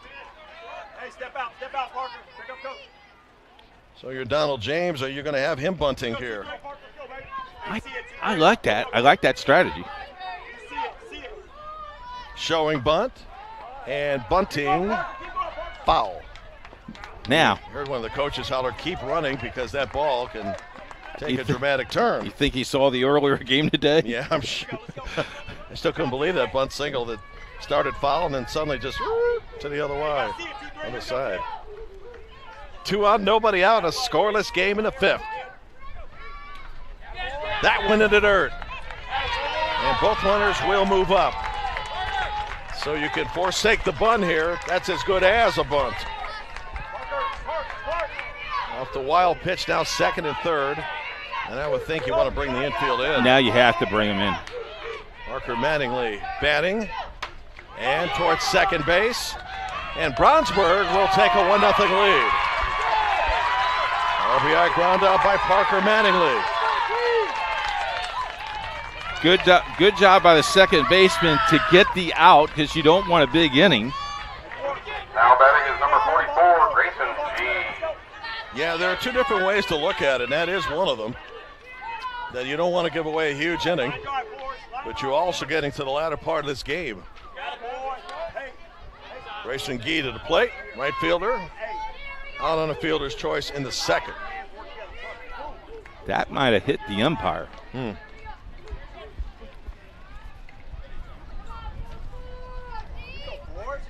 Home plate umpire is David Rose.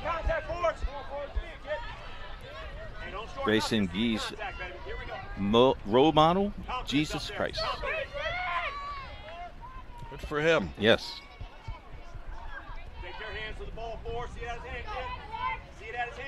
From the stretch, Kellen Brosmer. Now the infield is pulled in. His favorite food is cookies. And his favorite subject, he wants all his friends watching him from school today. All right. Yeah.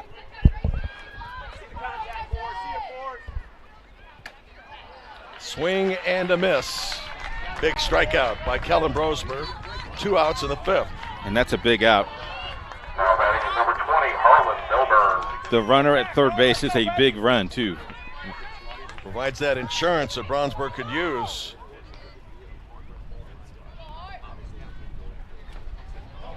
Ball gets away. Runner trying to score and does. Well, there's that big run that Brownsburg could use. 2-0. Favor Brownsburg Little League.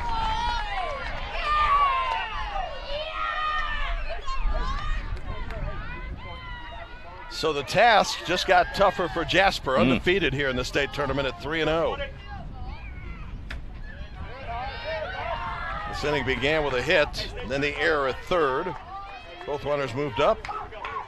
And pass ball, then a ground out, and now the wild pitch, which makes it 2-0.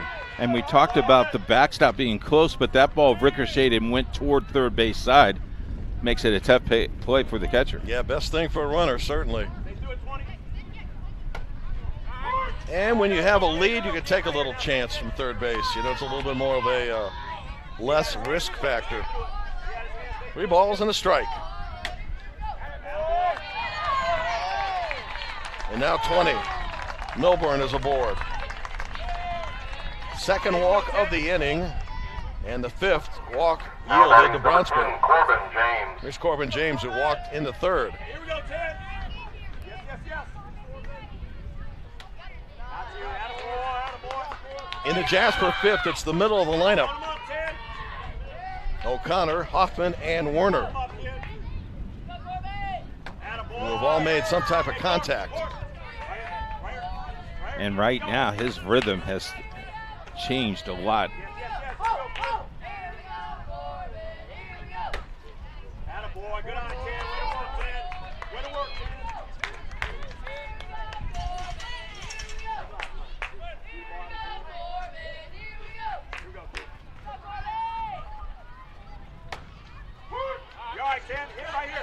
Corbin wanted to take a step toward first base. Umpire Rose said, not so fast, my friend. Yep. 3-1. I would take here again.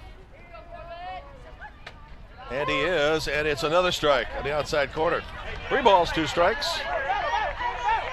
Runner set to go from first base with 2 outs. Good job by Kellen Brosmer to battle back from 3 balls and no strikes. But in the inning, Brownsburg plates 2. On to the bottom of the 5th. It's now 2-0 in favor of Brownsburg. At Morales Group Staffing, we are all about building better futures. And during these times, we are working hard to put people to work. We are now hiring for hundreds of jobs with pay up to $17 an hour. Visit our website at moralesgroup.net or text JOBS, JOBS, to 317-472-7600 to apply now and get hired today. We encourage you to subscribe to our YouTube channel, IndianaSRN. Hit the bell to get notifications for upcoming games and more. Watch as many games as you want, as many times as you want.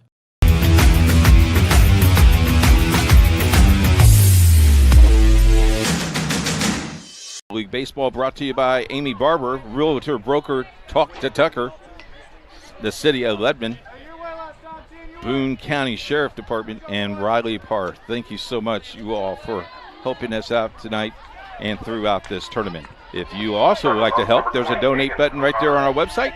Click it, more games follows. Keith Jasper has had a man on base in every inning but the 3rd. This one headed to the fence. Hagan O'Connor into second base with a stand-up double. And so for the only undefeated team still in the tournament, good start in the late innings. Now batting is number 11, Turner Huffman.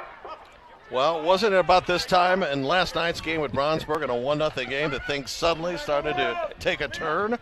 Terre Haute North caught fire. Mm-hmm. Here's Turner Hoffman, the extra hitter who has a double. You think those fine folks are watching at home going, that could have been us? No, geez. Yeah, it's hard to put the game away even when you lose. Yep. You want to see who beat you at how far they go. You know who beat you. Just want to see how far to go. Base hit center field. Runner on to third base. They will hold him. Runner in the meantime going down to second, and how about that?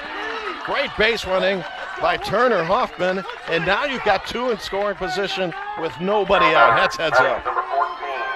Coaching staff wanted the catcher to throw it to second to get the out, and he thought better of it because he thought he could maybe get the runner at third base faking him. Yep. Hit the cutoff man and try to prevent that tying run from getting in a scoring spot, which it is now. Now with Brownsburg up by 2, they can play back here and give up one of the runs. Sure. Wade Warner at the plate had a sacrifice in the second.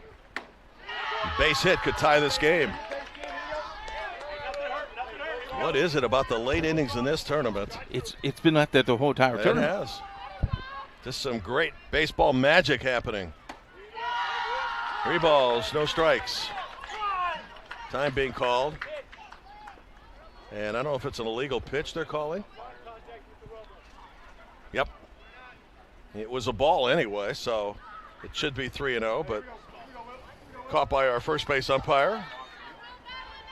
That's Bob Thomas. Well, yeah, 3-0. They took it off the board and put it back on. Take sign on, 3-1. Let me take again. Make him throw you strikes. And if they're crank it, easy for me to say up here. Sure. 3 balls, 2 strikes.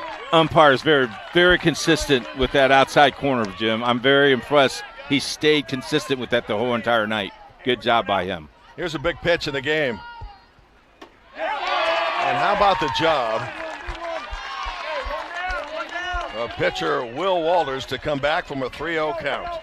Now batting is number 5, Quinn Bachman.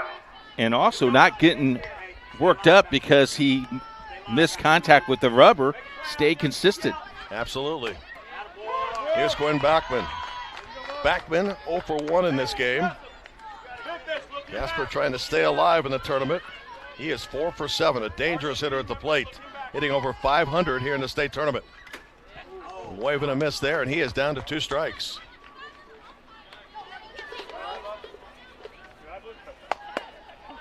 Walters for the game has struck out 1 in each of the last 3 innings and had 1 in the first inning as well. Just missed 1 inning. Strikeout pitch would be huge here for the Brownsburg right-hander, and he deals.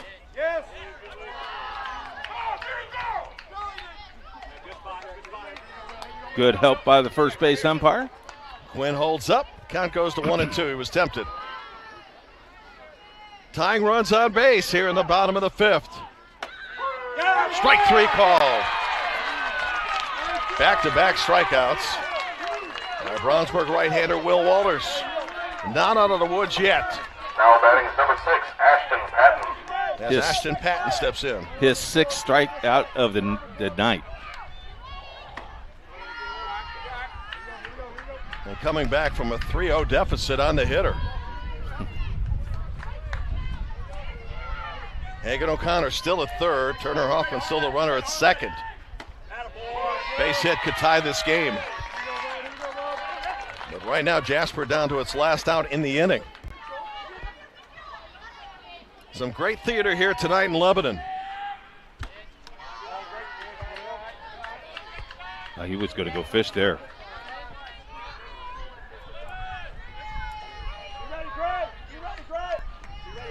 Patton waves the bat. Left field base hit. 1 run in. Here comes the tying run. Patton around first. Into second. The game is tied. And just like last night, some great night, great inning theater.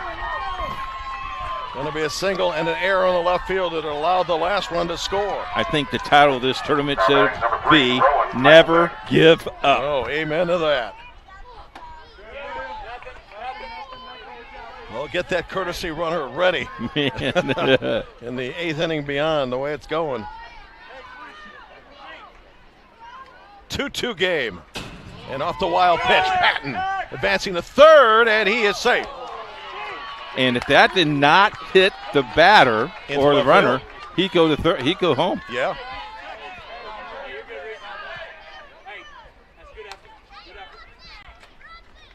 Now time being called. They have to take someone down to the bullpen as well.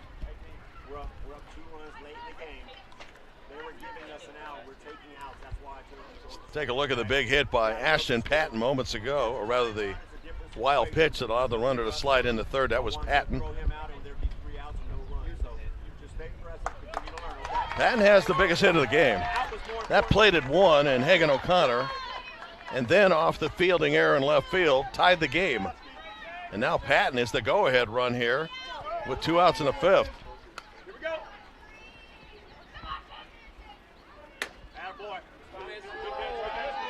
Scoreless until the 5th. And that's when things started to happen, just like last night.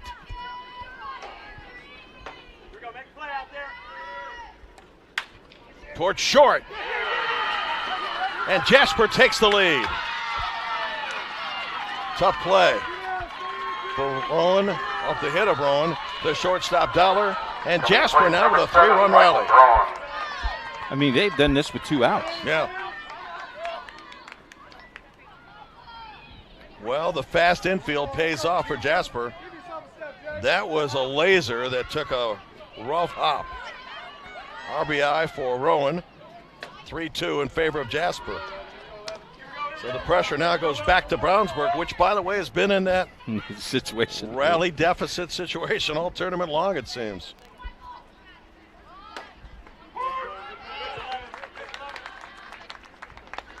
So Ron Heichelbeck comes through with the go-ahead RBI hit, and now Michael Brown steps to the plate for his second time. This inning started with O'Connor reaching on a double. Turner Hoffman a single. Had runners at second and third. Then back-to-back strikeouts. Ashton Patton with a hit. An error in the outfield tied it. And then Rowan's base hit put him ahead. Brownsburg sends up the bottom of its lineup in the 6th inning, which is the final inning if it fails to score.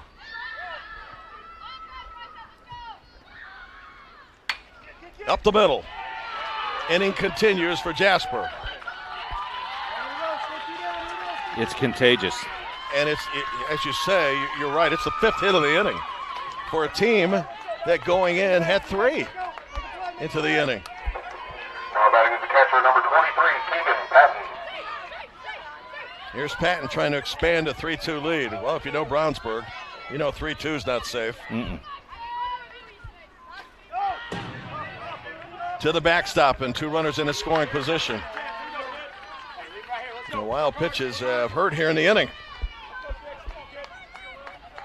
You need to get an out here. If you're Brownsburg, you need to get an out. And here's a big scoring opportunity for Keegan Patton, who already is ahead in the game. And Patton for the tournament is 2 of 6.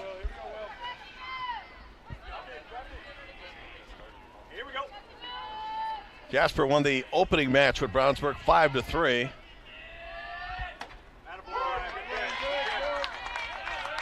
Trying to win an even bigger game tonight. And the only undefeated team in the tournament is Jasper.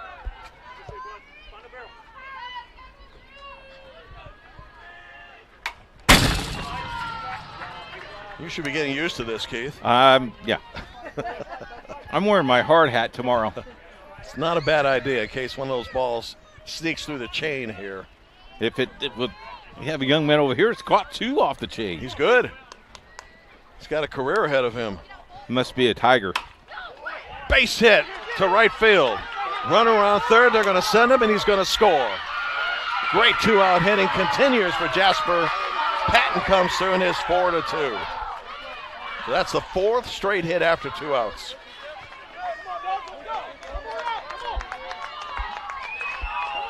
At the end of the game, we need to talk to the coaching staff and say, okay, what did you say to them, or what did you feed them in the bottom of the 5th? Well, maybe it was just one of those, oh, it's late.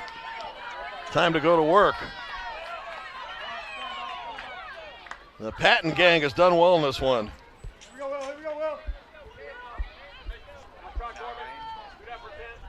Keegan and Ashton have combined for 3 hits and some very timely ones at that. That one towards center field. Inning over. Huge inning for Jasper, though. 9 come to the plate. They score 4 to the final inning. Perhaps we go with Jasper ahead 4-2. Get to the game, we've got your back. Just go to www.IndianaSRN.org and tune in to all of the live action, or go to our on-demand service and relive your favorite moments. We never really realize how much we depend on electricity until the power goes out. Get those lights back on when you choose the certified electricians at Bertner Electric Incorporated. Locally owned and operated, we are a member of the Better Business Bureau and provide only the highest quality of customer service. For more information, give us a call today.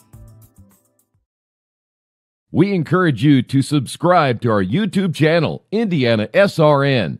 Hit the bell to get notifications for upcoming games and more. Watch as many games as you want, as many times as you want. We're back. Here we go. Well, if you're Brownsburg and you have the ability to rally, you're saying we got them right where we want them. But Bulldogs down to their final 3 outs and must do it. Start the rally with the bottom of the lineup. Got a pitching change for Jasper. Hagan O'Connor, number 20, coming in. O'Connor comes in to pitch for Jasper. Trying to close this out for Jasper. Send them to the title game against Munster. This is for the Pool B championship, but the bigger trophy lies ahead.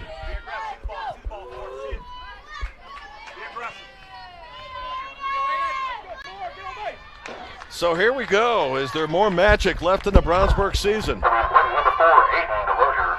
They've already won 2 extra inning games in this tourney. Aiden DeLozier doubled up the last time up.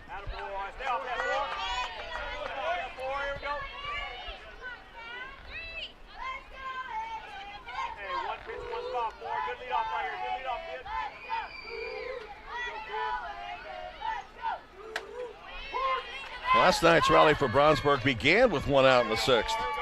You know, I like the strategy there. Take the strike until you get the strike, then let's play aggressive. 2-1. Charlie Klein and then Cole Becker, and Brownsburg hopes a whole lot more coming to the plate. 2-2.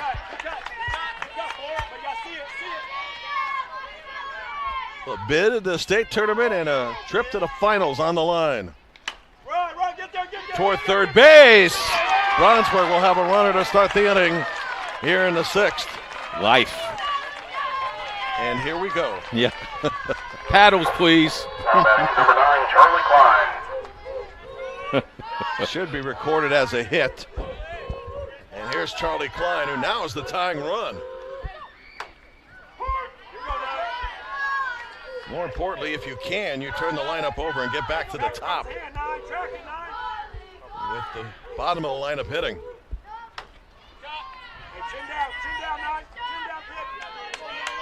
Keep in mind that the Jasper infield has turned 2 double plays. 2 strikes. 1 out in the 6th. Number 7, Cole Becker. Here's Cole Becker. Jared Brosmer, the manager of Jasper, Shane O'Connor, and Aaron Levin are the coaches.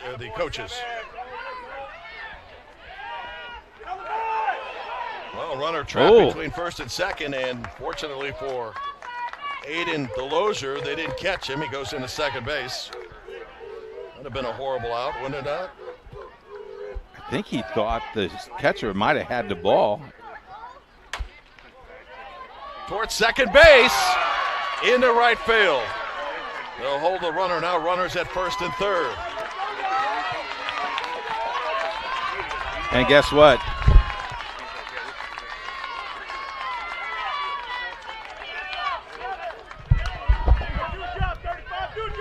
Now batting number 35, Memphis Brown. So now the tying runs are on base. Here's Memphis Brown trying to get the ball out of the infield for the first time. 4-2 is our score. Top of the order, what you say they needed to have. Yes, sir. Good cut, good cut. Good cut, Memphis. Attaboy. Hey, track it from here, track it. See the ball. And check that. We have 5-2. My apologies here. So that's the tying run coming to the plate.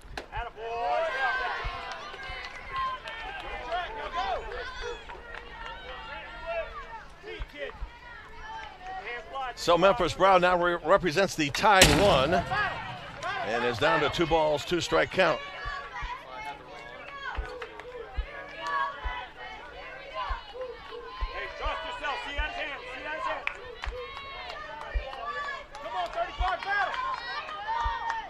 Big pitch coming here with 2 on and 1 out. Into left field. That'll score a run. 5-3 in favor of Jasper, and here comes Brownsburg again. In the first 2 innings, those plays will be made, and we have double plays. Sure. Late in the game, you get tight. You get you're 11 and 12 years old. Sure. Felderer at the plate now. It's a 2-run game. And so a wild pitch or a pass ball puts the guys in a scoring position. You know what would be wacky here is a double steal. Yeah. But Reed is down to a strike. Tying run at first base. The 4th run of the game is at second. Up the middle, deflected by the pitcher. Everybody's going to be safe. Oh, man, here comes Brownsburg again. Saving their best for the last part of the game. The bases are loaded. And just 1 out. Well, Now batting number 87, Liam Lebanon. I think we've heard this before, but do you believe in miracles? Well, a comeback last night, down by 2 in the final inning. An overtime extra inning win over Bedford on a pass ball to start the tournament, and now this. Interesting. The Jasper coach asked the official scorekeeper, how many pitches has my pitcher had? Because if he gets to 21, I'm sure he will take him out just in case he needs him tomorrow. That's a tough decision to make when the game is on the line here. Bases loaded, 1 out. Lebeter at the plate, up a ball. And now a decision's going to be made. Or they're going to set up defensively. But Brownsburg with a hit, a couple of errors, and another hit have cut the deficit to 2 at 5-3 and have the bases juiced.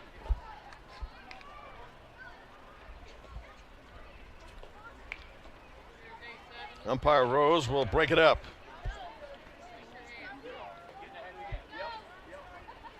Well, Jasper's in position to end the game with a double play, but just getting it out right now is a challenge.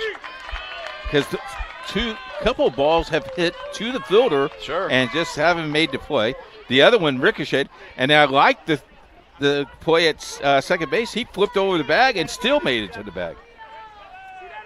Lebeter with the bases loaded, a 1-0 count. And Jasper, it won't be the end of the world to trade a run for an out here. Well, that's exactly what you do. Yeah, that's exactly what you do, Jim. Which means you've got to force at any base. But getting it out here has been difficult. Lebeter awaits the 1-1. To right field, base hit. 1 run will score. And it's 5-4. Brownsburg in the late innings will not be denied. And they're doing it in stations. I think he's going to take him out. And now there'll be a pitching change here with a score 5-4. And the base is still loaded. So 6 players have come to the plate here in the 6th inning, and 5 have reached. 3 hits, 2 errors. Liam Lebeter with a big RBI hit, and Brownsburg back in business again.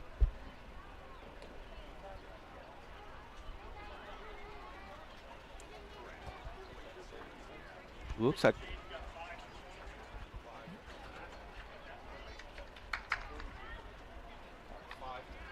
so Quinn Backman will come in, try to put out the fire. We'll talk about him in a moment. First, me and my mom were struggling. I was trying to pay the bills and trying to take care of my mom at the same time. When I first heard that I can get paid for taking care of my mom, I was kind of skeptical because I had been doing it for so many years without pay. That's when I reached out to Passion to Care. I read all the reviews and I saw that they were #1 in the field. Passion to Care has really, really changed my life. Right now, I take care of my mom 24/7 thanks to Passion to Care. A thriller here on the Lebanon campus, high school on Tiger Way, as Brownsburg, leading 2-0 in the bottom of the fifth, gave up 5 to Jasper. Now has rallied with 2 and has the bases loaded with 1 out.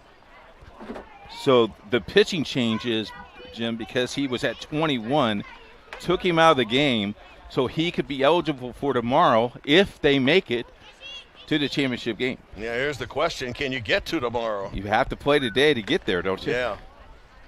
But Brownsburg's done a pretty good job of hitting, and maybe Quinn Backman's the answer for Jasper here. 1 out. Yeah. In fact, the scoring didn't start until after 1 out.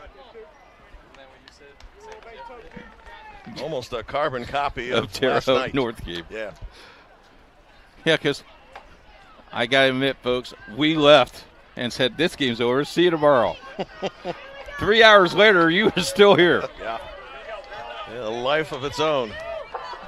Big spot in the game for Jacoby Dollar, who singled to start the rally in the fifth that put Brownsburg ahead initially at 2-0.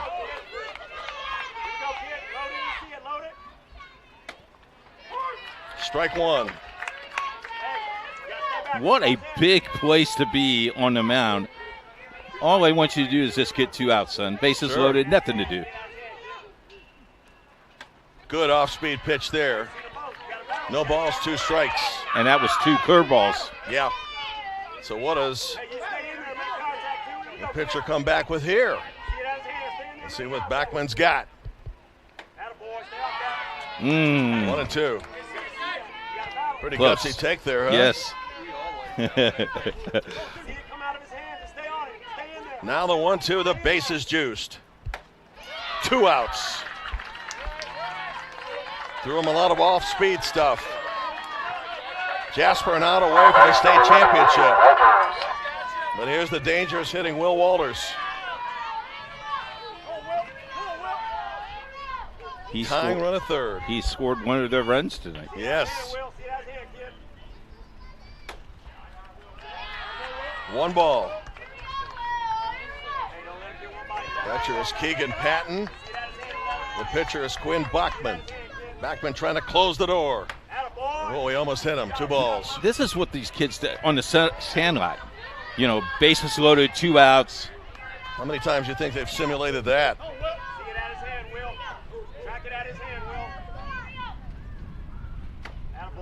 Ball 3, and another bad one ties the game. I wouldn't give him anything to hit. Good job by the shortstops. Calm him down. Throw strikes. You're okay. Take sign should be on here. 3 balls and a strike.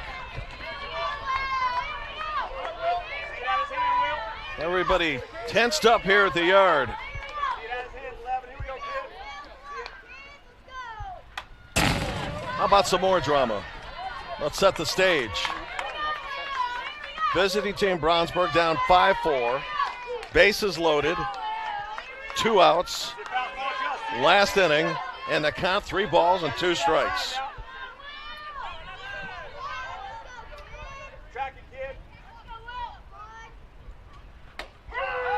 Strike 3 called. Game over. Jasper wins. Wow. What a great job of pinching by Quinn Bachman. And Jasper goes to 4-0 and wins a thriller. And a tough break for Brownsburg, which nearly pulled off the improbable again. What a game, though. Great ball game. Great sportsmanship. Great game. Great officiating. Great game. We want to thank our sponsors tonight.